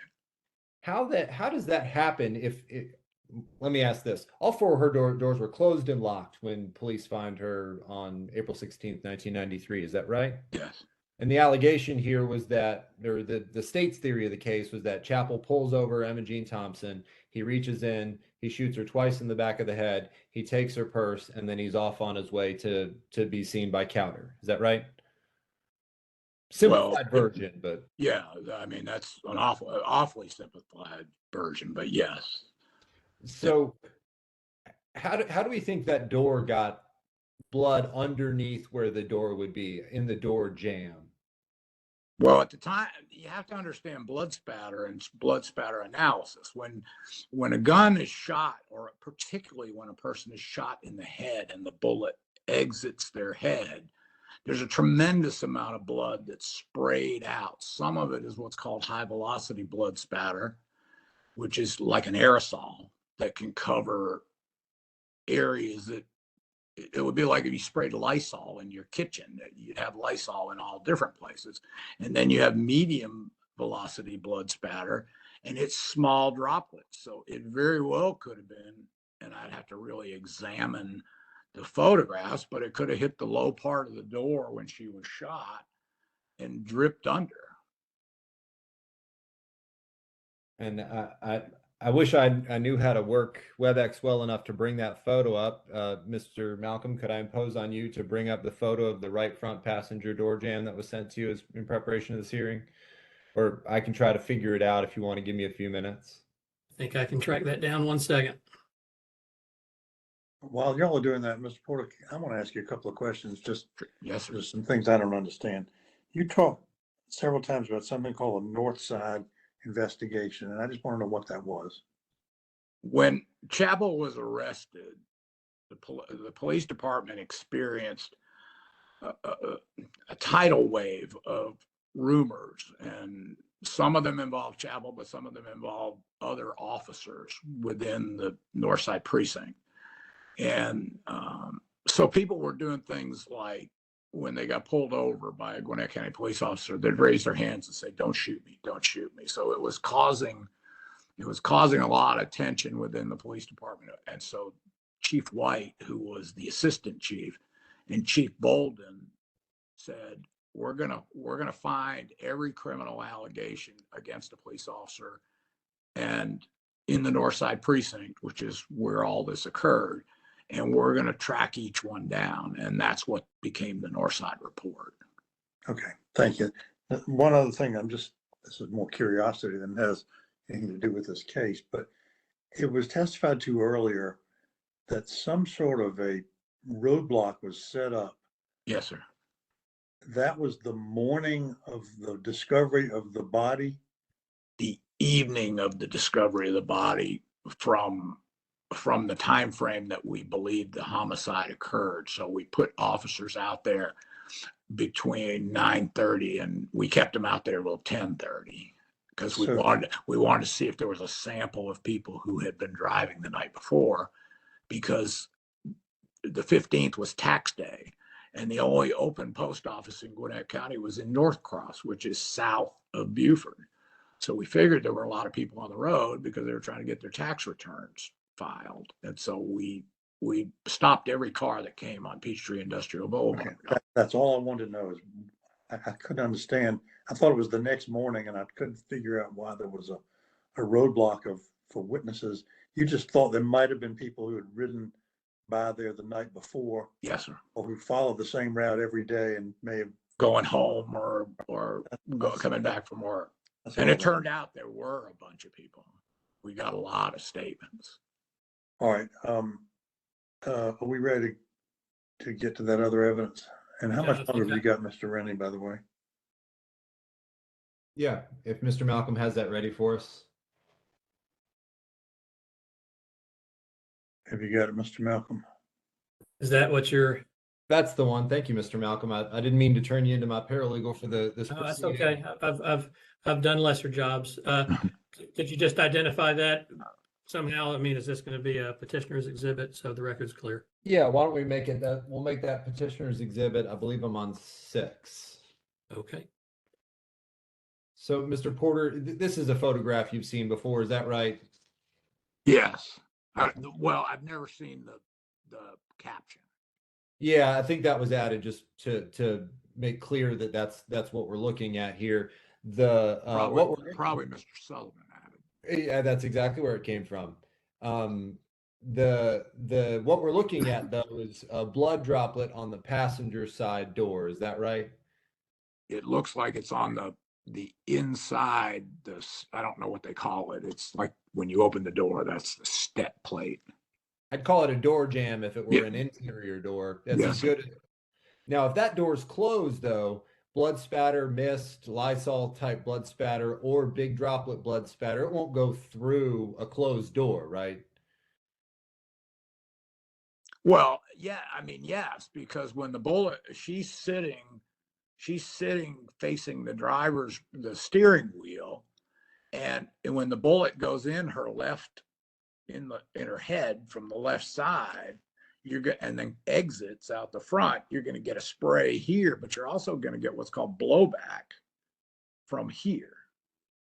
But yes, it's entirely possible there could be blood on the driver's door. Even if that door is closed. As the Yes, state but this theory- says passenger door. right. The passenger door is closed. Yes. Right. That was the state's theory of the case. That all 4 doors were locked. The passenger door was closed. Is that Right. right? So how would blood get under a closed passenger door? A droplet like that. I understand like a stream. Your Honor, I'm going to object. I think that's been asked and answered. Yeah, I'm not sure what this proves one way or the other, Mr. Rennie. Well, Judge, what I we're take attempting- I take the point you're making. I just don't know exactly what to do with that point. Yeah, I think that what we're attempting to prove is that at some point that door was opened, and you know, we've suggested to the court that Emma Jean Thompson was murdered outside of her vehicle, and then the murder scene, the crime scene, was staged inside the vehicle. And in order for that to be true, and we know that there were 2 officers, according to Jermaine Rogers, there were 2 officers who were there with Emma Jean Thompson at the Gwynco Muffler Shop. It makes logical sense that that door would have been open such that they could position her body in the vehicle. Except it was the passenger door and she was found behind the driver's door, I thought. But if there's 2 individuals and one's pushing and one's pulling, and it's Well, I'm sure anything's possible, I guess, but that's Whatever point- Mr. Rennie, one of the Mr. reasons. Hold on, Mr. Porter. Mr. Rennie, whatever point you're trying to make, I think you made it. okay. Whether I agree with it or not is another matter, but Sure. And just very quickly, as well, the left blinker is on. Is that right, Mr. Porter? Yes, or either that or just the blinker handle was depressed. And she would have been turning right into Gwynco. Is that right? Yes. Is there any reason that left blinker would have been turned on? Objection, Your Honor. It calls for speculation.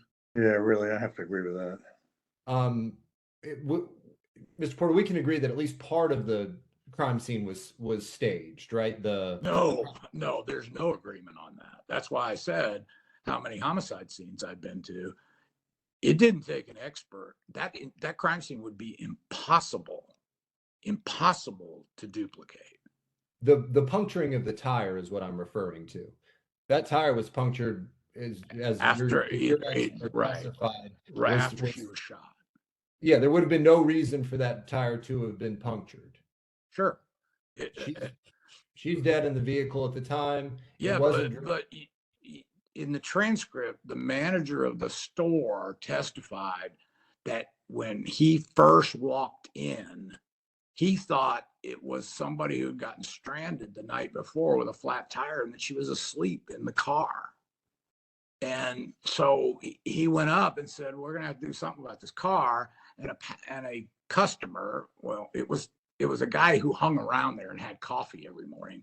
He said he went down and he looked and saw all the blood in the car, and he said, "Something's wrong here. We got to call the police." And that's how they called the police.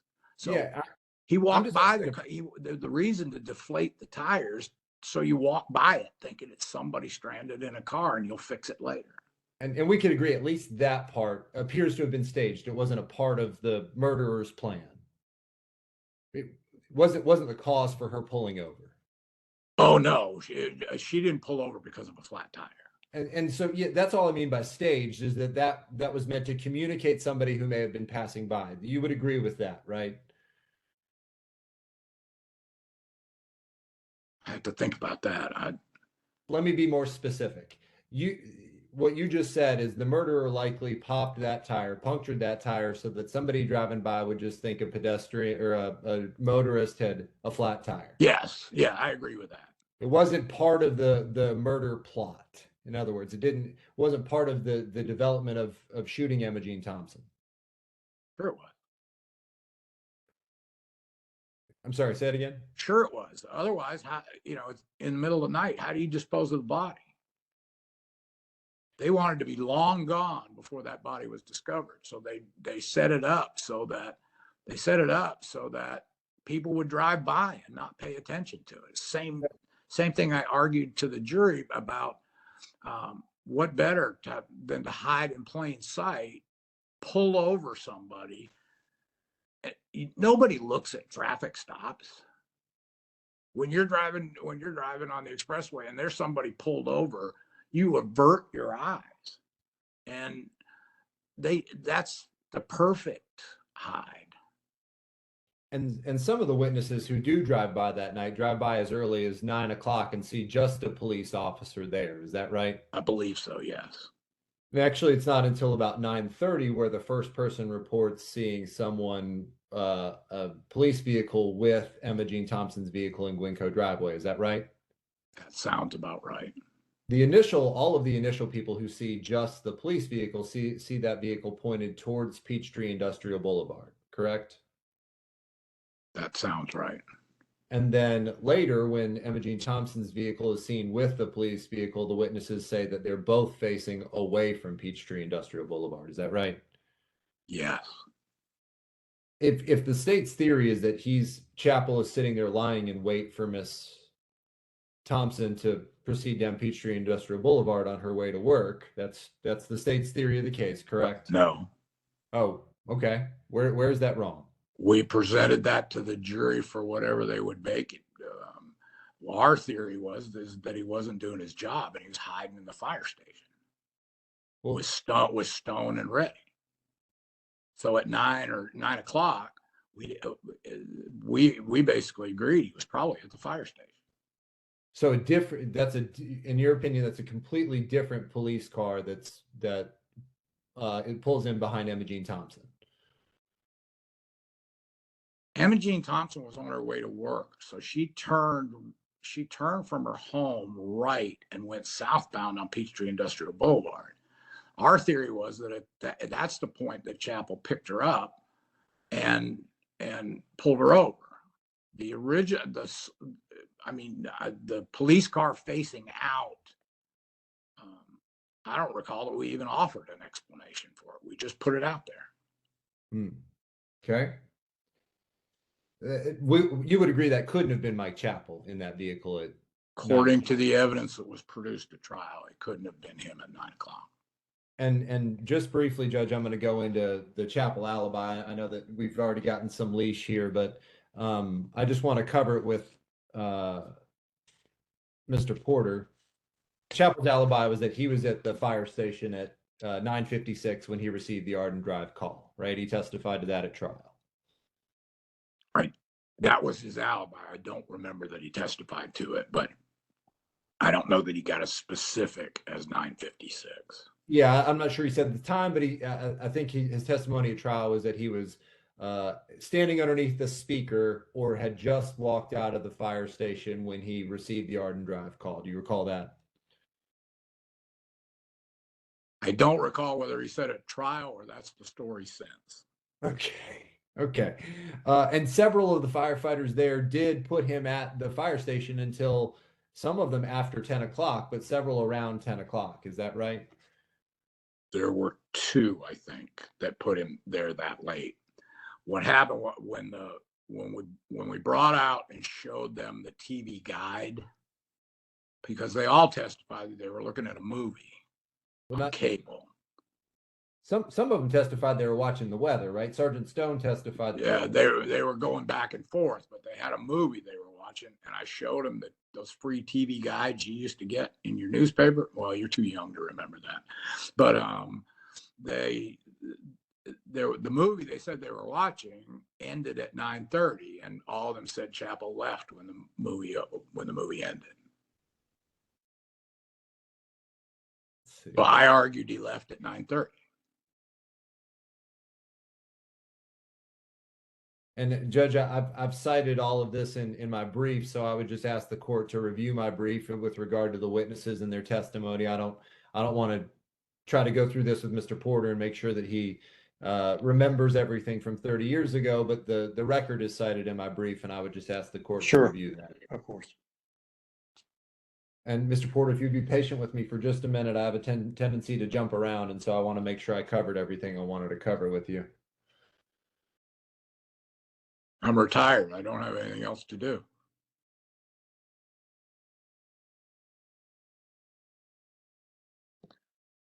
Well, you could be retired and presiding over habeas corpus cases. I never made it to judge. I stopped at district attorney. There was one other thing I wanted to address with you about J.P. Morgan's suicide, and as it relates to Bodie Hearst.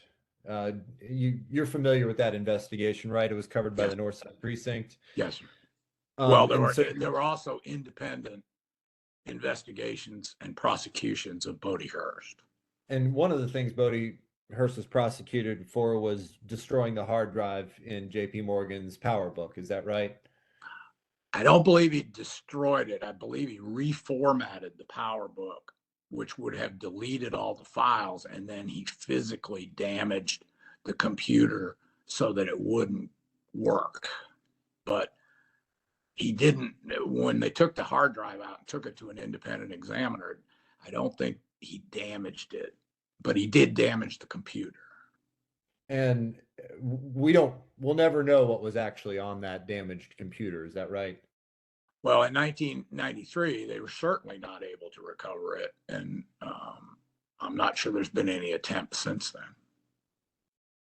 Was there ever any explanation given about why that hard drive was destroyed? What was missing? It was only speculation, but there was no proof of why he did it. And the officers who were there, the sergeant and the investigator, wouldn't have known that he was doing it. Nobody knew anything about computers back then. Yeah, Bodie Hearst was charged with just damaging those, and part of that evidence was that he had admitted to another officer, and I can get her name if you need me to out of the Northside Precinct report. But if you recall, he had admitted to an officer that he had deleted some information. Is that right? Yes. Some evidence of a criminal nature. Is that right? I believe he said that. Yes. And in fact, in the Northside Precinct report, there's also information related to the fact that J.P. Morgan, Bodie Hearst, had found in his search for the suicide note, had found information that J.P. Morgan was collecting dirt on politicians and members of the Freemasons, of all people, on those computers. Is that right? Yes. He believed that the Masonic Lodge in Beaufort was a front for a big gambling operation.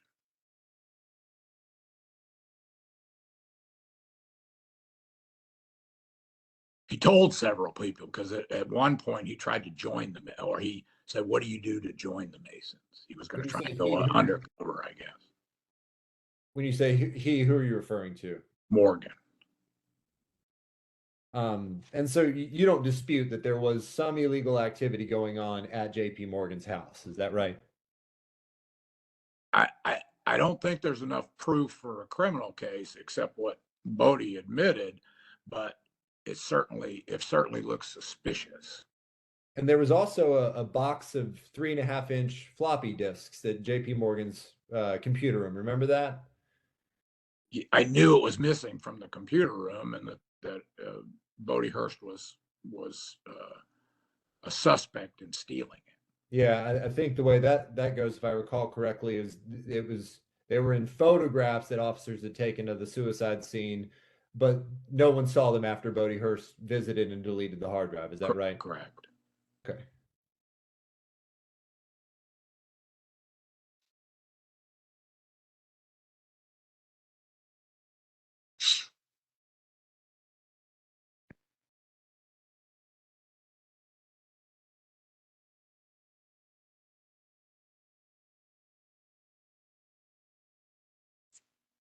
Was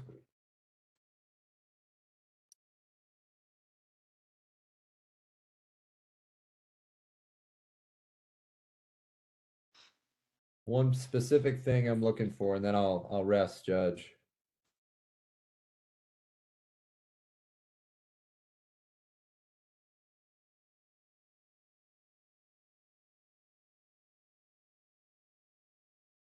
Well, I'll just ask. JP Morgan had weapons in his home the time of his suicide. Is that right? Yeah, there were 4 revolvers. Were any of those weapons tested against the Chapel or against Emma Jean Thompson's murder? No, they were Smith & Wesson revolvers.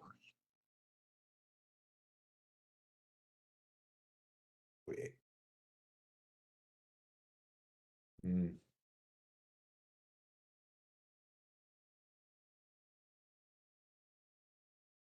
Think that's it, Judge. Mr. Malcolm may have some redirect. Anything else, Mr. Malcolm? 2 quick questions on redirect, Judge, if I may. Sure. I promise to be quick. Mr. Porter, I'm going to share my screen one last time. If you take a look at this document, recognize that document? Yes, it has Judge Bishop's signature at the bottom. That's the sealing order from the request for an in-camera inspection, and it's the sealing of 2 boxes, boxes 6 and 7. And what does the last paragraph there indicate? I'm sorry, what I didn't. What does that last paragraph indicate in that order you're looking at? I'm gonna have to raise. Can I raise it up on the screen? The court. Oh, let me see if I can read around. The court finds no exculpatory information in mitigation of the defendant's guilt or innocence or in mitigation of punishment, except for the statement from R. Sloan to Captain Honeycutt. I can't read because of the transcript. To Captain Honeycutt, dated April 27th, 1993, which has been disclosed to the defendant by separate order of this court. So is that in fact the order we've heard testimony about, the sealed evidence order and the court's in-camera inspection? Yes. Okay. That was, Your Honor. the boxes were sealed by the judge or his staff, and then they were transmitted to the clerk's office with that order attached to them.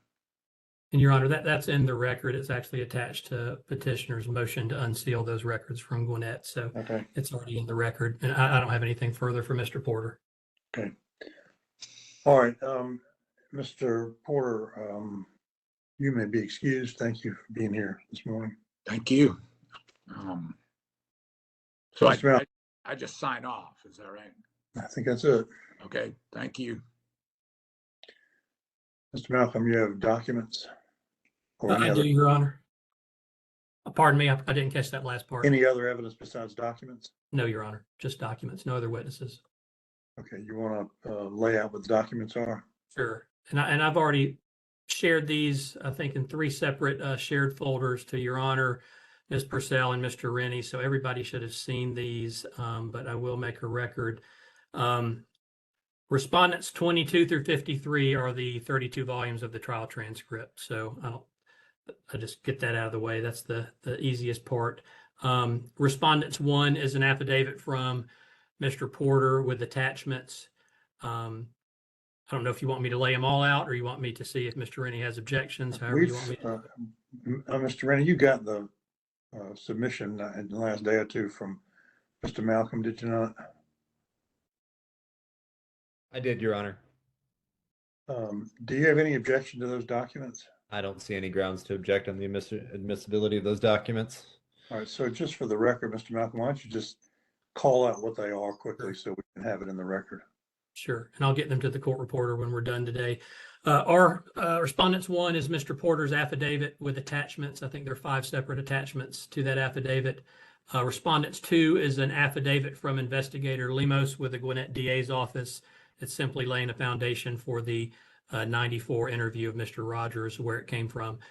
Respondents three is an affidavit from Victoria Barrero with the Department of Corrections. It simply outlines Mr. Rogers' time in corrections custody over the past 30 years. Respondents four is a certified copy of Mr. Rogers' prior sale of cocaine conviction and life sentence. Respondents five is the video recorded interview of Mr. Rogers from 1994. I shared it as a video attachment. I will submit to the court reporter, Your Honor, a hard copy of it, which is on a thumb drive, if that's amenable to the court. Yes. Okay. Respondent six is a transcript of that 94 interview. Respondent seven is the preliminary hearing transcript from Mr. Chappell's case. Respondents eight is a pro se brief and attachments filed by Mr. Chappell in his second state habeas case. Respondents 9, 10, and 11 are 3 volumes of the transcript from Mr. Chappell's second state habeas hearing, which was, I believe, in Long County as well, back in 2010.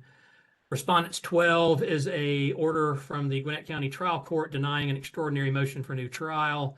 Respondents 13 is the extraordinary motion for new trial filed by Mr. Chappell. Respondents 14 is the Georgia Supreme Court's order denying the attempt to appeal that extraordinary motion for new trial denial. Respondents 15, 16, and 17 are respectively Chappell's prior federal habeas petition, the federal magistrate's recommendation denying relief, and the district court's adoption of that recommendation. Respondents 18 is the 11th Circuit's denial of Mr. Chappell's second federal habeas petition. Respondents 19 is a complaint for declaratory judgment filed by Mr. Ball against Chad Chappell, the son of Michael Chappell. Respondents 20 is the state habeas court's order dismissing Mr. Chappell's second state habeas case.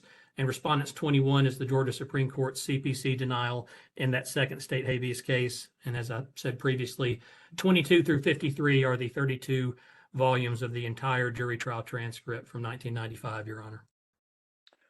Okay, and so with that, those documents are stipulated, they're admitted. And do you now rest, Mr. Malcolm? Yes, Your Honor. Thank you. Okay. All right. Is the issue fully briefed on both sides? It's not, Your Honor. Mr. Rennie filed a brief a couple weeks. I don't remember exactly, Mr. Rennie, when you filed it. We had filed our initial motion to dismiss. I would like an opportunity to provide a post-hearing brief to the court, post-hearing brief and or proposed order. Of course, I have no objection if Mr. Rennie wants to do the same. Yeah, Judge, we likely would file a supplemental brief if Mr. Malcolm decides to file a brief. I will say for my part that Mr. Malcolm was waiting on me to file a brief, but I had a death in the family, and that pushed me back a little bit in filing my brief, and I think maybe didn't give him as much time as he'd hoped in order to respond. So for that, I apologize, Mr. Malcolm, but certainly if the court will entertain briefs, then we can talk about kind of a deadline to do that. Yeah, I will entertain briefs or I actually prefer you both to file proposed orders. That'll just make it a little bit easier for me. I do not want this case to linger. And obviously it's already quite old. This latest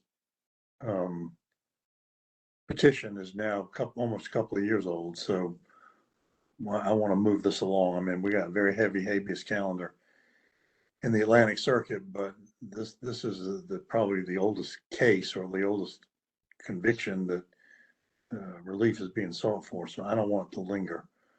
I don't have any problem with abbreviated deadlines, Judge. I would just ask, because there was quite a bit of substantive testimony today, if we could get that part done from the court reporter. Then after that, if we, Mr. Rennie has 30 days and we have 30 days to respond, that's fine by me, but I'll do what you tell me to, Judge. Okay. Jessica, any idea how long it's going to take to get a transcript of this hearing? I can't hear you. I'm sorry. Rachel, can you hear her? No, sir, and she's not muted. So it's something on her end. You think within 30 days, Jessica, just yes or no? Yes, okay. All right, there we go. All right, so 30 days, 30 and 30 after the receipt of the transcript. Mr. Rennie, you will, let's see. I'm getting confused about who's got the burden here. I guess Mr. Malcolm, the Attorney General, moves to dismiss, so I think it's your motion. I think you got the burden, so maybe you go first. Doesn't matter, Judge. I'm happy to go first. Okay, Not a problem. all right, and then Mr. Rennie, you'll respond to that, and so I'm expecting both of them within about 90 days. And Everything will Judge, be done in about 90 Oh. days. I would just ask if there's any, I don't anticipate this being an issue. If there's anything that comes up, you know, in Mr. Rennie's post-hearing brief or proposed order, if I could be given maybe 10 days to file a reply if needed. Hopefully it won't be needed. Let me know if you're going to. I will. I'll I'll let give you both that know. 10 days, but just let me know if you plan to use it, so I'll know where we stand. No problem. All right, I guess that concludes the hearing then. The sooner we can get this done, the better. All right, unless there's anything else, I guess we'll be in recess. Thank you, Judge.